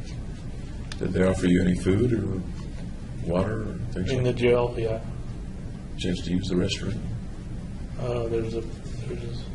I was in a cell with a John.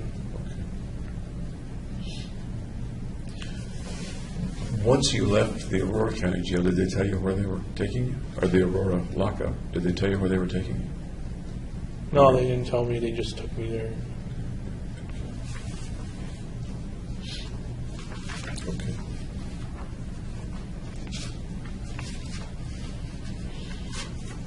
What was it like to go to court? You've been in court several times. What was it like the first time, for example? Oh, I don't remember what. I think I was like, just trying to pay attention.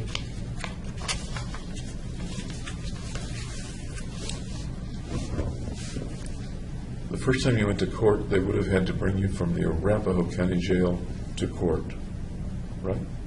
Yeah, there's a tunnel underground that goes.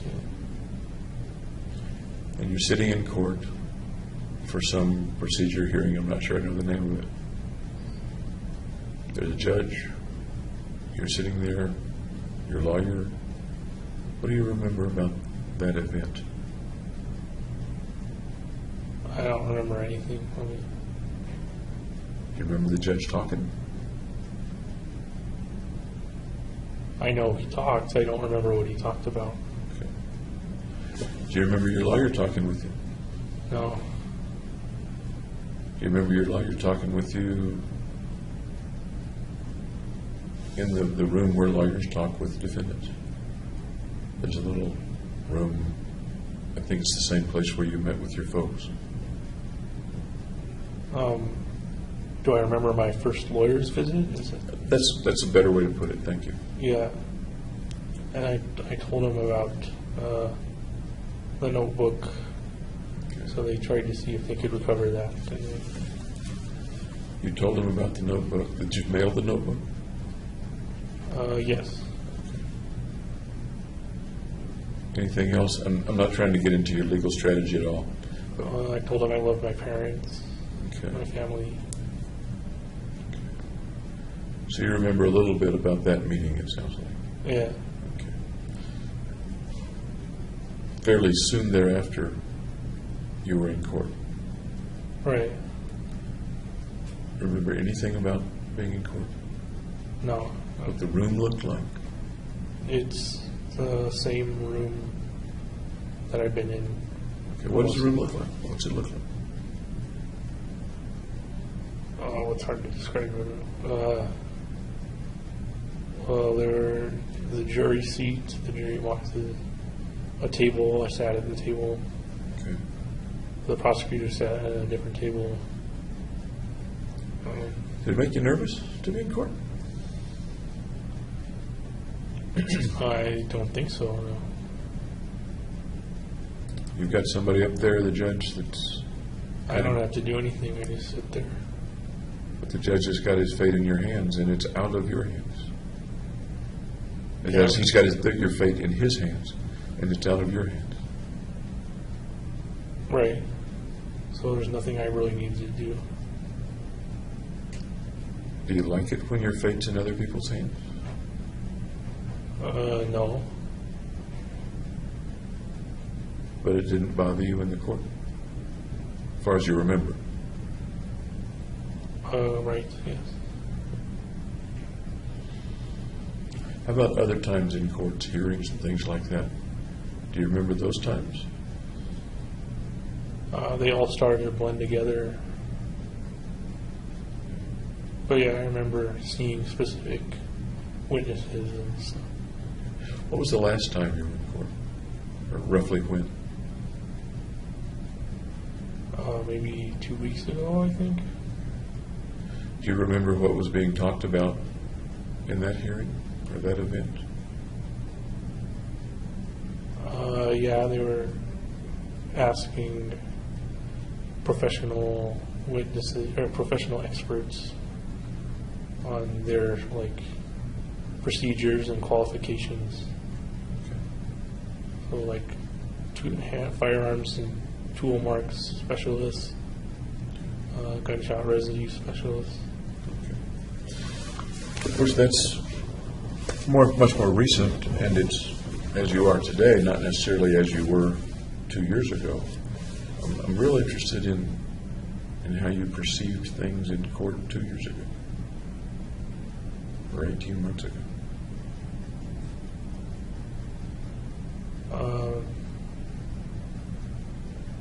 Just that I wished it would go faster than it was going. Take it long.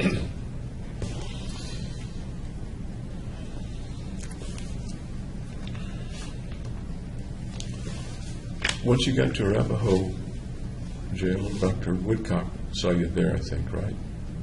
Yeah. Do you remember Dr. Sather? Yes, I think he was the treating psychiatrist of the jail, maybe.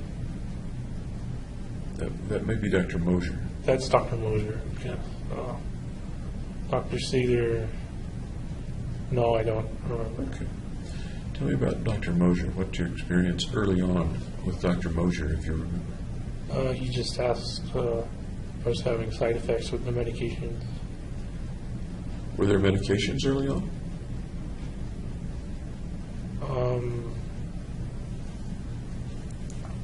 No, they came at the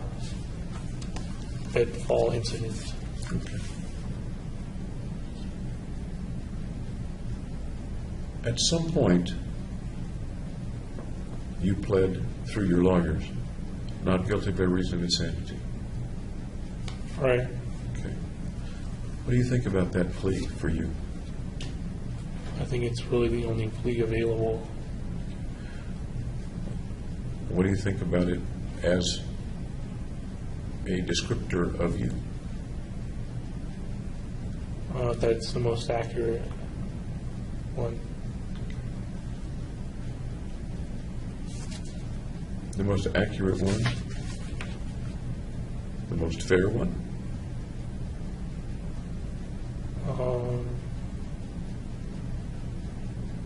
Fair compared to, I'm not sure about that word. However you want to interpret it. I'm a shrink, remember? I get to ask open-ended.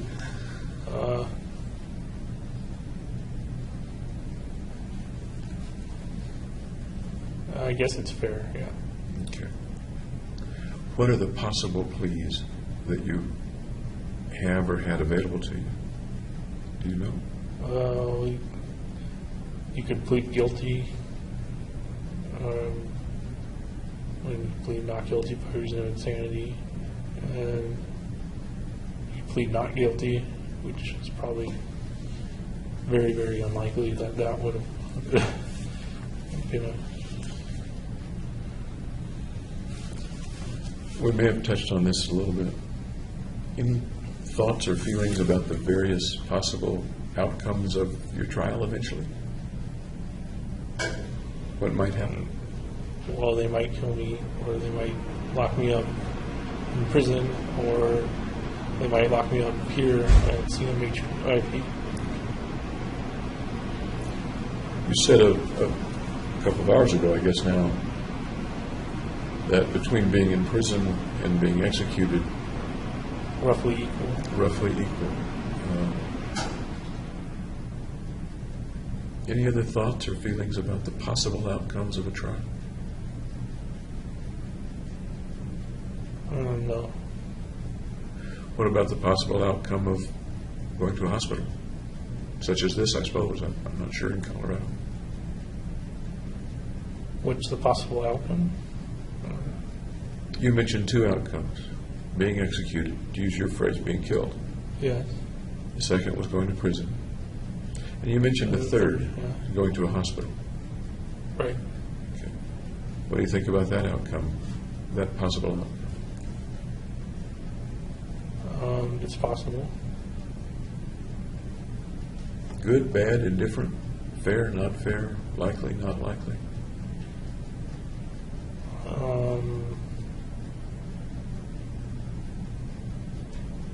Low chance, I would think.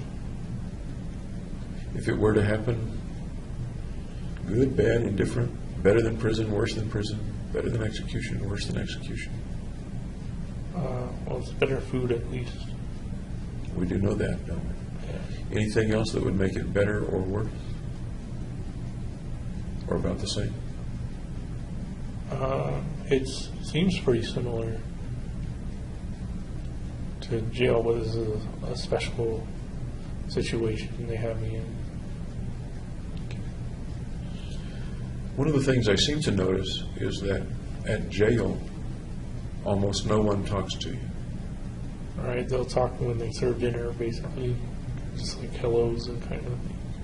If you were to talk to them, do you think they'd talk to you more or not? Yeah, I think they're open to communication. Here, people talk to you a lot. There's not much else to do. Yeah, they talk a lot, so that's a downside for me. That's a downside Yeah. for you. So the fact that this is a little more, slightly different word, a little more social place, is a downside for you? Is that what you Yeah. would say or not what you would say? Yeah, it's fair to say. Okay.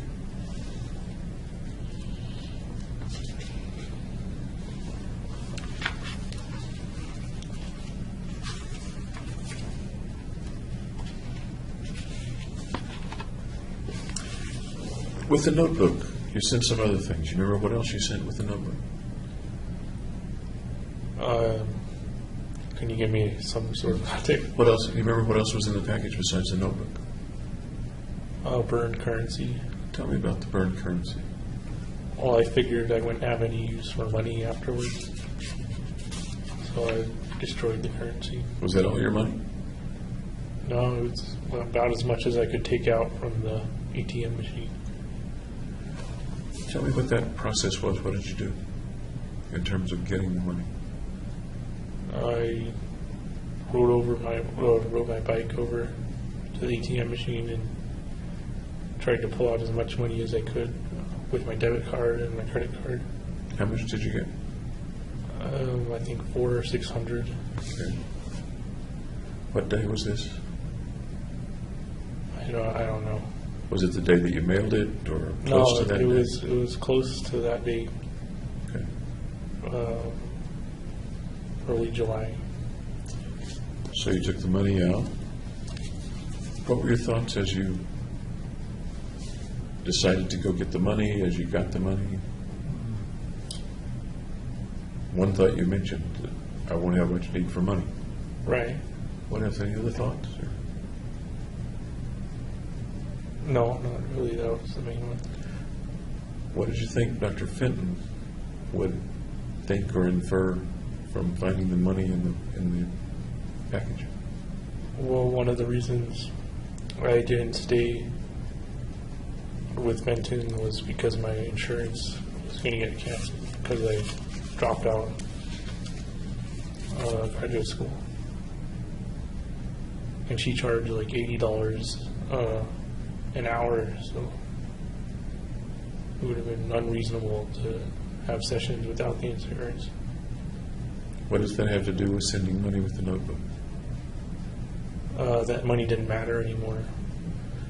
But I asked you what Fenton would think, and your answer was something having to do with what she charged for sessions. I don't understand the connection between that and the money that's in the package. The money was a factor in me not continuing on the therapy with Benton. Yeah, we know that. But why put money in the package? You weren't going to have any more sessions. Right. Why send her money? Was in her burnt money. Why send her burnt money? To show that was a reason why I didn't come back to her. At the time, did you expect that she would put all that together? Because it's very confusing to me. At the time, I don't know what I was thinking.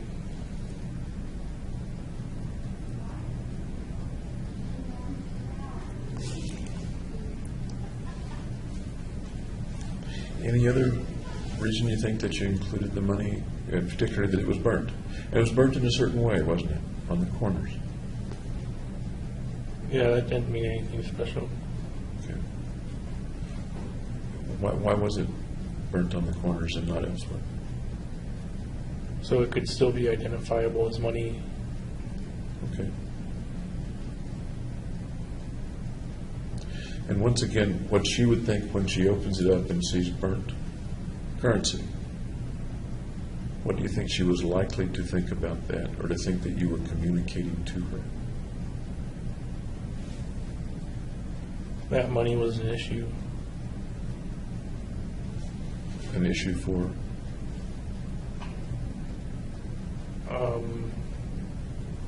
For the shooting.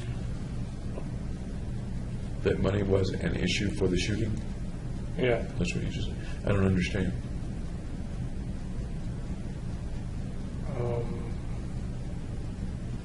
Well, if I'd stayed and got further treatment from her, I might have not done the shooting.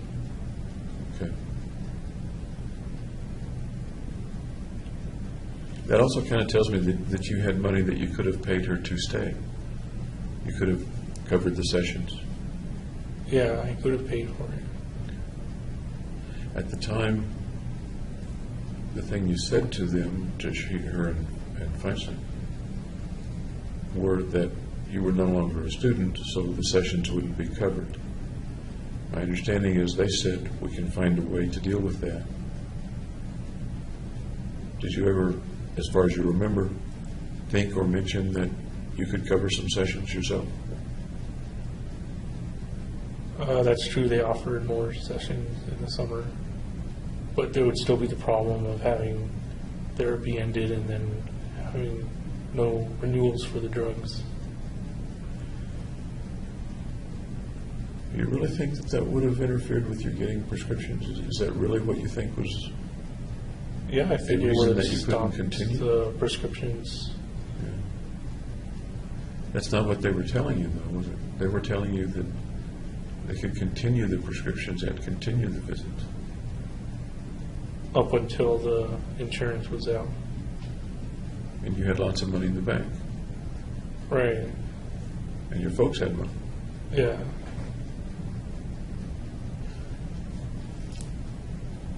You stopped. You decided to stop seeing her. And left at that point and said goodbye, right? Yeah. Okay.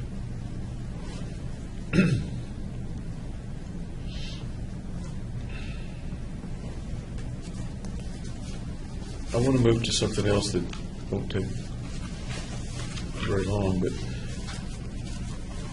is there anything that, I guess particularly the attorneys have said that you really should let me know that I haven't asked about or you haven't thought to mention? No, they just said, be yourself. Can you think of anything that I ought to be asking about, but I'm not asking about? No. Anything that you'd like to share with me that you haven't shared with me? Nope. Okay. May I take your pulse again? Okay. Thank you.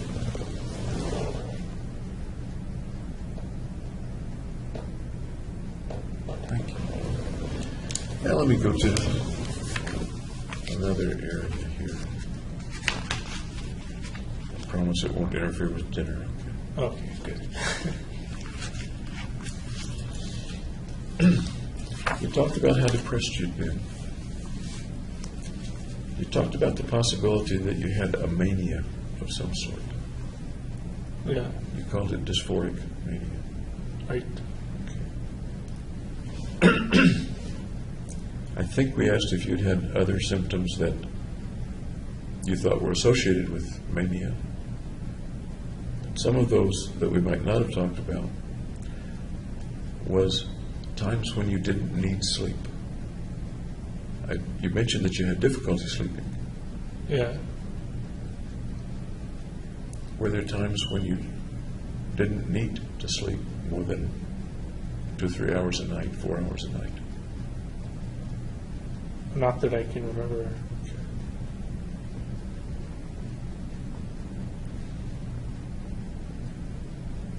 Times when you went out and bought lots of things that you didn't need. Spending sprees, if you will. Major spending sprees.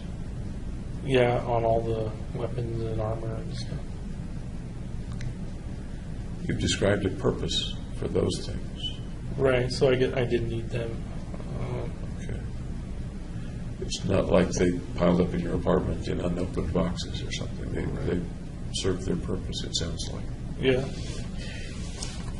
Anything else that you spent a lot of money on in the 5 or 6 months of early 2012? No, not really.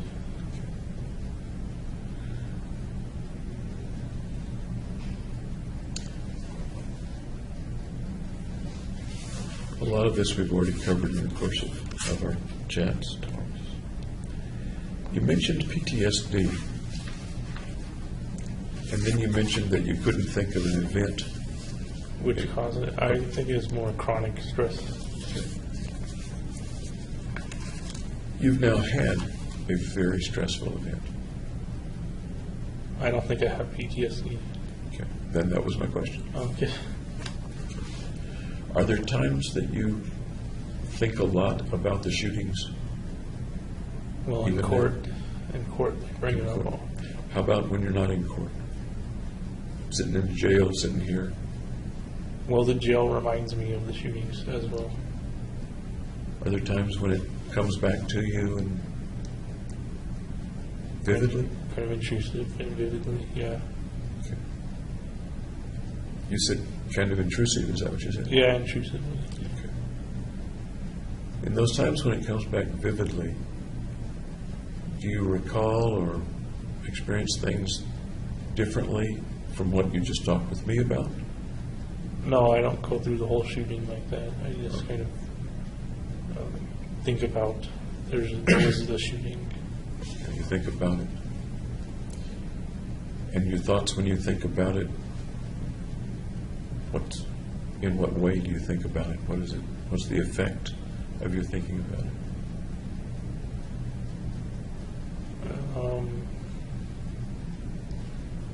I don't know. What effect does it have on you to think about it? It has a kind of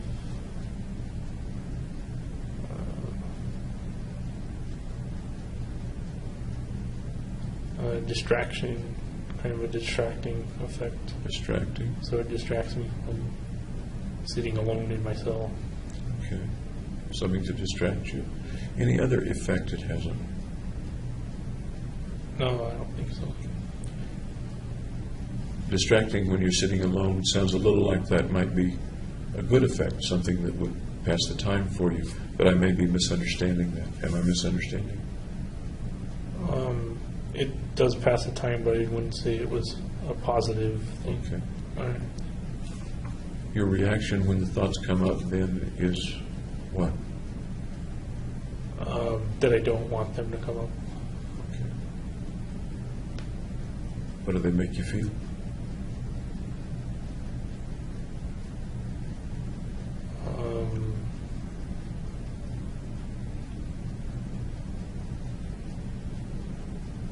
I don't know.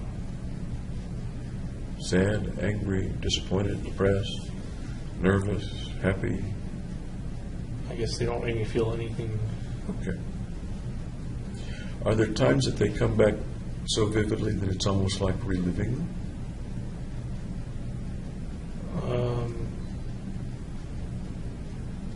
Well, we're living them with those kind of chunks missing in the video.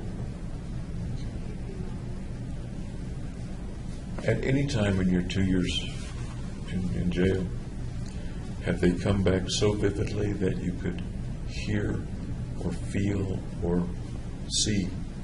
No. Okay. Okay.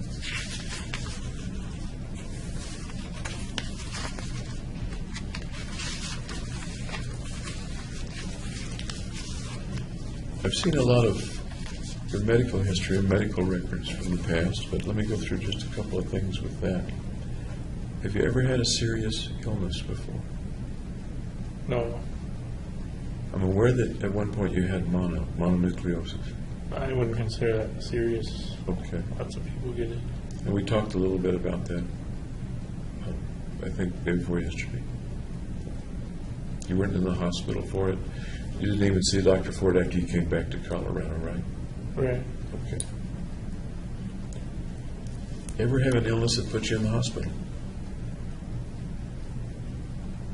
Like ear infections when I was like a baby, I think. But that, I don't know if that counts. Okay. Any other illnesses that put you in the hospital? No.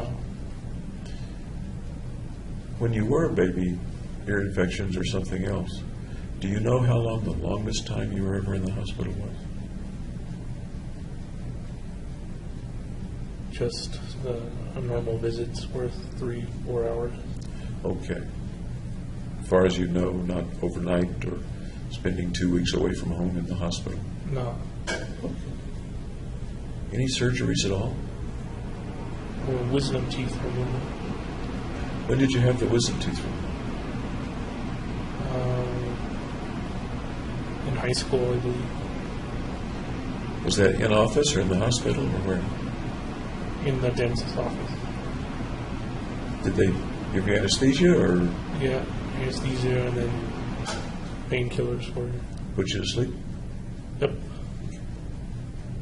Any other surgeries you had? No. Tonsils, appendix? No. Anybody ever say that you had seizures or convulsions? No. Ever seen a neurologist before? No, I don't think so.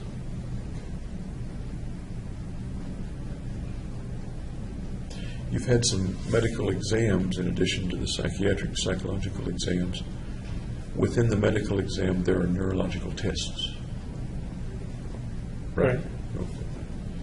As far as you know, those have never been particularly abnormal. Nobody's ever told you that they were abnormal. The results, you mean? Yes. Well, they say it shows strong signs of depression Okay. and moderate psychotic symptoms. And who is it that says that? The person who gives me the test, When did somebody tell you that? well, just earlier today, Dr. Gray said, Okay. So he communicated that to you about some tests, about the test that you took? the depression at least, yeah. Okay. How about the psychosis? Did he communicate that to you? No, he didn't mention it. Where did you get that? From the last time they administered the test, I think they said that. So someone talked with you about that as a result Of the test. of the psychological test? Okay. When the falling episode took place, you had lots of tests at the hospital. I don't remember them. I was, Really? Yeah. You don't remember? You remember being at Denver Health at all? Yes, yeah. I remember them putting me in an ambulance and sending me over. But you don't remember particular tests or CAT scans or whatever they did there? I remember them wheeling the cart over, but I don't remember having the test performed. Okay. Any other childhood diseases that you remember having? Or that your mama said that you had, or somebody told you you had? Chicken pox, I think. Oh, serious? No. Serious childhood disease? No. Your diet, while you were planning the mission, May, June, July 2012, what was your diet like at that time? Frozen pizzas, spaghetti, rice, chuck roast, chicken. Were those usually things that you cooked, or Yeah, things I cooked. some were pre-prepared? Frozen. Frozen. Yeah. Did you actually cook some of them, like cook a roast? I just baked and boiled some of them. Okay. Any vegetables? Mixed vegetables, soybeans, green beans, carrots, corn. You're describing a fairly balanced diet. Is that That's reasonable, what my diet was. Yeah. reasonable to say? A lot of sweets? No, not really. I don't remember buying candy. Lots of desserts, cake, donuts? Donuts, yes. I would buy donuts. How many donuts a day did James Holmes eat? I was probably at one a day. Okay.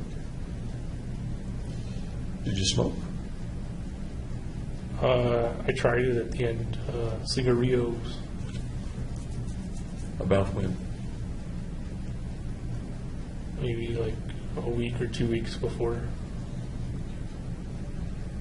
Did you regularly smoke anything? No, Tobacco, weed, no, any non-prescribed drugs? no, Meth, no. weed, anything? Okay. How about your caffeine intake? Low, I would say, low compared to most people these days. Okay. And you know basically what we're talking about. Coffee, Regular coffee. sodas. Certain teas, energy drinks? No, I didn't drink any. Really? No. Even when you were preparing? And Nope. I drank some in undergraduate, but never in graduate school. okay. Coke, Mountain Dew? Yeah, How many Cokes or Mountain Dews, Dr. Peppers, the ones with caffeine in them, how many per day would you drink of those, roughly? well, I drink it out of the 2 liters, so maybe like a couple glasses. Any homeopathic medications, over-the-counter stuff at the nutrition store, supplements kinds of things? Just a daily vitamin. Okay, daily vitamin. Anything else? Nope. You mentioned the depression and being concerned about that. St. John's wort, for example, is over-the-counter. Never tried it. Okay.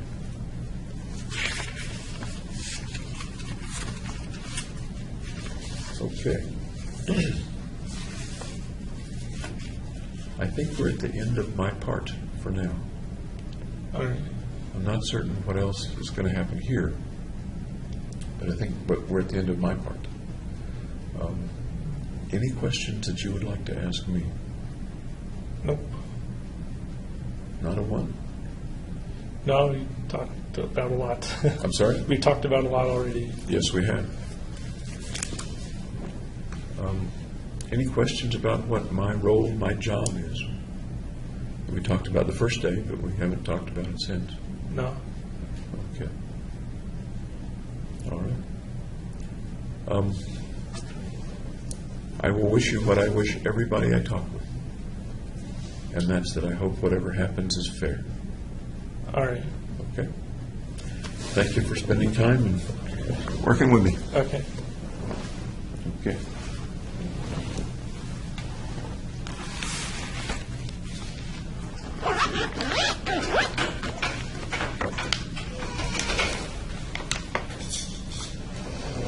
All righty. Thank you all.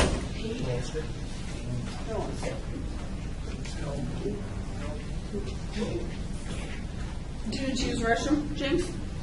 Nope. You're going to need a couple of minutes. Did you not hear? May I? Actually, I know. I was standing here.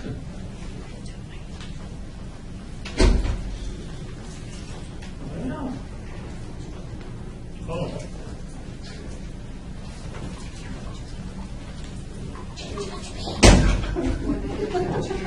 No.